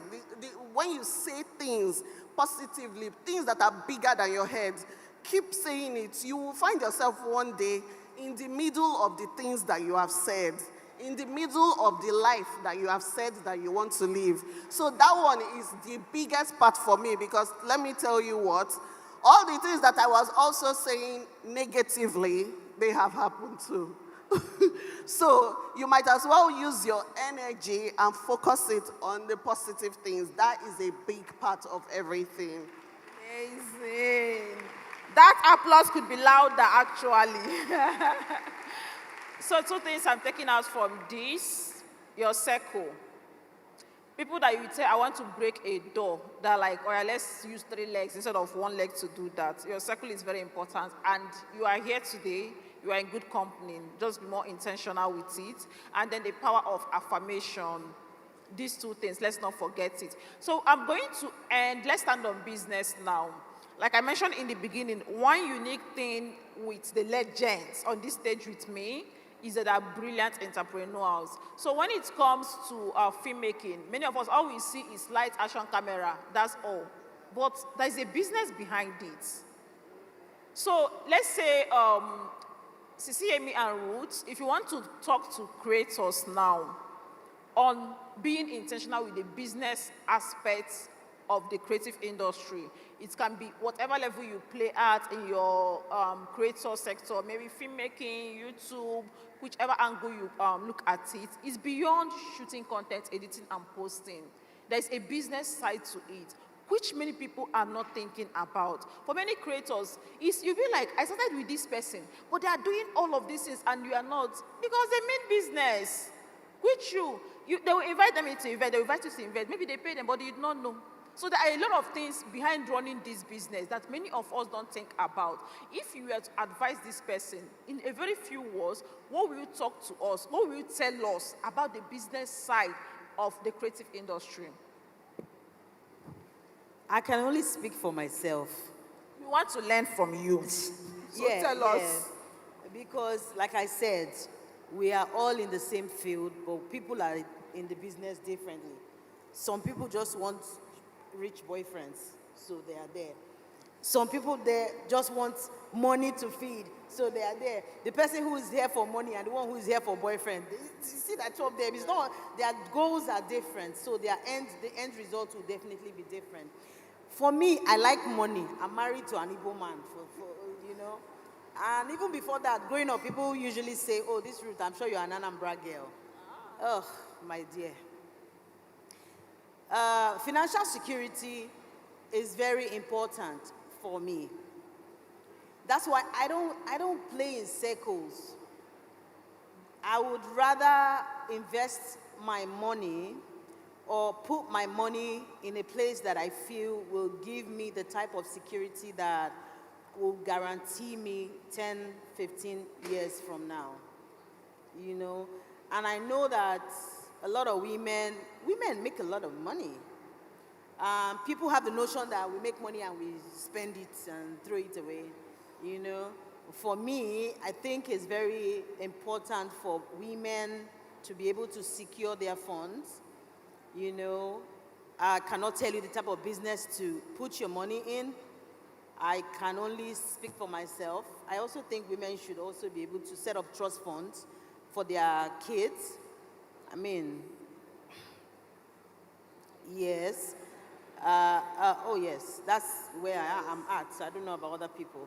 And also, yes, you set up trust funds for your kids, your family, regardless of how much you are making. But guess what? When you start speaking with financial investors, your mindset starts to change. It starts to go differently. I don't want to be an actress who 10, 15 years from now, 20 years from now, you'll be like, is she not the one that, what happened to all her money? God forbid, oh, God forbid, you know. So most times we get carried away, especially creators. When we make money, we think it's going to be like that forever. good and fine. If you plan well, it might be like that and more because she will keep evolving.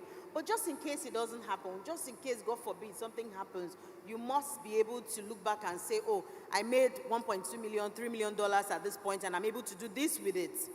You know, people shouldn't ask you, bro, what did you do? You know the worst part about money? The people you spend it on are the ones that will ask you what you did with your money.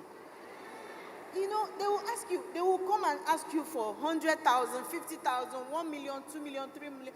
God forbid, one day they will be the same people in the comment section say, now what? Life. You know? So plan well. Plan well. I mean, I want to join your community because anywhere there's You money, like my mind money, is there. woman. Because I'm sure there's more that I can learn. Yeah. The little that I have learned in life, I know in my heart. Say, it's sure for my children, but I'm not even joking. You know, I'm the one where I never born, self, we don't already plan for them. So that is how. It doesn't matter. And the money, sometimes some people's money comes like in bulk. Some people's money comes small, small. You must learn to save and also enjoy, my sister. There must be a balance.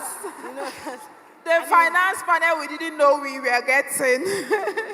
I'm so excited that there's so many women here because I'm into entertainment and there's a wrong notion out there. It seems like it's only the single girls that are flexing.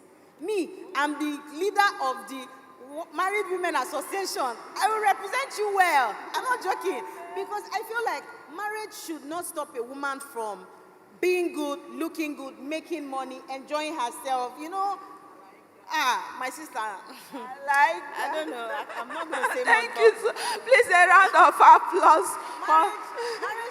Marriage should be a blessing. But then, that's if you marry the right person, supportive spouse. I pray that when it gets to that point, for those who are not, they're able to choose the right people for the greater good and the future. But marriage should not stop you from achieving your aim and your objectives. When you want to marry, you come with your own pen and paper and say, this is what I want. I'm planning to go to China in 5 years' time. Tell the man now. So you start seeing his reaction. You know whether you are going to marry a devil or you are marrying the person because your spouse can make or break you. Do you understand? Hardly do you see successful women, married women, whose spouse are not supporting. Not necessarily financially, but support is go, girl. You know, not the one who is saying, what are you talking about? Now, everything, talk. Come on, sit down there.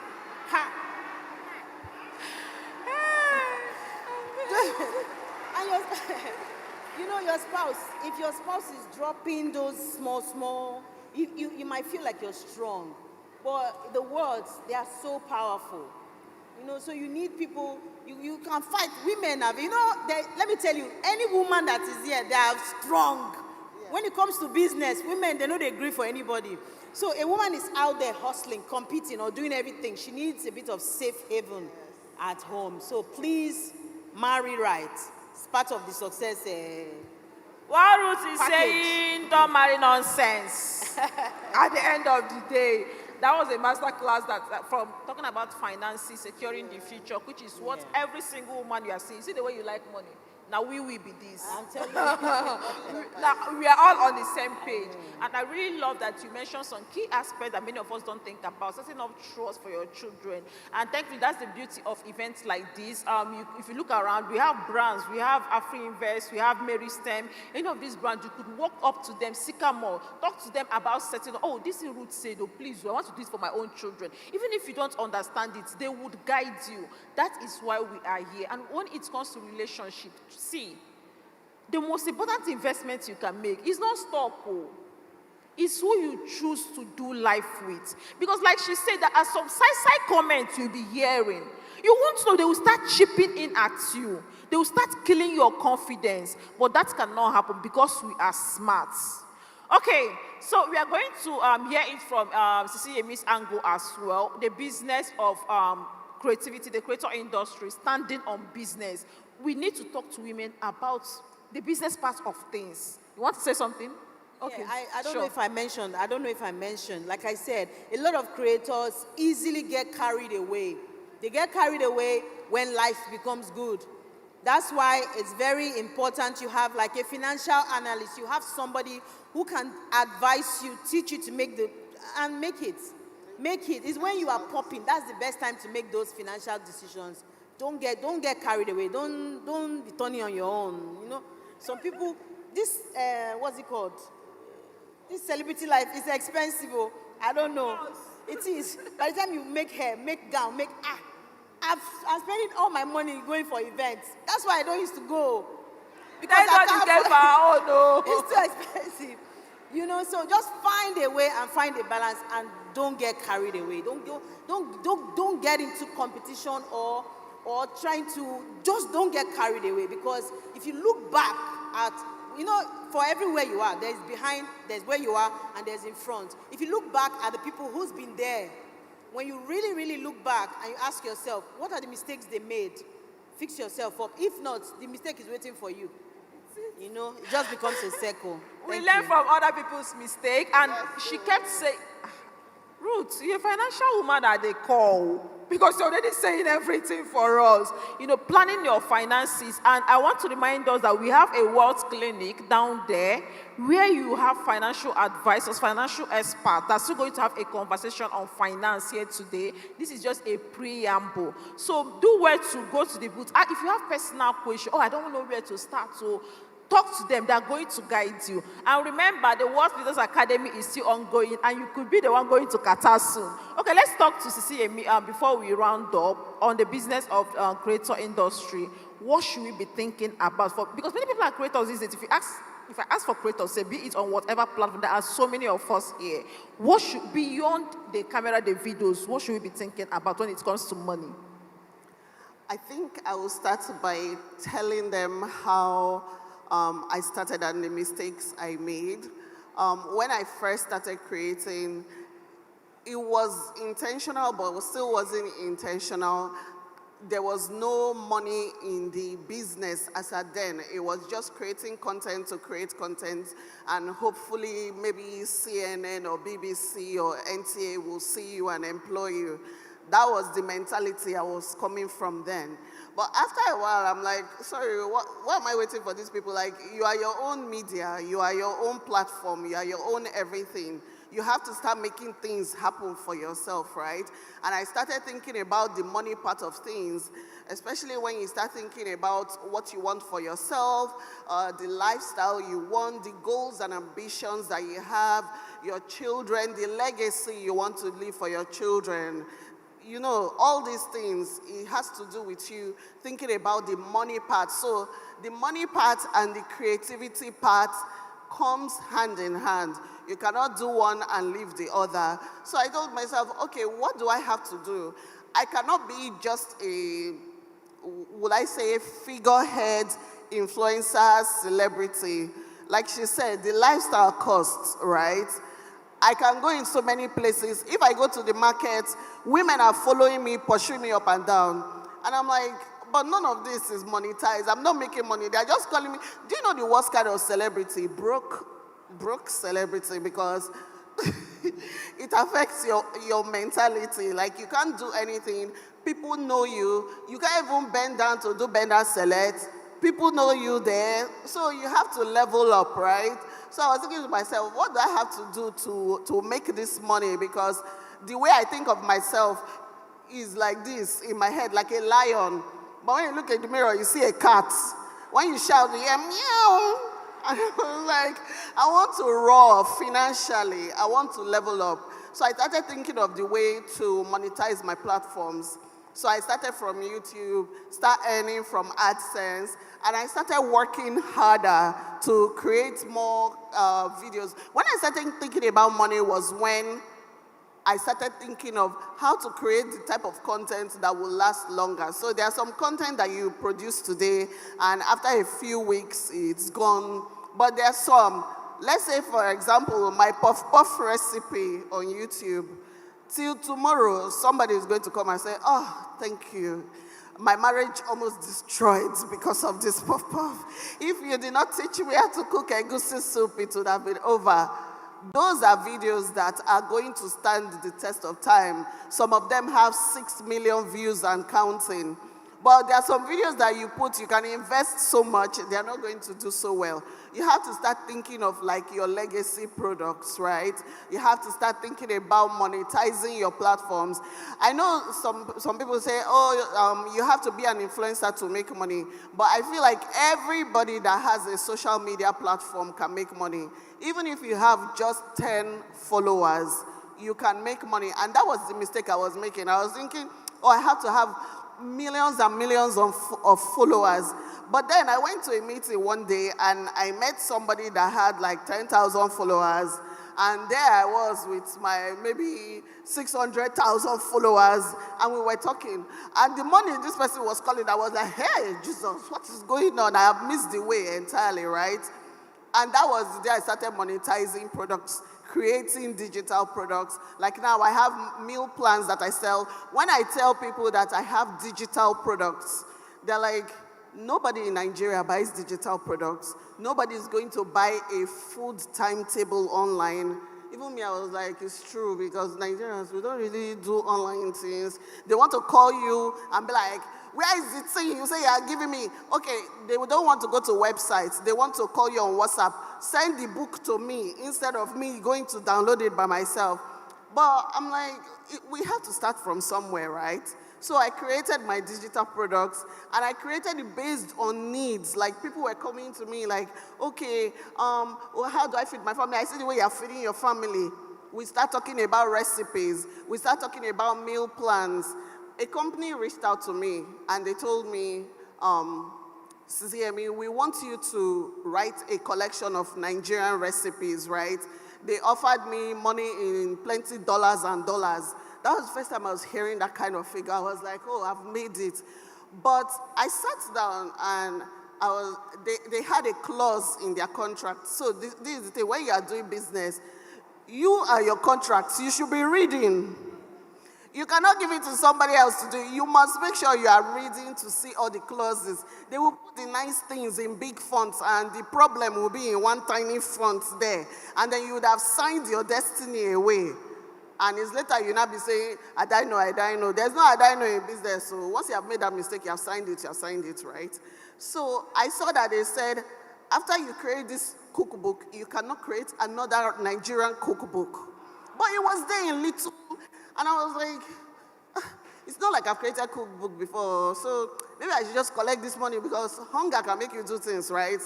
Maybe I just collect this money and be going, where will I see this, how many dollars again? Just collect it. You ask some people, they're like, I beg, the bed in the hand, how did they say it's worth 10 in the bush? Collect the money, forget cookbook. You just tick it that that's the cookbook you have written. But something was telling me, if these people abroad are seeing you and they are seeing that thing you have not seen in yourself, then that means you are made of more. There's more inside you, right? And that in business also, when people come and approach you for things, you actually have to take time to see what they're asking you for, because sometimes we get excited. Oh my God, this brand reached out to me. This person wants me to do this. Sometimes you sit down and be like, why are they reaching out to me? Maybe something is going on. Investigate, because you can be getting more for yourself. So I turned down that deal. It was very painful financially, but I benefited in the long run, because what they were even offering me is not up to 10% of what I've made by myself. Doing a cookbook by myself. I sat down and I was like, what does it take to create a cookbook? I can't create a physical one. How do you create a digital one that does not cost so much? And this is where studying comes in. A lot of people that I find, they want people to hand them the information. Oh, this is how to open an Instagram account. Show me now how to open an Instagram account. And see, go online, see the process. Watch videos of people that are showing you how to do things. If it takes you 2 months, once they tell me, I know they use here, they hear small thing. Once they tell me this, my head is already calculating, okay, like this. 1 plus 1 is 100. That in my head, though. That's not real math, but in my head, 1 plus 1 is 100, right? I'm a self-starter. I created the books by myself, bought a camera, took the pictures by myself. I started learning how to write recipes. Because if you give somebody a recipe in Lagos and somebody in London tries it, they should get the same results. It's not by saying, Now add, you know the way we do it in Nigeria, just follow your ancestors, add salt. If your ancestors say stop, stop. That cannot teach you how to cook food where you will poison the people around you and yourself. So you need processes like 1 tablespoon of salt is 1 tablespoon of salt and works with 1 cup of rice, right? You follow that process. And I started learning all these things. I paid for a lot of courses. And that's another thing I want to highlight. You have to invest in knowledge. Knowledge is not free a lot of the times. Sometimes when they say we have conferences, we have master classes, a lot of these conferences were online. I never came to physical master class. I like online, right? Online, I've paid thousands of dollars. There was one master class I attended. But I think that was the biggest lesson I learned. It was the most expensive masterclass I've ever paid for. And that was because I liked the person that was doing the masterclass. I was like, she's going to break it down. She's going to do this. The only thing this person was telling us was about things they have achieved in the masterclass. After the masterclass, people came and dragged her online. But I learned a big lesson. All of us were there because of our confidence and audacity. And that was where I learned confidence and audacity from. So she might not have taught me the thing that she said you were going to tell me, but since that day I was like, me self are not small. If you can do this, me, I can do 1 million times more, right? So you have to invest in master classes. You have to, anywhere they are selling knowledge, I am there. I am willing to pay for it. It is as far as when I go to the market and I see those women that, you know, the mamas, I'm like, Mama, what do you put for your soup when they make and they sweet now? I won't dash you money. I go dash you this money. Give me the recipe. Do you understand? I am willing to pay for the recipe because I know that other people are not going to have that recipe that I have. And when you try the recipe in London, you try it in Lagos, you try it in Afghanistan, you will get the same results. So you should be willing to invest. Those are the things I do. And then to level up your money, create products. The way Fine Funke was saying. And that idea will not come to you like, bam, like, oh, this is what you should do. An angel is not going to stand on your door all the time saying, this is the business you should do. It starts with a question. Somebody is going to ask you, your belly is always flat. How come? That's business. You can just be like, let me go and research things that make belly flat and start selling products to people. There are people that I've seen that they have beautiful skin. They are not doing anything, but if they sell skincare to me, I will buy it because people are already asking you, your skin is so fresh. Oh, your child is so chubby and chunky. I want my child to be chubby and chunky. Let me give you meal plans. Do you understand? Oh, I see that you look good. You look like you're managing yourself well. Let me give you a book on balance as a mom. Do you understand? So it is from the little questions that people ask you that you can turn into a big business. It is not one big grand idea from somewhere. And even if it's something very little, don't look at it as, oh, this thing is unimportant. Something so tiny like this can become something big. My smallest product that I sell is my food timetable. This is food timetable that our mothers used to do in those days, right? Who will believe like you can sell food timetable online? This is what I do. So you have to think about what your edge is. I was listening to somebody today and the person said, your edge is not in comfort. You will find it in your challenges. So when you are going through rough time, just even be smiling. I need to get solution to this tough time I'm having so that once I come out of this tough time, the solution to that tough time that you're going through is your product that you are going to sell. It is the service you are going to sell. It is the value you are going to give to people. And that's the mentality that I want everyone to have. My women are fire. Wow, thank you so much, ladies. That was like, I loved how you use your life experiences with Ruth sharing when she started and the experiences she's had, the same with CCME, because that's how you drive a message home. And I must tell you that you've indeed drove this one home. Thank you so much, ladies, for pouring into us. I will really appreciate it. Is there any parting word? If not, we are good to go. Any parting word for the audience, or are we good?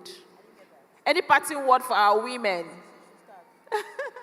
Yeah, finally, parting word from CCME in 30 seconds. What do you have to tell us before we wrap it 30 up? seconds. Follow the money and follow me on social media. I like that. I like CCME that. everywhere. Okay, Ruth, any parting word? Subscribe to Ruth Kadiri 247. Then tell your friends to subscribe. Just keep pushing and keep following because trends change every time. Some people are doing businesses that are no longer trendy. The trend is moving so fast. Even we are struggling to keep up.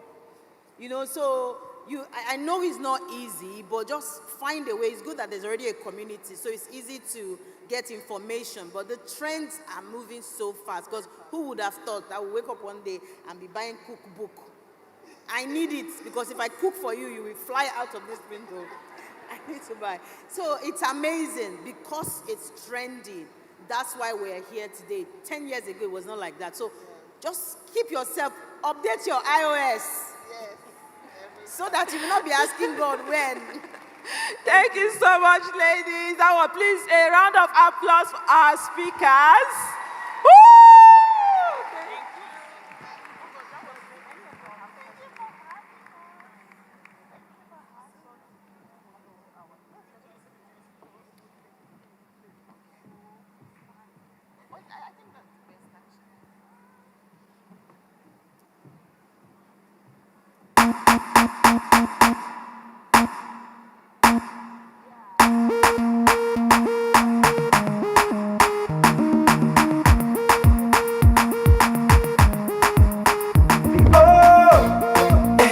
They get to see they do me. Now the way you they do me, girl, I love the way you do me. Boy, I love the way you do me. Now the way you they do me. You go wonder, my baby. Now the way you they do me. You go wonder. So now she step into the clubhouse. See how the boys them a drop down. And all the ladies just the holla say. Them no say what holiday. If you don't so you take a easy, make it no they fall. This night is song for the dancer. The way you move your body, girl, it be like say. You no say what holiday. Now the way you they do the things you do. It be like say you get plans for me and you. If I put it on you, you put it on me. What a man can do, a woman can do. Very So much, if DJ you do me, Mona. Thank you, DJ Mona. Thank you so much. The energy in this room is too low. Yes. Even Financial Jennifer is complaining that the energy is too low. Financial women are always energetic women from the beginning to the end. And because you are the best audience in the world, I want your energy to skyrocket. All right? So when I say FinTribe Finance Fair 2025, I want you to shout, level up. Like you give your neighbor a jack by the side and you shout, level up. All right, let's do that. FinTribe Finance Fair 2025. That's the energy I'm talking about. So that energy must not go down again. It must always be on a high. We want to give out a plot of land right now. And it's courtesy Waterbrook Hey Realty. Siri, download sycamore.ng. It's powered by Waterbrook. Hey Google, download.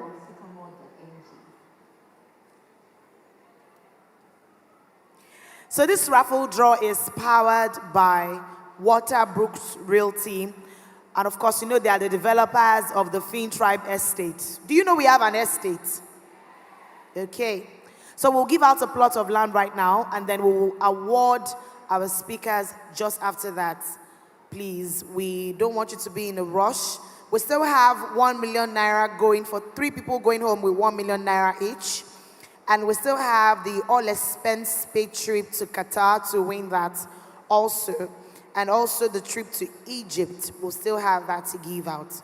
So I will want to invite my ushers to please give me the basket for the raffle draw. The basket that contains the numbers for the raffle draw, please. And I'd also like to invite the representatives from Waterbrooks Realty to please come forward. DJ Muna, you can just give us something light underneath. Thank you. My team, are you here?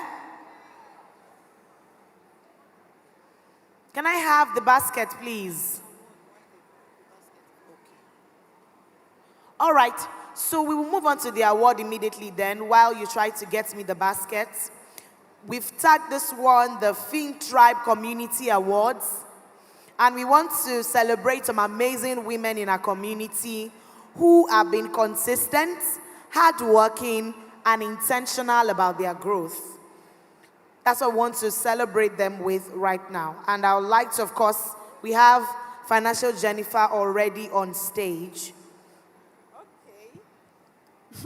This is the first time we are doing this. And the thing is, we don't know if the women are even here. We have 3 awards today, and I would explain why and what each one stands for. Hopefully, that Lagos financial women. If not, no problem. The message will get to them. And please, some of our speakers, we would need you to help us hand over the awards to them. At the awards here, FinTribe team, please, we need the awards here. And then the raffle draw baskets, we need that as well. We do that and we jump into our finance panel, which is the last panel for the day. So the award plaques and then the raffle draw basket, please. Hey Siri, search for sycamore.ng.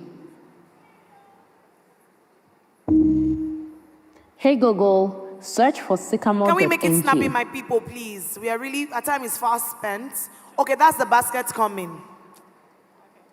Okay, whichever one gets here first. Waterbrooks Realty representatives, please.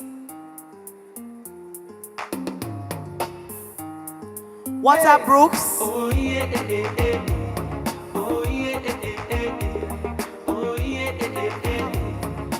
yeah, no one like, oh yeah, one like, oh yeah, no one like, oh yeah, no one.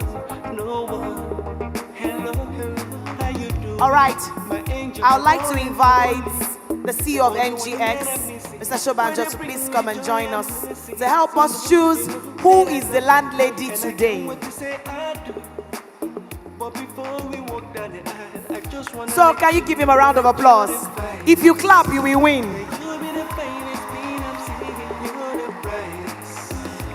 All right, DJ Muna, yes, you just help me reduce it. Thank you. DJ Muna, help us with the volume, please. Let's shuffle very well. No, you really want to shuffle it yourself. If you want to pray, oh yeah, start praying now. All right, you can pick one, sir. Yes, anyone? And we have the winner now. Hopefully the person is still around. All right. Okay. And the winner is Queen Chineye Ike Bacon.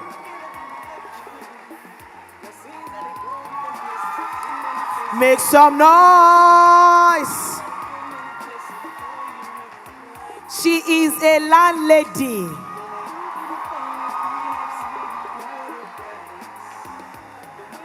She didn't believe it. Oh. She's crying. Kathy Waterbrooks Realty Limited, congratulations. 1 plot of land. Just like that. She's a landlady. Just like that. Congratulations. All right, Waterbrooks, you say something and then she'll say something. On behalf of Waterbrooks Realty Limited, we are presenting this plot of land to Mrs. Queen Chineye. Congratulations. I can't believe this. Like, I have never won anything in my life before. Like, I cannot believe it. Thank you so much, Jennifer. Thank you so much. Thank you so much, FinTribe. Thank you. Congratulations to you. Have you taken a good? Only you now. Take your picture. Just you alone, and then with her. Yes, only you. Yes. You're the brightest. The way you the shine, you the bling like you're the highest. When it comes to waiting, you're the lead. Please go to the booth to get your documents. It's not audio. We know they do cha. We they show walking. No one be like you. So they cannot replace you because you are a blessing. No one be like you. See, what you celebrate, you attract. If you want to be the next, make some noise. All right. Financial Jennifer, let's present the awards now quickly. All right, over to you. So we have 3 categories of awards. Let me explain what each stand, why the awards come here. It could be you, it could be your sister, or it could be your mom.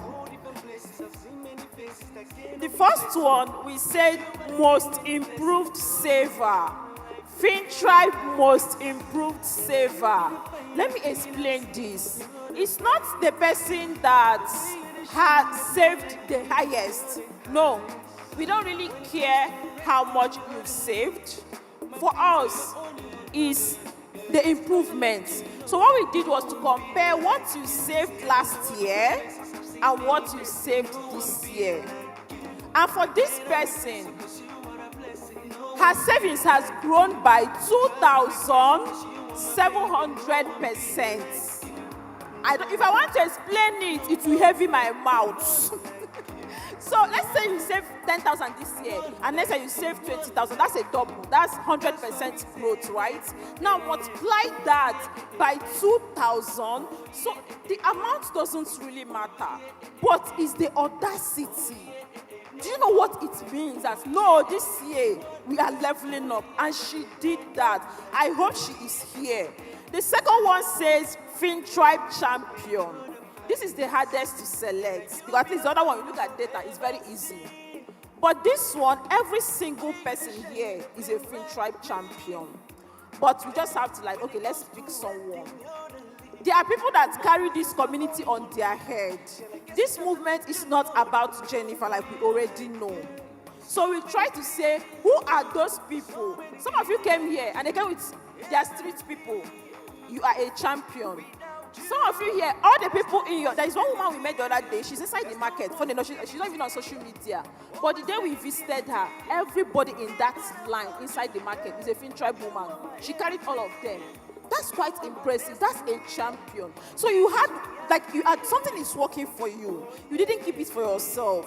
You are inviting other women. You are promoting what we are doing here. You are promoting financial inclusion and education for African women in your own little way. We want to say thank you. We want to say we see you. For this particular person, in fact, if you go to our social media page, you'll be like, what's going on there? Every time, aside from that, I believe she's here because if you're a FinTribe champion, you should be at the finance fair. So that is for this person. And finally, we have the one that says most visible coordinator. We have state coordinators. We have FinTribe women in all the states in Nigeria. And we are a family. We are a community. And to be able to do that, we need to know ourselves. We have coordinators in some states. But some coordinators, hey, God, the way they've been able to manage this, so dedicated to this, they are visible. We know them. They come out. They carry us along. We want to recognize that particular coordinator. So please, I'm going to call up a few persons to come and help me hand over these prizes. We have our advisory board here with us. Please, when I call them, a round of applause. Some of the amazing things that come from this community is not coming from Jennifer. It's their counsel, it's their advice. I'm going to call Madam Irene. Please, if you are here, kindly do us the honor. Come up to the stage to present this award. Mr. Ayodeji Ebo, please, could you do us the honor? Come up to the stage. Thank you so much. You are going to be presenting the award for us. Thank you. Okay, so which one do we have? Like I said, I don't know if these people are here, but if they are not here, no problem. We will reach out to them. Where is the envelope? It comes with an envelope. FinTribe Most Improved Saver for 2025 is Lina ETV. Lina ETV. I don't know if she's here. If she's here, amazing. Please, Lina ETV, ITIVE. If you are here, congratulations. We have something for you. If she's not here, if she's watching from online, we have something for you. We'll get this across to you. Congratulations.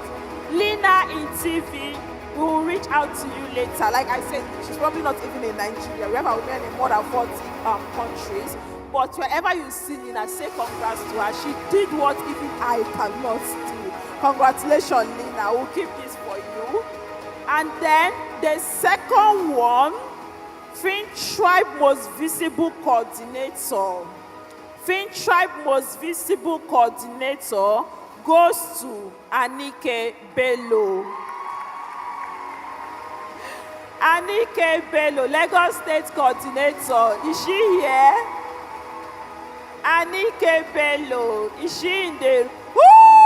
Our leader! DJ, please give it up for Anike Bello, our most visible coordinator.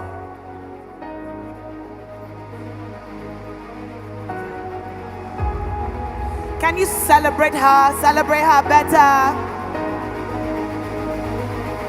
She's walking like the queen that she is. Very well done.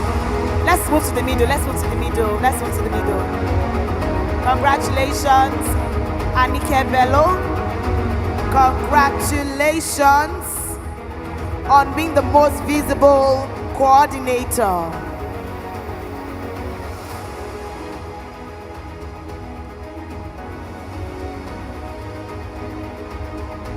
Congratulations. You like to say something? FinTribe. Lagos FinTribe member. FinTribe. Financial women. This is to us. Thank you very much, FinTribe, Financial Jennifer, and all the Lagos FinTribe women. I love you, mamas. Won't you say we love you too? And the last category for today, before we get into our finance panel, FinTribe Champion. If you know her, you will know that. Just give it to her. Just give it to her. And we have Joseph Ifeji Abolanle, a.k.a. Boss Pro. Is she here? Woo! Madam Boss Pro. She is here. And I'm not surprised. Any events we have, you will see Madam Boss Pro there.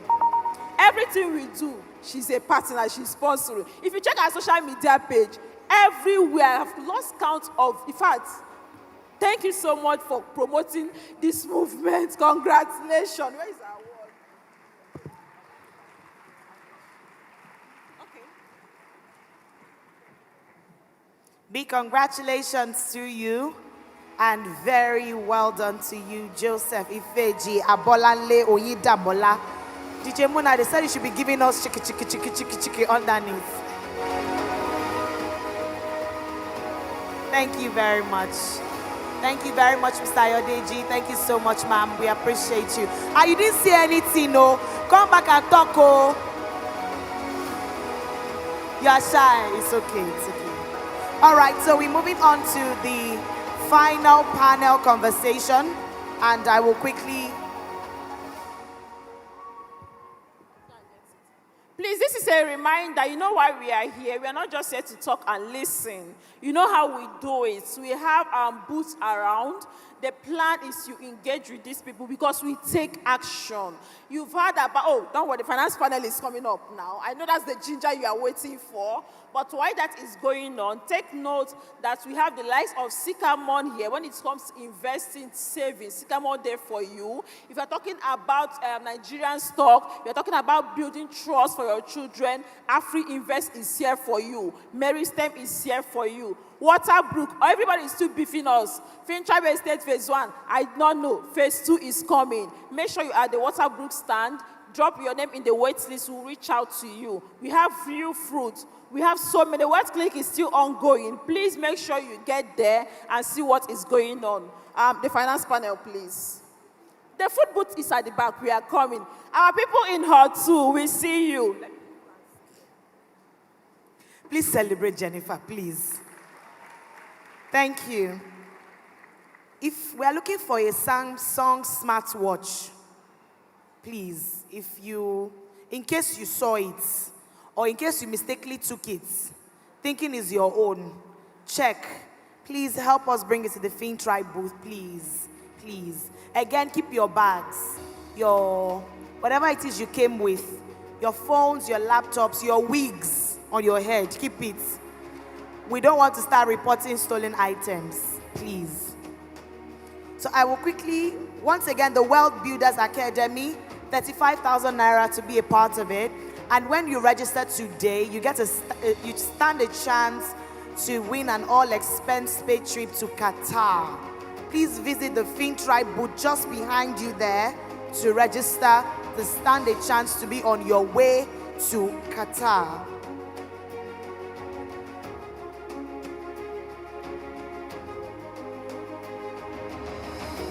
So this is the wealth and the finance panel, so to say. Thank you, DJ Muna. Thank you. And it's a conversational style. It's not the regular panel session where somebody's asking another person a question.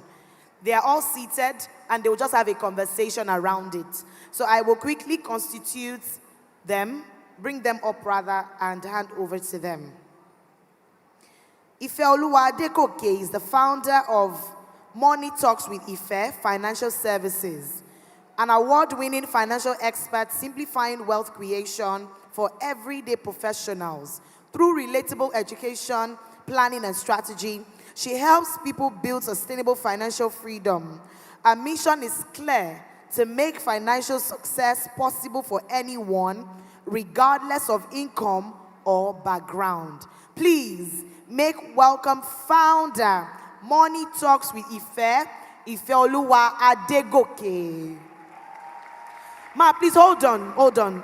If you don't climb the stage until they give you some, make some noise.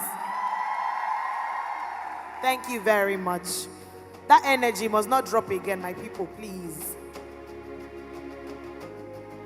Our next conversationalist has over 25 years of experience in finance, and her current role as Treasury Manager at Total Energies.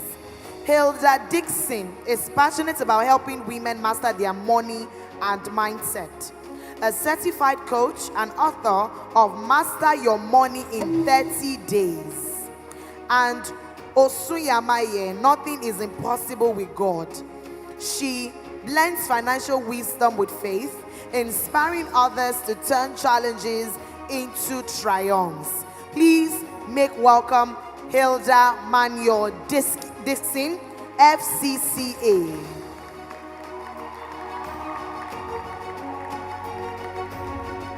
You're welcome, ma'am. You're welcome. Please be seated. And the final conversationalist is the founder of Your Personal Finance Girl. Oluchukwu Chiadika is helping thousands take control of their money and build wealth with confidence. A dynamic speaker and fintech marketing professional, she blends financial education with storytelling to make money talk simple and impactful. She leads Africa's top 50 under 30. She's changing the face of financial literacy across Africa. Please give a FinTribe worthy welcome to Oluchukwu Chiadika, Your Personal Finance Girl. You're welcome, all three of you. So it's a conversation. You're asking yourselves and tackling yourselves and having a conversation. So enjoy.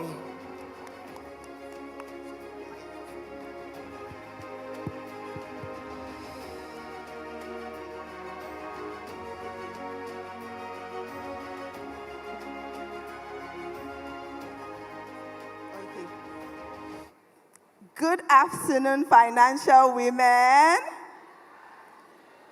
It's such a pleasure to be here, and I've immensely had a great time from so many things that have been spoken by different speakers.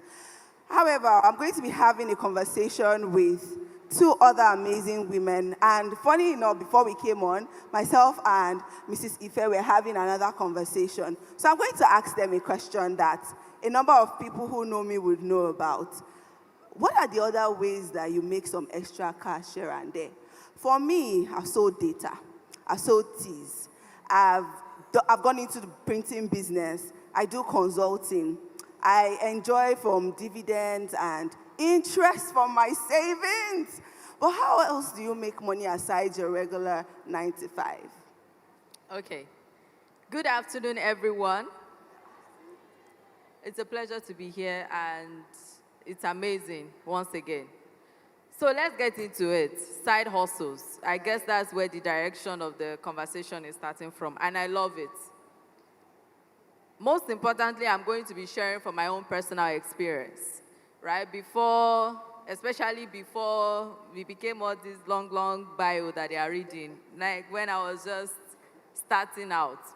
So one thing with side hustle is that most times we think it has to be some grandeur advice or grandeur idea that just drops into your mind. But if you are listening carefully to every speaker or some speaker that has spoken and touched a bit on something they have done that has become something amazing, you realize that it starts by providing solutions to the questions that people are asking around you.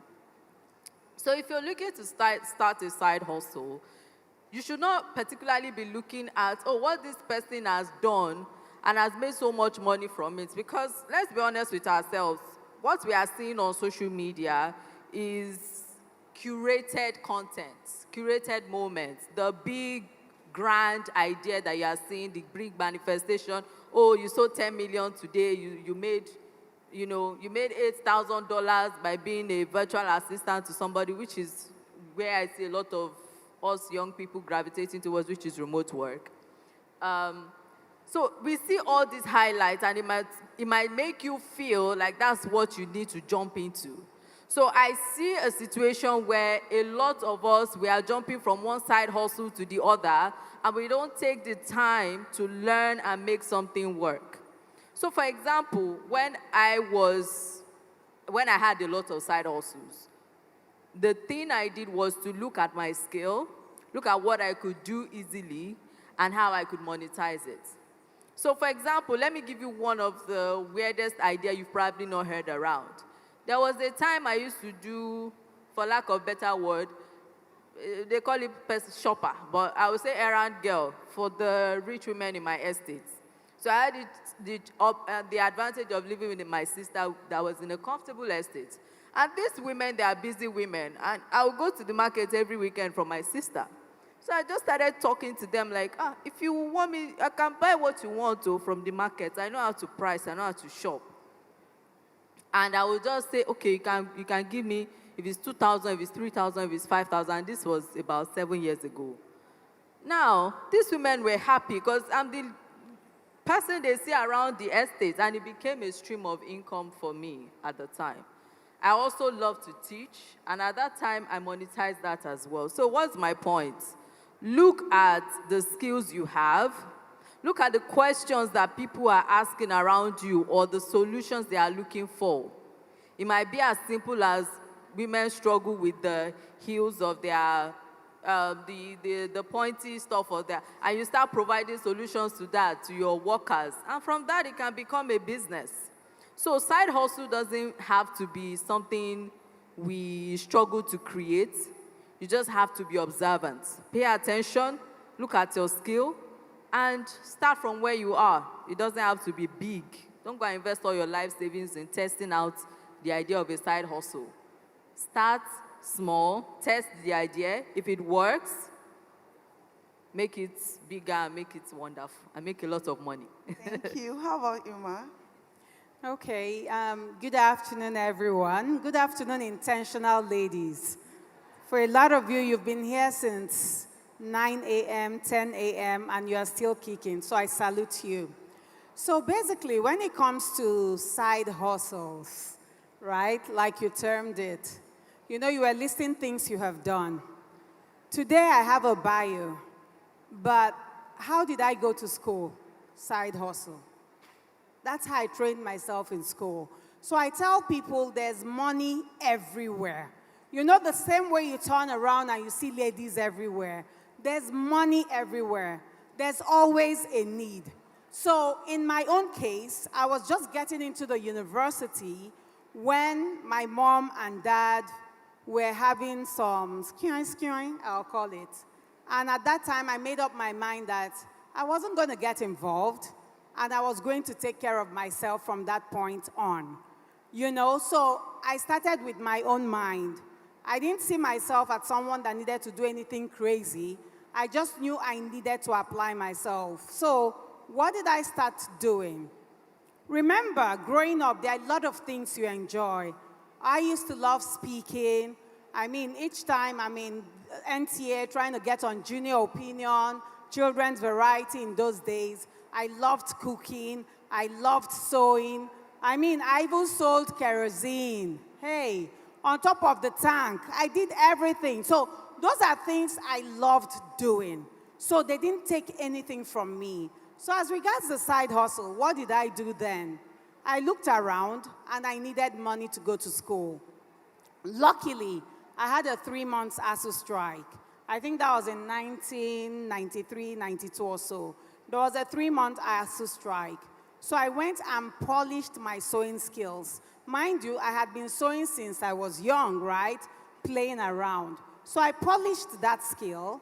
And what did I do? I started trying to make things for people in my circle. I made for myself first.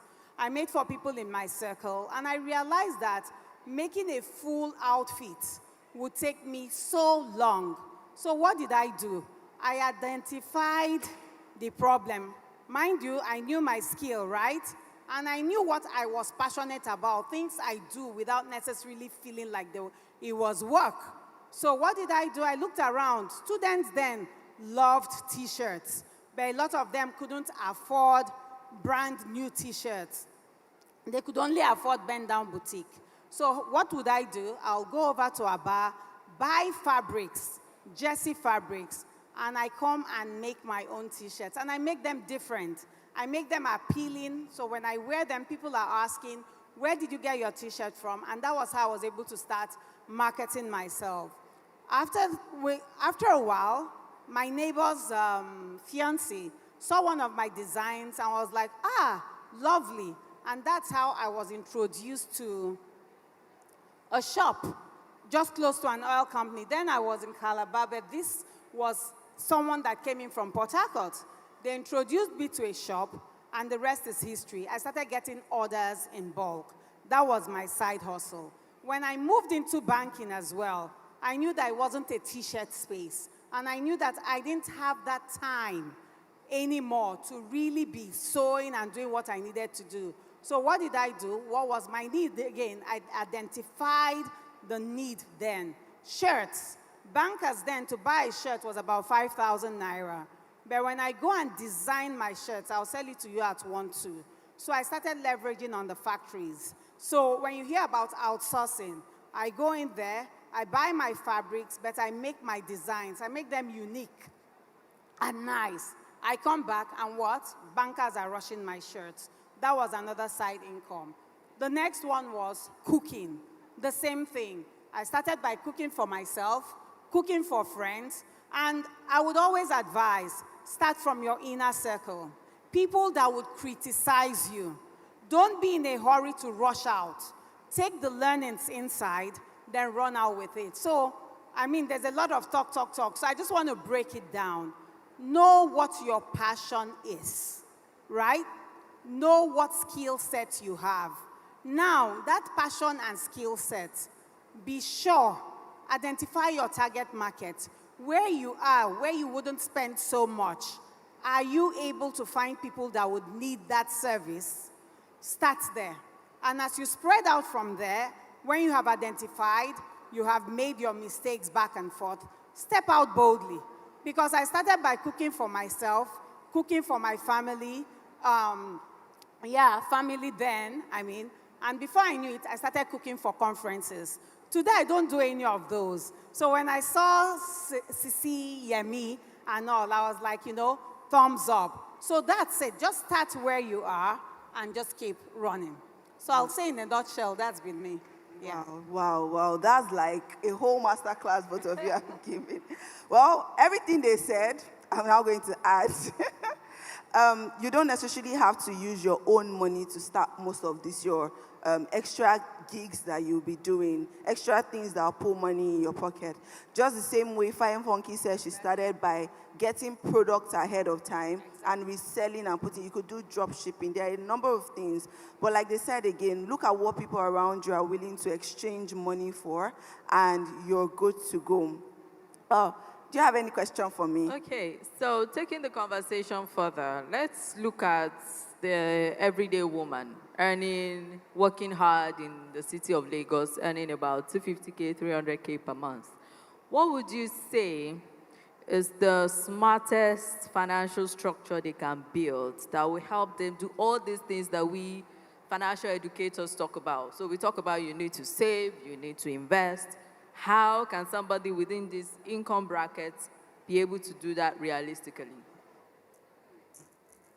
You will agree with me that, especially if you live in Lagos, that 200K, 300K is not a lot of money to spend in a month. And you would also agree with me that even that 200K, 300K, not a lot of people earn that amount of money. So there are a number of, there's a statistic that says like less than how many percent earn 200K and above in Nigeria. Where do you want to start from? I love to start from me understanding who I am. I'm Oluchukwu, what do I like to do? What are my basic needs? Do I eat? Do I go out? Do I like to take care of my family and friends? You need to understand what your basic expenses are. So if you go online, you would hear a lot of us financial experts talking about how you need to make a budget, you need to do it the 50, 30, 20 rule. That's all good. But to each and every one of us in this room, how many of us actually are able to stick to the 50, 30, 20 rule? Not a lot of us. Because our financial realities are going to be different. And that's why I say, when it comes to trying to make sense of your money, you need to understand you. I can remember a point in time when my entire income to feed, I needed to spend 70% of my income on food alone. So what did that leave me to do? There's the ones, I want to go out, I want to eat shawarma, I want to hang out with friends, I want to do cinema, or I want to also build the life I want for myself of saving and investing. So you need to understand where you stand or understand where you are at in your financial journey. Some of us might be at the point where we're understanding things. A number of us might be a little more comfortable. A number of us might be actually comfortable. So if you find out that you're at the point where you're still figuring things out, then you want to hold on to being able to tell your money exactly where you want it to go. Meaning that it is absolutely important for you to have a budget. It is non-negotiable. How much goes into your account, how much goes out. A simple thing that, in fact, Financial Jennifer will always say it, download your bank statement for a month. In fact, from October 1 till right now, download your bank statement to see how much has come in and how much has gone out. You'll be surprised that, I don't have money, but 1 million has entered your account and gone out, more than your income. When you're able to now tell, okay, these are the most important expenses to me, you're now able to tell yourself, okay, but I want to go and see a movie once a month, at least once a month. I want to do skincare. I want to take care of myself. I want to have the best things in life. Without your small money, I promise you, if you're able to tell your money exactly where you want it to go, the movies you want to see, the soft girl life you want to live, you'll be able to do it to your own capacity. Not like, let's say, people that earn in millions will be able to do. But for yourself, yes, you would. But most importantly, you would also need to put some money aside. I like to tell myself that I'm not working for my landlord. I'm not working for my family. I'm not working for the Uber guy. I'm not working for my friends. I am working for me. So what do I do anytime I get an income? I pay myself first. It is non-negotiable. Even if it is 1,000 naira, if it's 15 naira that I'm able to put aside, because I know a number of us will say, oh, the money is too small. If I put 5K, how many years will it take for it to get to 1 million?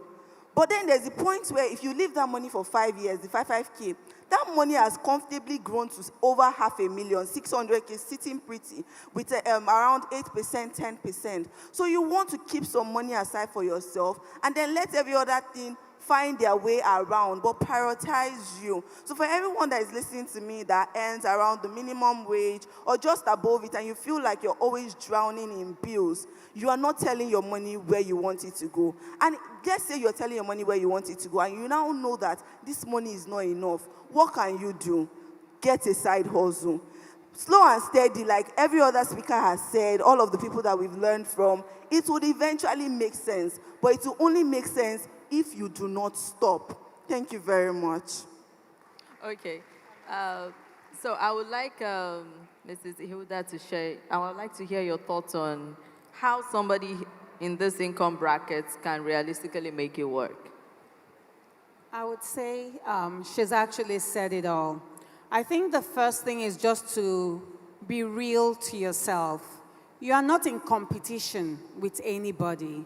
Some other person's vacation might be outside the country. Yours might need to be in the village for this season. So the key thing is make sure you have a clear path of where you are headed. I call it see your future. When you know where you are headed, you are able to direct your money. I tell people I'm not in competition with anybody. You know, when I found out that wearing well-tailored suits to work had become too expensive, I moved to Ankara. In fact, I was actually trying to start my own brand, if not that something happened. So once you're real with yourself, like she said, everything that is important to you should be in a bucket. At some point, all you need is a bare bone budget. When you know that, things are not meeting up, forget enjoyment is coming. Focus on the things you need. As you build up that, right, and you have other sources of income, intentionally start putting money aside. I always share the story about my husband. When he had to take a job, I tell people, and I'm very proud to say it, I learned how to save from my husband. I had always known how to make money, but I did not know how to save. I learned it. Then, if I just enter here, I can say, this speaker can be cleaner. I change it. I change things. But when I met my husband, right, I knew his salary bracket, he knew my own. But the quality of life he was living, because it's not like he was earning so much more than me, but his quality of life was 1,000% better than mine. So intentionality came in there. So when he took up a job that started paying him 1/5 of his salary, he was still able to sustain that lifestyle. So what am I saying? It's all about your habits. Make it a habit to budget. Yes, you have 300,000. You must not live in Lekki. You can actually start in a BQ in Aja and eventually work your way to the Lekki and the VI. You are not in competition with anybody. So once you have that budget, right, make sure you plan for your saving and investment. If you are a consumer, constantly consuming, there's no way you can make it. But with consistency and discipline, even if all you can save every month is 10,000 a month, if that 10,000 will compound for you, the next 10 that will meet it will keep compounding, and the rest would be history. So in that income bracket, I would say master your habits. That's the bedrock for building wealth. Thank you very much.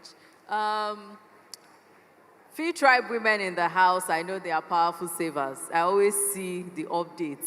Like we have done something billion. We've done this billion. So Trillion. I'm sure we are speaking to the right audience when we are talking about the importance of the power of savings. So it's very, very important. I would just like to recap on what you both have said on this topic. First thing you have to do is you have to be real with yourself. You don't have to live according to somebody else's expectation for your life. Look at yourself in the mirror and be true to yourself. What can you realistically afford as a lifestyle that will still help you or enable you to put something aside for your future? 2, pay yourself first. You are not working for your landlord. Every other bill, like I like to say, adding to what Oluchukwu said, every other bill you pay is money in somebody else's pocket. It's the one you pay yourself that is yours. It's the one you send to your investment account. It's the one you send to your savings account that is truly yours. And it's not just for you now. It's for you in the next 12 months, for you in the next 5 years, for you in the next 10 years. So it is very, very important. Thirdly, we've talked about your habits. Look at your habits. What are the habits you currently have that might be chipping away at your financial power? For some of us, it's even the smallest things. You like shawarma. Every small thing, you have ordered chow deck, bam, they've delivered it. Any small thing, you've done Glovo, bam, they've delivered it. And by the time you look at it, that has taken 50,000, 60,000 out of your 300K paycheck. That money could have gone to your savings, could have gone to your investments. So take out the time as you leave this conference today to introspect and look at your habits. Look at what you can cut away and look at the things you can do better for yourself. No, thank you. Clap now. Hey! They're tired. They're coming. They're warming up. Don't worry. We're almost done. We're almost done. Okay. So we talked about low income, 200, 300K. How about high net worth individuals? This question like this. So over the years, I've followed you, and I know that now your specialty is with high net worth individuals. These are people that earn good money. However, I know that I've worked with a number of people that are high net worth individuals, and they always come back with the same issue that would say the previous bracket will have. They are not able to manage because they feel like, oh, their salary is big enough. So because I'm earning over $1 million, I'm earning $2 million a month, I'm building wealth. But I don't think that is correct. I know that a lot of people do not know that that is not correct. So how exactly should the many of us among here, because I believe that all of us are billionaires, that are high net worth people, high income earners, how can we manage our money? How can we start thinking strategically to build wealth? What about investment? What should we be investing in? Or even better still, it's not enough to invest. Can we protect, preserve, multiply this high money? Because and the more the volume, the better it is, right? So I don't know if you want to share on that. Okay, thank you. This is my area of specialty. I love it. So first thing I want to do is differentiate between a high earner and a high net worth individual. So a high earner is somebody that earns well. But for you to become a high net worth individual, you must learn to multiply your income. So income is not wealth. Yep. Income is just income. You can earn $10,000 a month, $20,000 a month, and still be living paycheck to paycheck. And I'm not pulling this out of the air. This is the reality of some of the people I've spoken with in my line of work. So the high income itself, because that's what a lot of us chase, especially if you are not there yet. And even when you are there, you are more relaxed. And you start seeing that you could live on an average of $1,000 per month, you are now still living paycheck to paycheck on a $10,000 salary every month. So what is happening here? One thing that a lot of high-earning individuals don't pay attention to is lifestyle creep. There is that psychological thing that happens to you when your paycheck gets bigger. You just feel like you can afford everything. You feel like, I should be able to ball with my guys every Friday, waiting the sub. No be 500K we go spend. Before you know it, in a month, you've blown 2 million on just drinks and vibes. And that's money that can go towards your future. So the first thing that affects, like I've said, that affects high-earning individuals is lifestyle creep. And if you can curtail lifestyle inflation, if you can curtail lifestyle creep, you will still be able to live well, at the same time plan for your future. I'm a strong advocate of the message that you don't have to be miserable just because you are planning for your financial future. And, we are not the owner of our own lives. We just can plan. You should enjoy your life now and still plan for your future. It doesn't have to be one or the other. There just has to be a balance. So what do you need to do that you want to move from, I'm a high-earning individual listening to this, I'm still living paycheck to paycheck? First thing you need to do is to check your lifestyle. What are the excesses that are there? That money that feels like it's not enough. You're earning well, but it just feels like it's not enough. By the time you sit down and account for every naira, every pound, every dollar that enters your account, you will see that that money is more than enough. And I do this exercise for my clients most of the time, and they're like, so you are telling me that I can achieve all of this with this same salary? I'm like, yes. You just have to look at the numbers. So again, back to the basics of personal finance. What are the things that you cannot but spend on? Things that are a must, your monthly necessities. If it is data, if it is transportation, if it is food, family commitments, things that you cannot negotiate on. So those are your necessities that don't shift. They are constant every month. Separate that. What you have left, separate a portion. I always say 10% of your income can go towards lifestyle. So you want to enjoy your life, you want to do Igba, you want to do Awo. By the time you're a high income earner, trust me, that 10% is a lot. So 10% should be enough. Then what you have left, you can now plan for your investment. You can now plan for your life goals, because sometimes we forget to plan for life goals. You want to take a course, you want to do your master's, you want to travel out for the first time, or you want to take a trip with your family, you can plan for that. So your investment is a priority, and that is how you move from just earning money to managing it right and multiplying it. So let's talk a bit about the opportunities that are available when it comes to multiplying money. We've heard the CEO of NGX talk today about the capital market. It is no longer the market it was in 2008. Because the trauma of that year, I still hear it a lot in my conversations with people. Say, my parents bought shares, everything disappeared. I understand the trauma is still being carried forth. But it's more transparent now. From your phone, you can see what your stocks is doing. If it is up by 10% today. In fact, I don't advise it, but if you want to sell everything, remove your money and be looking at it, you can do it. So this technology has created room for more opportunities and more transparency. So why not embrace that? Again, you are fearful because you don't know. Where there's lack of knowledge, there will be fear. So if you don't know how the stock market works, learn. We have Wealth Academy here today that they are selling courses on how to invest. My people are also there that they have some amazing courses on how to start your investment journey. Invest and learn. That will ease your fear and you feel more capable and more knowledgeable with what you're doing. So you can look at stocks. You can look at something more low risk. If you don't want to be I don't know what to buy, I don't know which company to buy, then trust your money to asset managers. We have AfriInvest in the house, Meristem, Sycamore. Trust it to people that are licensed and regulated that can manage these funds and say, give us your money, we'll give you 18%. At the end of 12 months, we'll give you 20%, whatever percentage they are offering you. You can trust them to do that. And these are not just Ponzi schemes, do 40%, multiply. These are licensed and regulated people. Can we give a round of applause for them in the house? We have AfriInvest, we have Meristem. Go to their stand, all right, and learn.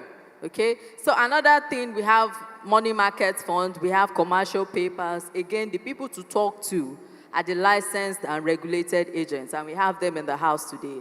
So one thing I want you to take before I move on, I know I've expanded on the topic a lot.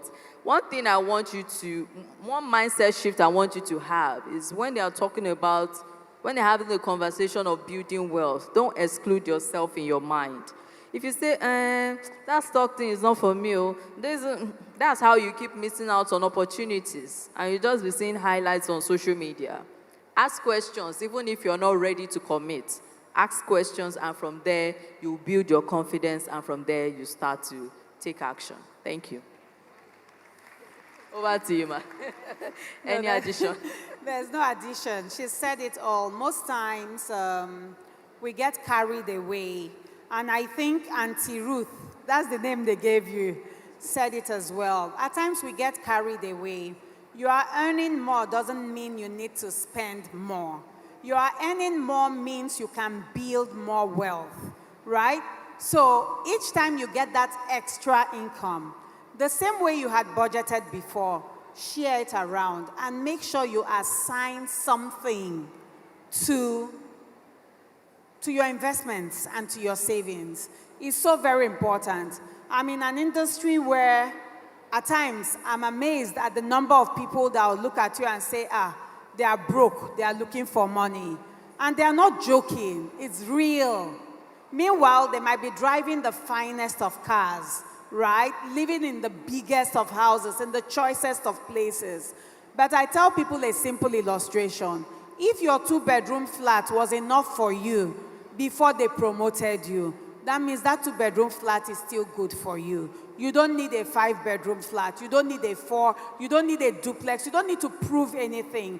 Improve your lifestyle, no problem, but make it an incremental move so that the money that is not being spent then can work for you. And years down the line, you'll thank yourself for that. Yeah. I push you clap, please, oh. Thank you. That was a lot. And I picked up something where you said, even you're surprised at how people earn so much and come back to say they are broke. I think last month, I was at a training with high net worth individuals, and as a company trainer, I was surprised, wow, we still have a lot of work to do, by the way. So I'm going to ask you a question.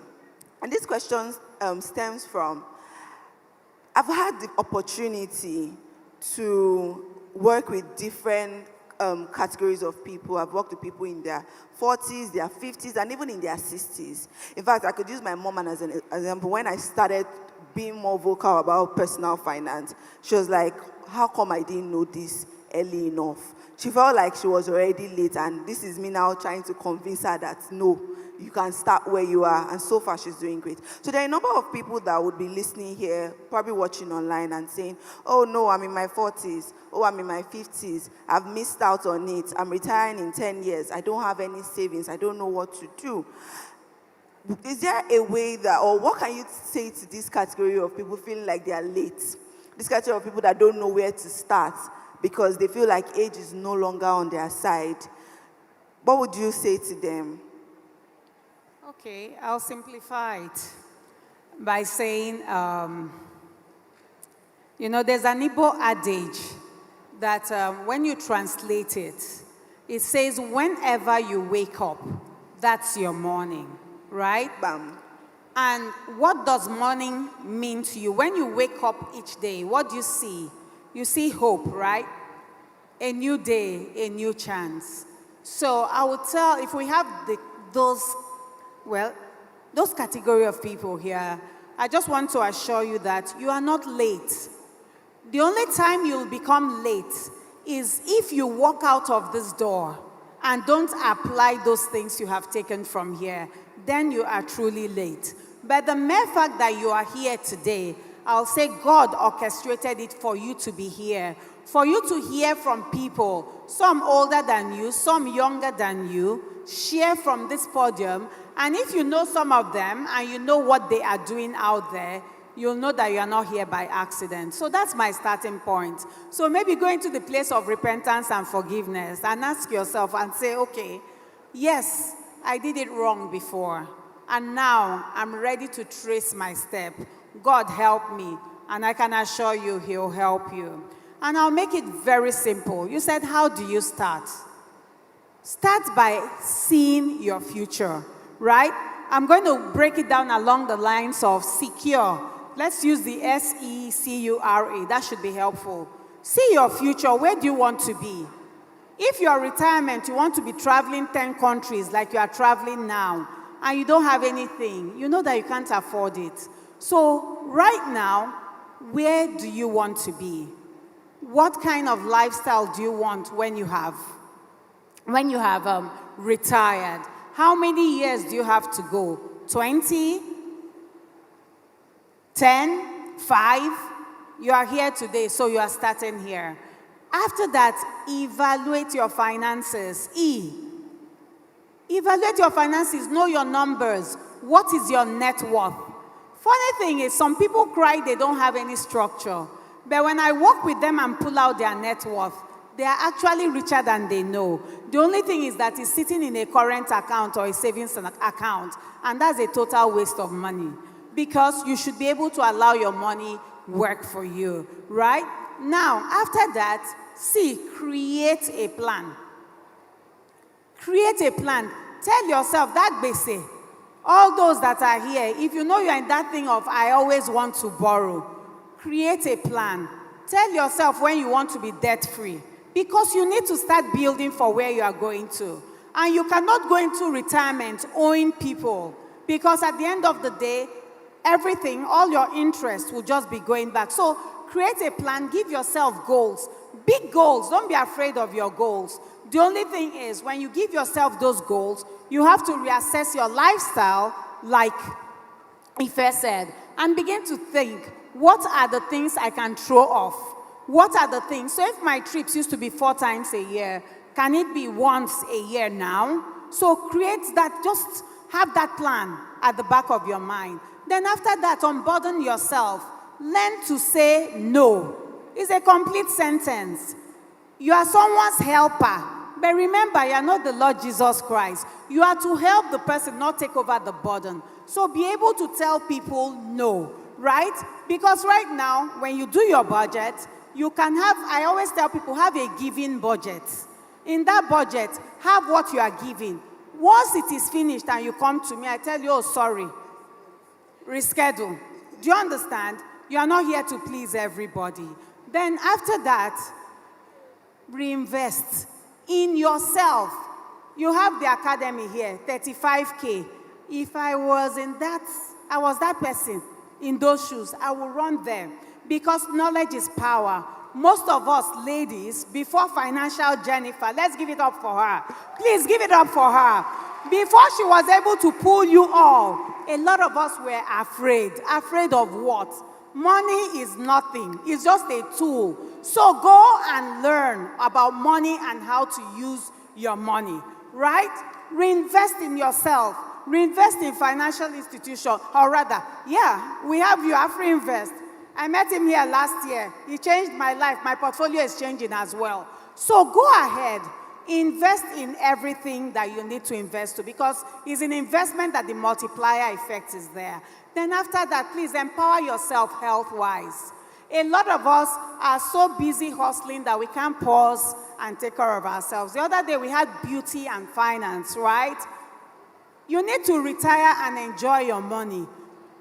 Not that you retire and your money is treating sicknesses, or you are spending it, or people are spending it on your behalf.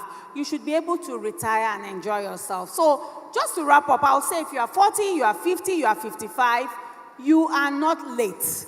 It's all about intentionality, consistency, discipline, and the sky is your limit. You've got this. Thank you, thank you, thank you. I was just nodding my head. Like, whenever you wake up, is your morning, so get to work. We want to leave the stage so that we can receive some more gifts. So we're going to be handing over to the moderator. Thank you so much. Thank you. Thank you. Okay. If that was beautiful, please make it louder for them. Celebrate them. FinTribe, celebrate them. All right, Jennifer, please join them on stage for a quick photo. So you can meet them at the Wealth Clinic. They're there. If you have more questions, the Wealth Clinic is to my far left, your right. Yes, please meet them for more questions. They'll be there to answer you. Thank you, Ifeoluwa. Thank you, Hilda. And thank you, Oluchuku. We appreciate all three of you for sharing. And of course, Hilda, we will secure. Right, we will. Thank you for sharing. We appreciate you. Again, the Wealth Builders Academy, 35,000 naira. I've screamed this thing today more often than not. Visit the FinTribe booth to be a part of it, right? You get to learn how to grow wealth through compounding, create your personal income statement, save and build wealth on a small income, invest in bonds, treasury bills, invest in foreign and local companies, and the price is only 35,000. The FinTribe booth is here, just at the back there. That's where you can register to join the academy. And then you stand a chance to participate in the raffle draw to win an all-expense-paid trip to Qatar. Register today. Again, I wanted to quickly thank all of our sponsors again. One more time, I will read out their names and I want you to give them a lusty, roaring, generous applause in unison because we are grateful that they partnered with us and we will never forget their support. Our headline sponsors, Sycamore, AfriInvest, Waterbrook, NGX, Print Finer Things, Heard in Africa, My Lagos app, Short Last, Emergency Response Africa, Grandeur Travels, Studio 24, GLG, Box Pro, Moped Foods, Fronesis Foods, 2K Shop, Real Fruits, Loom Chocolate, Admin, Orange Drugs, Mima Bakes, Mango Bake Shop, NBC, and I Cakes and Treats. Are you clapping already? Thank you to our partners and sponsors for making the FinTribe Finance Fair a huge success. So before we give out 1 million naira to 3 people and the all-expense-paid trip to Egypt, we still have to visit the booths. So we'll do that for 10 minutes, and then when we return, we will give out the money and the trip. So I want us to visit the booths led by our financial Jennifer. She will just visit the booths and tell us what they do, and then we can patronize them. When we return, we will hand over the prizes that we still have left today. But let me take a quick census. Has today been worth your Saturday? I can only hear the energy from here. Over here, I think they are sleeping. They need to wake up, wake up. Has today been well worth your Saturday? Okay, vibe check. I think I like this part of the room. They are very energetic. Over here, if you are sleeping, tap your neighbor and say, wake up. Has today been well worth your Saturday? Wonderful. And I'm sure that you have leveled up in all that you need. Listen carefully, much more than the points. I want us to listen and actively act out everything that we have shared here today. Don't just write, okay?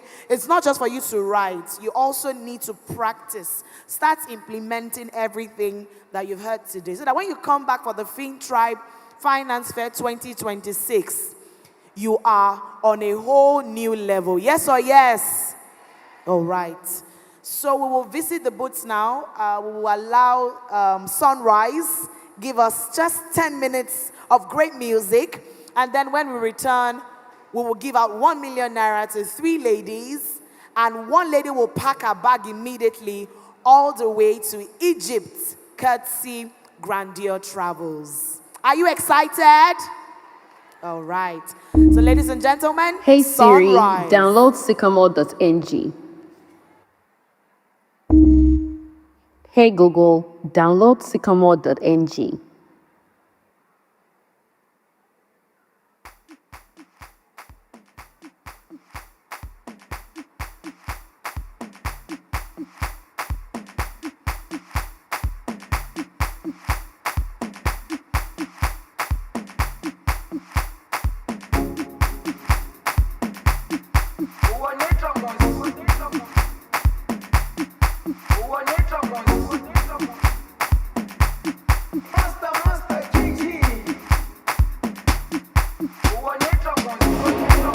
Jerusalem, Ikayalami, Gilondoloze,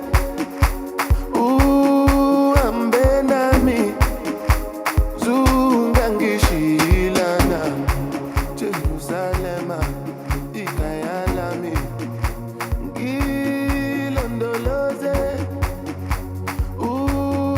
Ambenami, Zungangishilana, Oluwabona, I'm not perfect, I came from ruthless times, as a juvenile.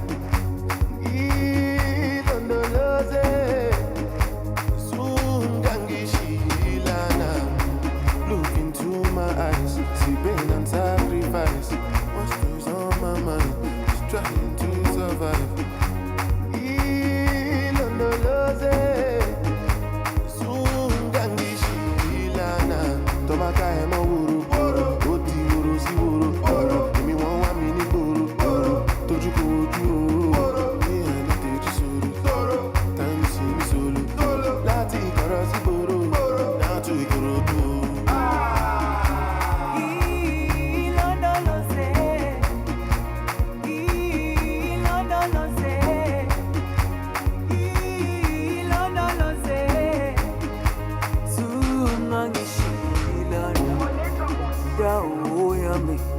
Aikolana, buso wami, aukolana, ilondoloze, zuhambena, dawo yami, aikolana, buso wami, aukolana. Now the music can be going but low key. So I think some of us do not know where our sponsors are. Let me start. People were just asking me now. Our next trip to Doha next year by Antioch. You know that if you indicate interest today, you are getting 100,000 off. It was a package. So if you are going to Qatar with us, Wonder Travel is this side by my right.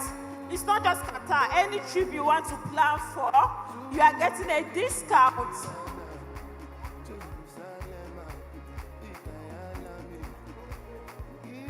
Okay, so over here is our day one sponsor. We have new fruit.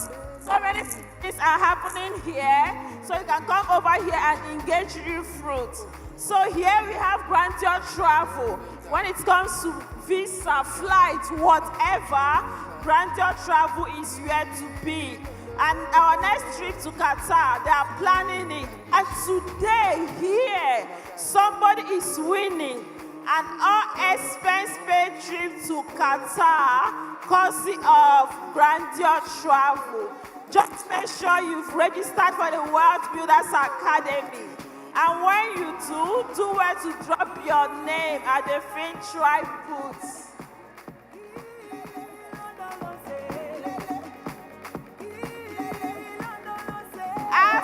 Invest your work partner.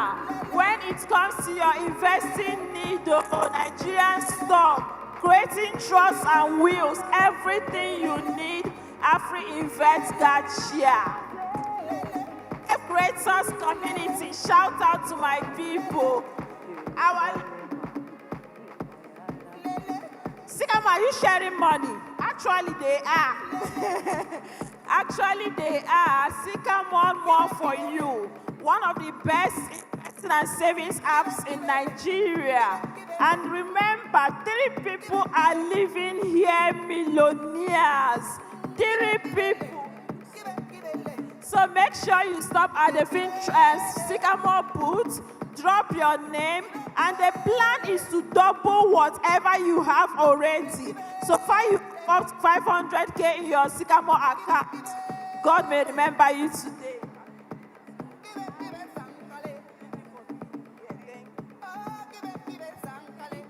You know the food booth is in the second hall. So you can get something to eat from hall 2.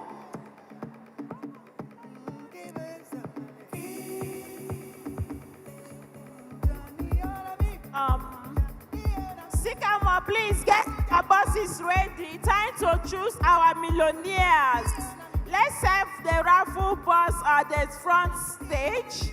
And remember, don't leave here without engaging these platforms. We've learned it's time to act.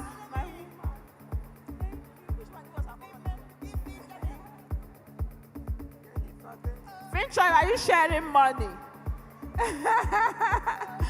Make sure you join the Wealth Builders Academy. Okay, they may not tell you, but today is the last day you would join the academy for 35,000. Let me just say it here. So make sure you join the academy. The FinTribe booth is here. Once you make payment, drop your name. In a few minutes, you are going to be choosing our winner for the Qatar trip.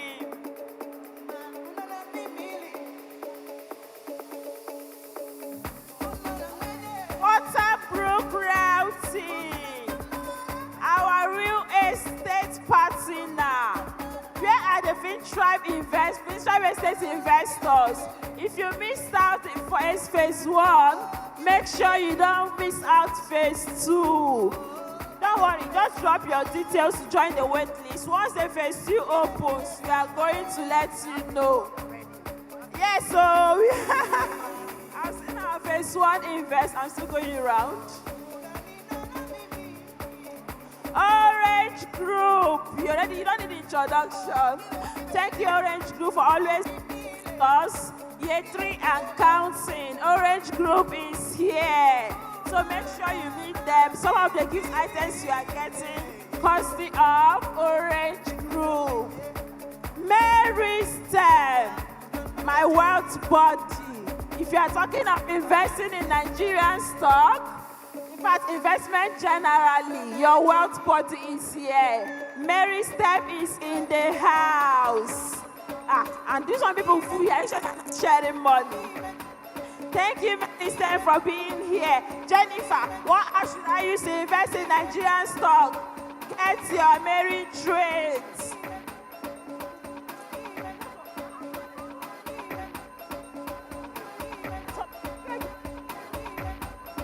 Okay, people are going to the booths. I for fear.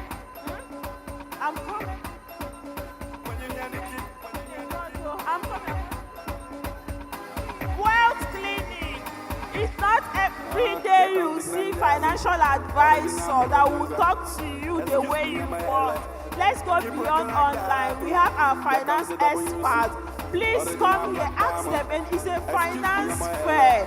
Your personal finance question, any challenges you have, they are here for you. Both free and paid services. Make good use of it. Our own regulator and I go take my time to decipher. No, we say we just make mouth. And if you see me, man, I can shout. They like the way we just spend cars. NGS in the building. NGS in the building. We are able to invest confidently in the Nigerian capital market because NGS regulation is not playing. Our partners in promoting financial inclusion. Thank you so much, NGS. Jennifer, what if my money disappears if I invest in stock? Not when NGS regulation is there. So any concerns you have, they are here for you. Thank you so much, NGS, for being here once more. And we have so many of our partners, Emergency Response Africa. We have different people at the different booths. Thank you so much for being here. Financial women, don't leave here today without engaging them.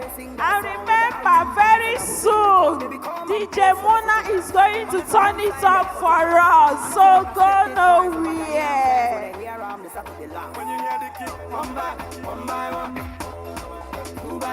Okay, time for a food draw. Who is winning the 1 million naira?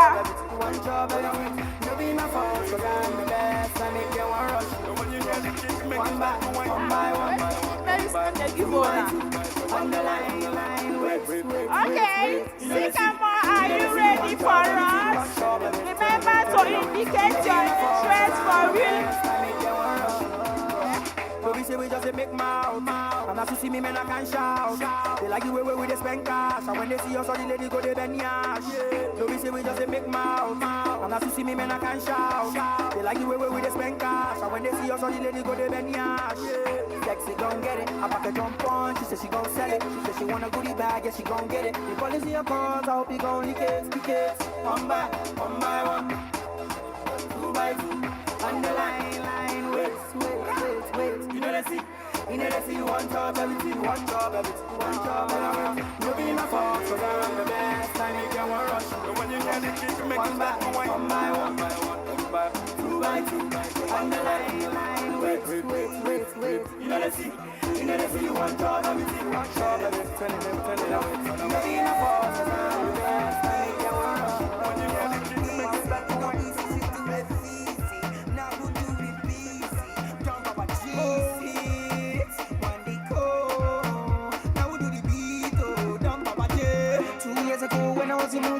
Some of them there, you Nisi, Mutilo, one more flash, one more classy, one more from Lenu, my love, come follow me, spend my money. Money, my love, come follow me, spend my. Make you follow me, bumper to bumper. When I stop, make you stop, when I stop. Make you follow me, bumper to bumper. But we know go stop to celebrate. Make you follow me, bumper to bumper. If you want to enjoy, follow my convo. Make you follow me, bumper to bumper. If back the leg, come we accelerate. Make you follow me, bumper to bumper. I can see what they do best. Nigeria Free Will is in the room. Thank you so much for being here today.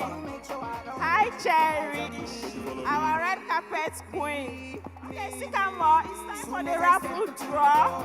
Who are going home with ₦1 million each? Passing off one of the best savings and investment apps in Nigeria.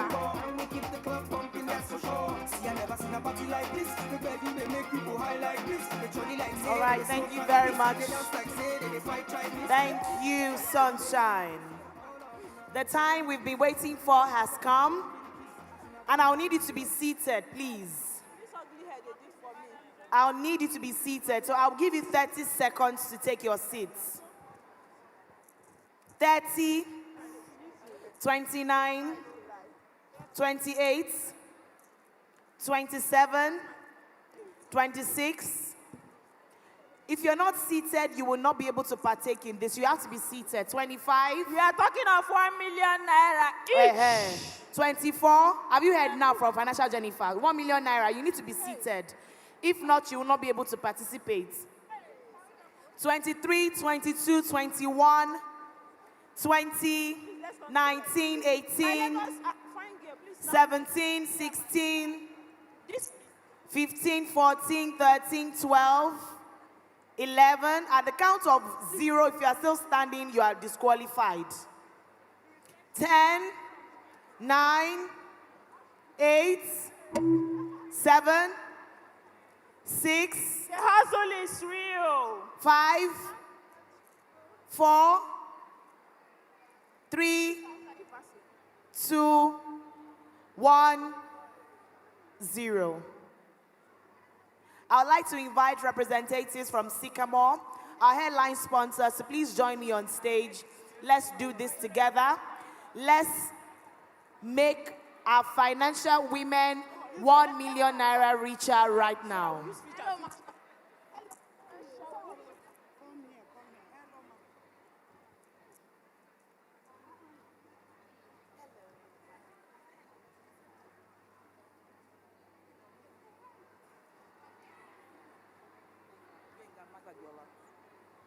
Hi, Gwenga. Please join us on stage.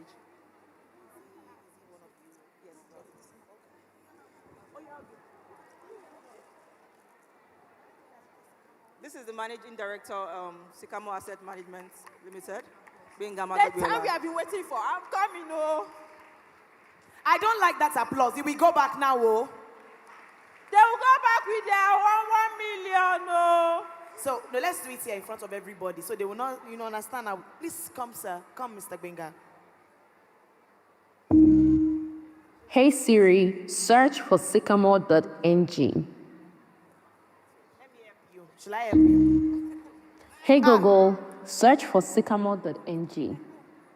Jugular. Oh yeah. Okay. Yes, you're picking one, sir. Go ahead.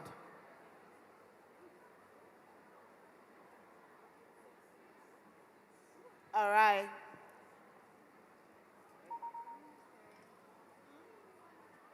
Good evening, ladies. We have a winner, and the winner is Okpala Favor Mesoma. Congratulations to Okpala Favor. Okay, she has gone home, Abby. Can you celebrate Okpala Favor Mesoma? She makes her way. The latest millionaire 1 million naira richer. We did not say 100K, oh, we say 1 million.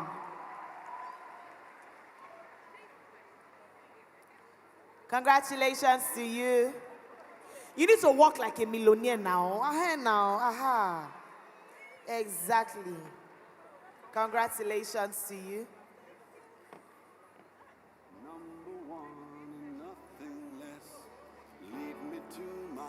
Destiny.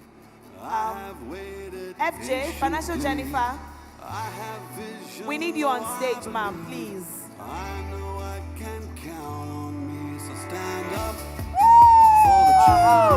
People will not dance. She will share some for us. Stand up for the champions, stand up for the champions, stand up. You are shaking, though. If it is your turn, no fast millionaire. All right, take a picture now with her so we can bring let me upload it. Here we go, it's getting close. Now it's just who wants it most. It's just life, that's how it is. Cause we have our strengths and weaknesses. Oh, I have vision, can't you see? I'm on the move, make way for me. So stand up for the champions, Congratulations. Stand up. Please, thank you. You can just use us as our booth for your prize. Thank you, Sunrise. Okay. Yes, but I want to call someone from the floor. Who?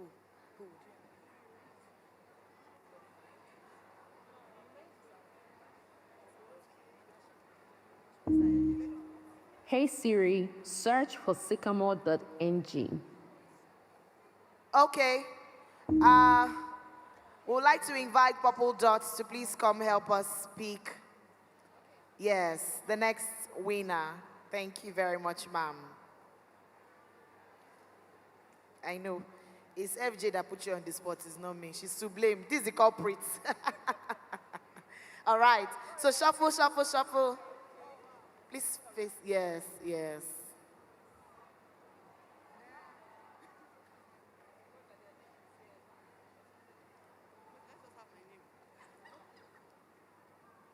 Good evening, everyone. So we have Adeboye Adedoyin.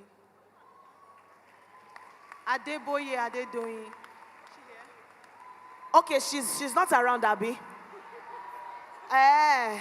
Will you make it faster? Run like the millionaire that you are.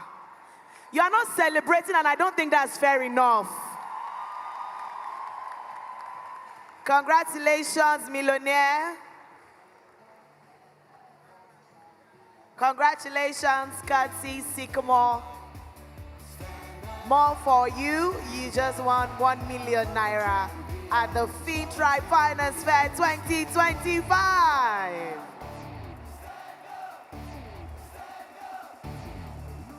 Okay, thank you very much, TBD.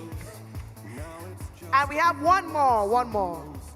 It's just life, that's how it is. Cause we have our strengths and weaknesses. Hello, Vivian. We need you on stage. Come and pick for us. Thank you.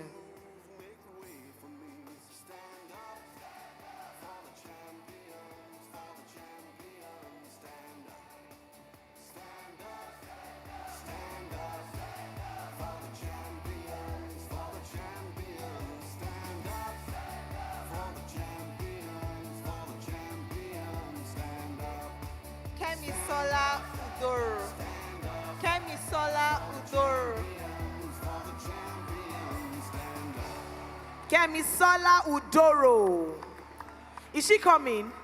See the way she's even walking, you know she's a millionaire. No, with ease and composure. You're not clapping and I don't like that. Congratulations. Congratulations. Congratulations to you, Kemisola. So we'll take a picture now.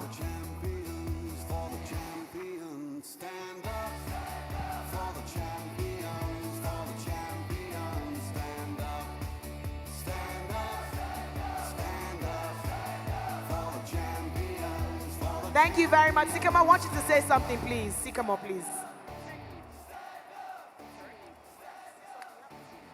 Okay, hi everyone. FinTribe, can I call you that? The energy in the room has been top-notch. I've really enjoyed myself thoroughly listening to all the speakers. My name is Mo. I'm the head of marketing for Sycamore. And when we were going to come on this journey with the FinTribe community, we thought about it. We said, you women are very particular about investing, about growing your money. And that's the core of what we do at Sycamore. And that's why we've said, okay, we're going to give 1 million naira each to 3 persons, just to aid them on their investment journey. So it doesn't just end with, okay, what you have. At least with this 1 million, it takes you a step further. So yeah, thank you all. Can we scream thank you, Sycamore? Thank you so very much for your support in making this finance fair a huge, huge win.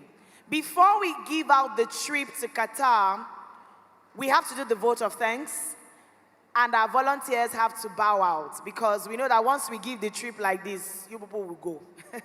So we have to do the vote of thanks, and then of course, our volunteers bowing out. And so I would like to invite the project manager. She's been the engine behind the success, not just for 1 year, not for 2 years, but for 3 solid years. Everything that you see here, sleepless nights, meetings upon meetings, coordinating the volunteers, she's been doing so excellently. Ladies and gentlemen, make welcome the one and the only Chichi Eriobu. Please celebrate her. Celebrate our PM, everybody. Well done, Chichi. You're always doing amazing.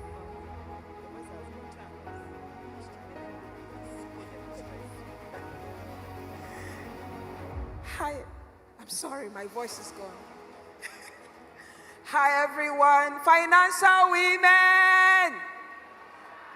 You people collected money and went to bed. Financial women. Thank you so much. Jennifer put me on the spot. I want to say thank you. Please don't go. I want to especially say thank you to all of our sponsors this year. Thank you so much, Sycamore team. Thank you for the so many meetings, for the strategy meetings, for the marketing and branding meetings. Thank you, AfriInvest. Thank you, Orange Drugs. Thank you, Mary Stem. Thank you, Waterbrooks. Thank you, Grandeur Travels. Thank you so much. Thank you, Real Fruits. Thank you, NBC. Thank you, Lost Jean. Thank you, every single person. I'm not missing you out. 2K Shops, Studio 24, Moped Foods, Print Final Things, Emergency Response Africa have been with us for 3 good years. Thank you all so much. And I want to especially thank and do this. Gloria, allow me to do this. I don't know if we did it. There is a raffle draw for all volunteers. Only volunteers. There's a raffle draw for all volunteers. They are my people, and I think I have the absolute honor to call. So gather yourselves together and put your names and your phone number. There is a weekend, an all-expense weekend paid trip for 2 volunteers as a Ziba Resorts. Thank you so much. Thank you for the work you did. One of the amazing things that we did this year was that we leveled up in all aspects. We had challenges, but we leveled up. In 2024, we did 24 coaster buses. In 2025, we did 47 coaster buses. Thank you. Thank you for turning up. And we had over 200 volunteers, bus coordinators, refreshment team, ushering department, technical, media. Thank you for staying over and sleeping over in this place to ensure that this place gets set up. Thank you. Thank you all so much. And I want to thank Jennifer for trusting me for 3 whole years. I am not the easiest person to work with because I make demands. And I want to thank everybody in the FinTribe team for allowing me to push them. Thank you. Thank you all so much. I hope that 2026 we can make more miracles happen. God bless you. Can we have all volunteers quickly? All volunteers, wherever it is that you may be, come and take a bow. Come and take a bow, come and take a bow. Every volunteer, you are a volunteer, whatever it is, whatever sector, come and take a bow.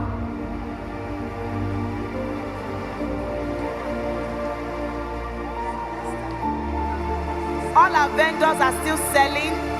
Phronesis Foods, still selling Okwa, Abacha. They are still selling, they are still selling. So please visit their booths, they are not done selling. Let me give you a moment.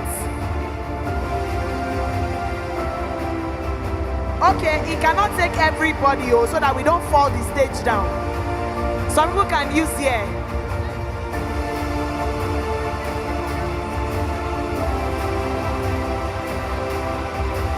All right, sunrise, please. Everyone without t-shirts, please. No, we are not segregating. But because of the picture, okay, like that. Bus coordinators that are also volunteers, come out, come out. Some of you can come down here so they can see your faces, though. They will not block your glory in Jesus' name. Come down here. Quickly, press and media, let's do this. Let's make this snappy. Let's take pictures. All winners of the 1 million naira courtesy Sycamore, visit the booths now. They are waiting for you at the booth now. All winners courtesy Sycamore, please go to the booth now. Can we do this, everybody? Everybody, can you smile? I know this is not everybody, but I mean, smile.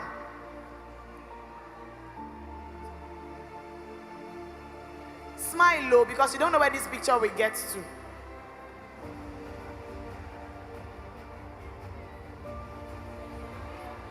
Now, hold on. You will take a bow. Hold on now. Where are you going to? You walked tirelessly. So hold your hands together, and at the count of 3, you take a bow, okay? In unison, everybody hold your hands together. At the count of 3, you take a bow, okay? 1, 2, 3, take a bow. Please celebrate them, everybody. Put your hands together for them.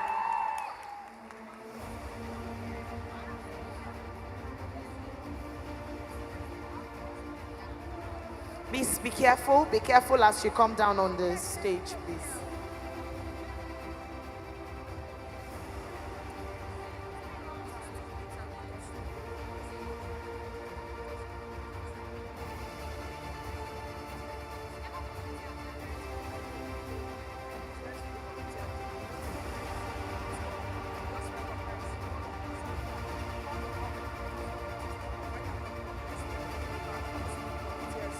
So before we give out, we are almost done, I promise you, and I'll be out of your faces very soon. We have 2 things to do. We want to introduce you to the FinTribe Creators Community. I need your representative now. 30 seconds, and your time starts now. You need to get here in 30 seconds. 1, 2, 3, 20, 21, 27. Quickly. Come and tell us about what your community is about. Quickly. So who is going to speak?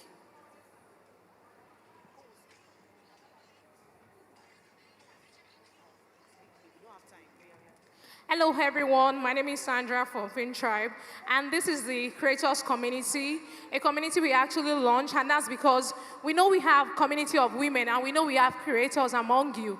And we opened this community as a stage for collaboration.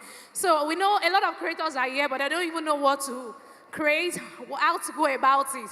So we want to be part of your journey from your nano stage to your micro stage. And that is why we open these creators. They are all creators. They are open for collaborations. They are FinTribe creators, so you'll be seeing them in our events. And of course, if you want to join us, you can go to our booth over there, register, and we'd love to have you on board. Thank you so much, guys. Please put your hands together for yourself. Congratulations and cheers to many more years of successes. I see a lot of content creators here. You guys are amazing. And we cannot wait for the amazing content that you're going to put out. Okay, come back. Oh, FJ wants to take a picture with you all. Can I have the volunteers lucky dip, please? The basket for the volunteers lucky dip. Please, let's make it snappy, please. The volunteers lucky dip bag. I'm waiting. So we can choose those that are having an all-expense paid trip to Ziba Beach Resort.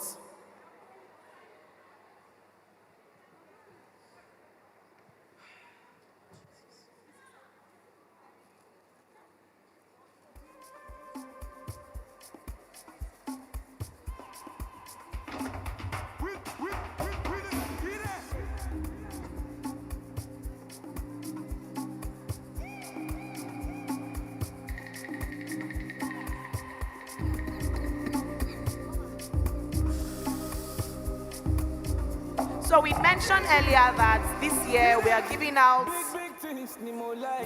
to volunteers an all-expense paid night at the Ziba Beach Resort. 2 people. So we want to pick now, and of course the project manager will do that. Okay, you pick one, and then project manager will pick one. All right. Chinaza Mary Okwara.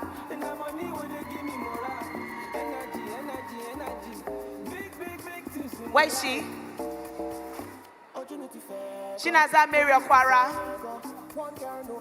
Oh, I heard you walked and you deserve it. Financial women, please put your hands together for her. I know you've been clapping since morning, but we're almost done, I promise you. Congratulations. All expense paid night at Ziba Beach Resort. Well done, very well done.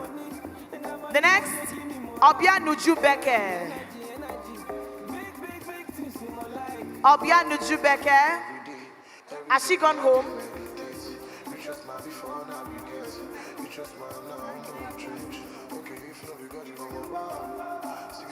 Is she around? Obia Nuju Beke. Maybe she's outside. Maybe she's working outside or in the green room. Maybe she's in the green room.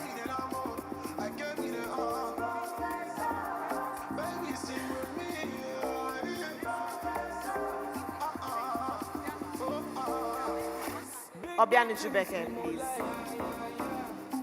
Thank you. Thank you. Yes, Van Beke. Yes. Thank you very much. Thank you. Thank you. All right. Sunrise. Are you ready now? We are ready to give out the all-expense paid trip to Qatar. And of course, it's Financial Jennifer to handle that part. But before I hand over to Jennifer, I have to say thank you everyone for coming, and we're delighted that you've chosen to join us today. And we know we're going to see you at the FinTribe Finance Fair in 2026, right? Yes. Have I been an amazing MC? No. Have I been an amazing MC? I can't wait to be back for the 4th edition. All right, Jennifer. Last gin is our cocktail ready. Don't worry. DJ Mona cooked for you. Just relax. So, Madam Grandia Travel, please, we need you here. She's the one taking us to Qatar and so many other countries. Please, we need you here for the raffle draw. FinTribe team, please send the baskets here for the raffle draw. How many of us got these TBB gems? One of our sponsors for the finance fair. Jennifer, where will I buy gold? TBB gems, gold dealers. They are here in the room. Feel free to talk to them. Their contact is here in the booklet. Thank you, TBB gems. Madam Grandia Travels. You are stressing that woman. How many people are traveling next year? Remember what we said? Any trip you commit, you don't have to pay for. Just commit to the trip and they stand there. You are getting a discount. FinTribe team, please, the boss for the last raffle draw of the day. DJ, please. The emperor, the conqueror, the champion, the lion is here. Zobu, zobu, winning by master. FinTribe team, the raffle draw baskets.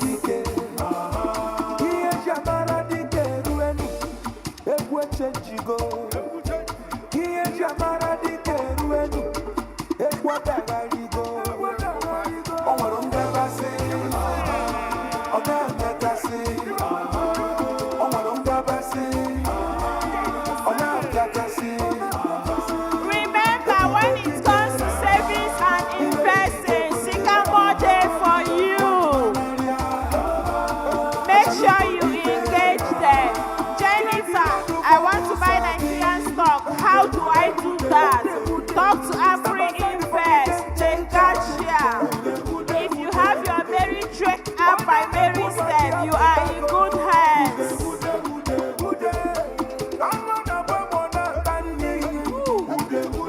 Okay. It's time for our Qatar trip, sponsored by Grandia Travels. Are we ready?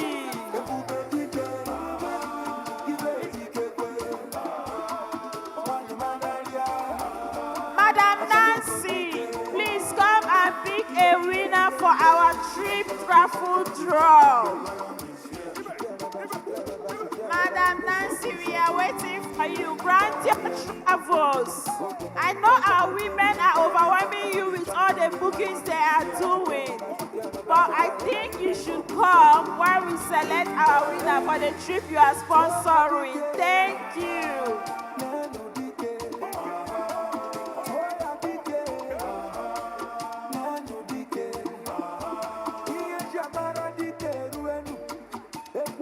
Okay. If you registered for the World Builders Academy today, please stay ready.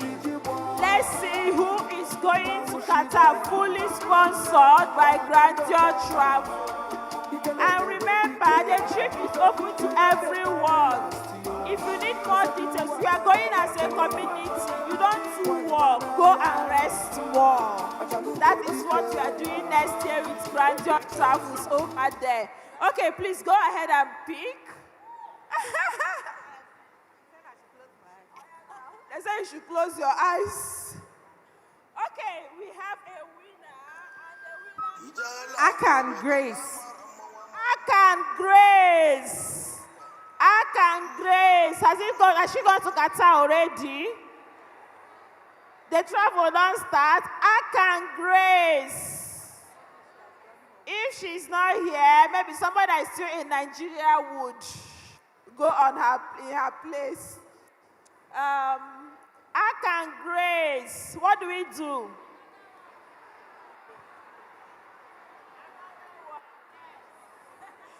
Okay, let's see who is this lucky person. You should be here so that they capture your this thing. One of you should be here because of your t-shirts.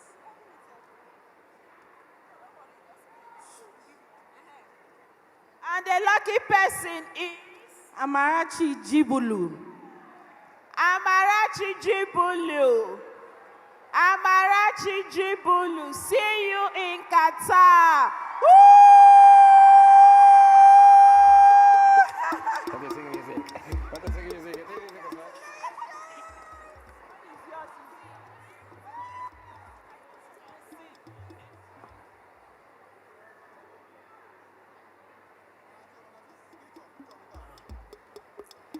entertainment, baby.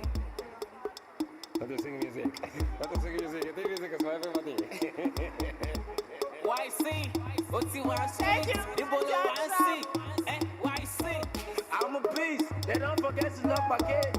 It's the remix, YC and Olamide. Niggas smelling DJ nice. Sunshine in the building. I'm a what's in my way, I'm a Yoruba. YC, that don't more alive. The way that I be calling. So this is a time to go and visit all the booths. Make sure you take action before you leave today. And thank you so much for being a part of the Finance Fair 2025. I can't wait to see you at the 2026 edition. Thank you so much, financial women. Working and I'm waiting on that big. Ain't telling mother travel big stage. And them boys steady waiting on that mixtape. And I'm doing nice, so my nigga never mistake. Yeah, I be that new school Jagaban. Show me another younger going hard to dance. I'm the type of boy to go and knock a gamma down and make your daughter want to run away with an akadama. This is real life, homie, this is real life. But I'm there, just put me on. You know what I feel like? At the logo, but this one be highlight. Pussy nigga, I be taking all of your nightlife. Niggas smelling nice, tapako rapani. Oma what's in my way, Oma Yoruba. Why see? That don't know how I see where that I be pulling on my woman coming. Jagaban, Jagaban, Jagaban,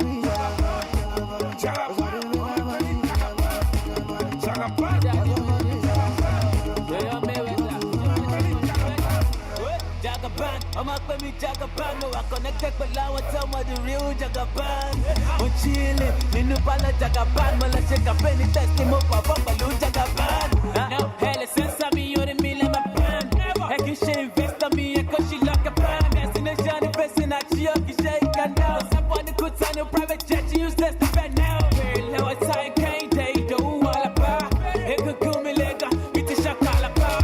And I did bore hard, beating Mutala wild. Well, let's just give me jere, cause what she my palawa. I'm all about the money, I spent that the money. If she baby love my water, cause it's that is a movie. I the man up, I know the fear the body. If you with it to my car, to my phone, rap my body. But for one leg of her, shit to tell the get the back. Looking at the baby, tell her the car about the bend the back.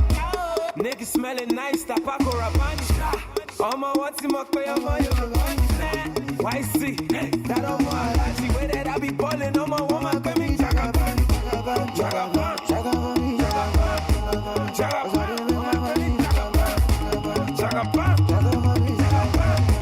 Jagaban, on that cloud now, you can't get in my zone, bitch. No be me that parts, I ain't bothered by your own shit. Make the street my home, so a nigga never homesick. By the hood to fair wallet there, I pass the microphone quick. Go to wallet there, couldn't let my kimi beat a shamu. I fought by Jenny, Buruji Kashamu. Slicing all these rappers, beats a book, it's a resuya. Lawyer, mad and money, to by Chevy, where the wig and suya. Jackie Foon alone, invoice. Wanna smell a new street boys. On my fuck for me, got me to screen iPhone. Niggas all about my shit, I drive for me life, bro. And for me, long gone, so I got me so clean. And I be balling all day with my own team. So you think you're making waves, and I'm a tsunami. So you licking dick and nights, Victoria Kimani. Bad up, I don't want to run.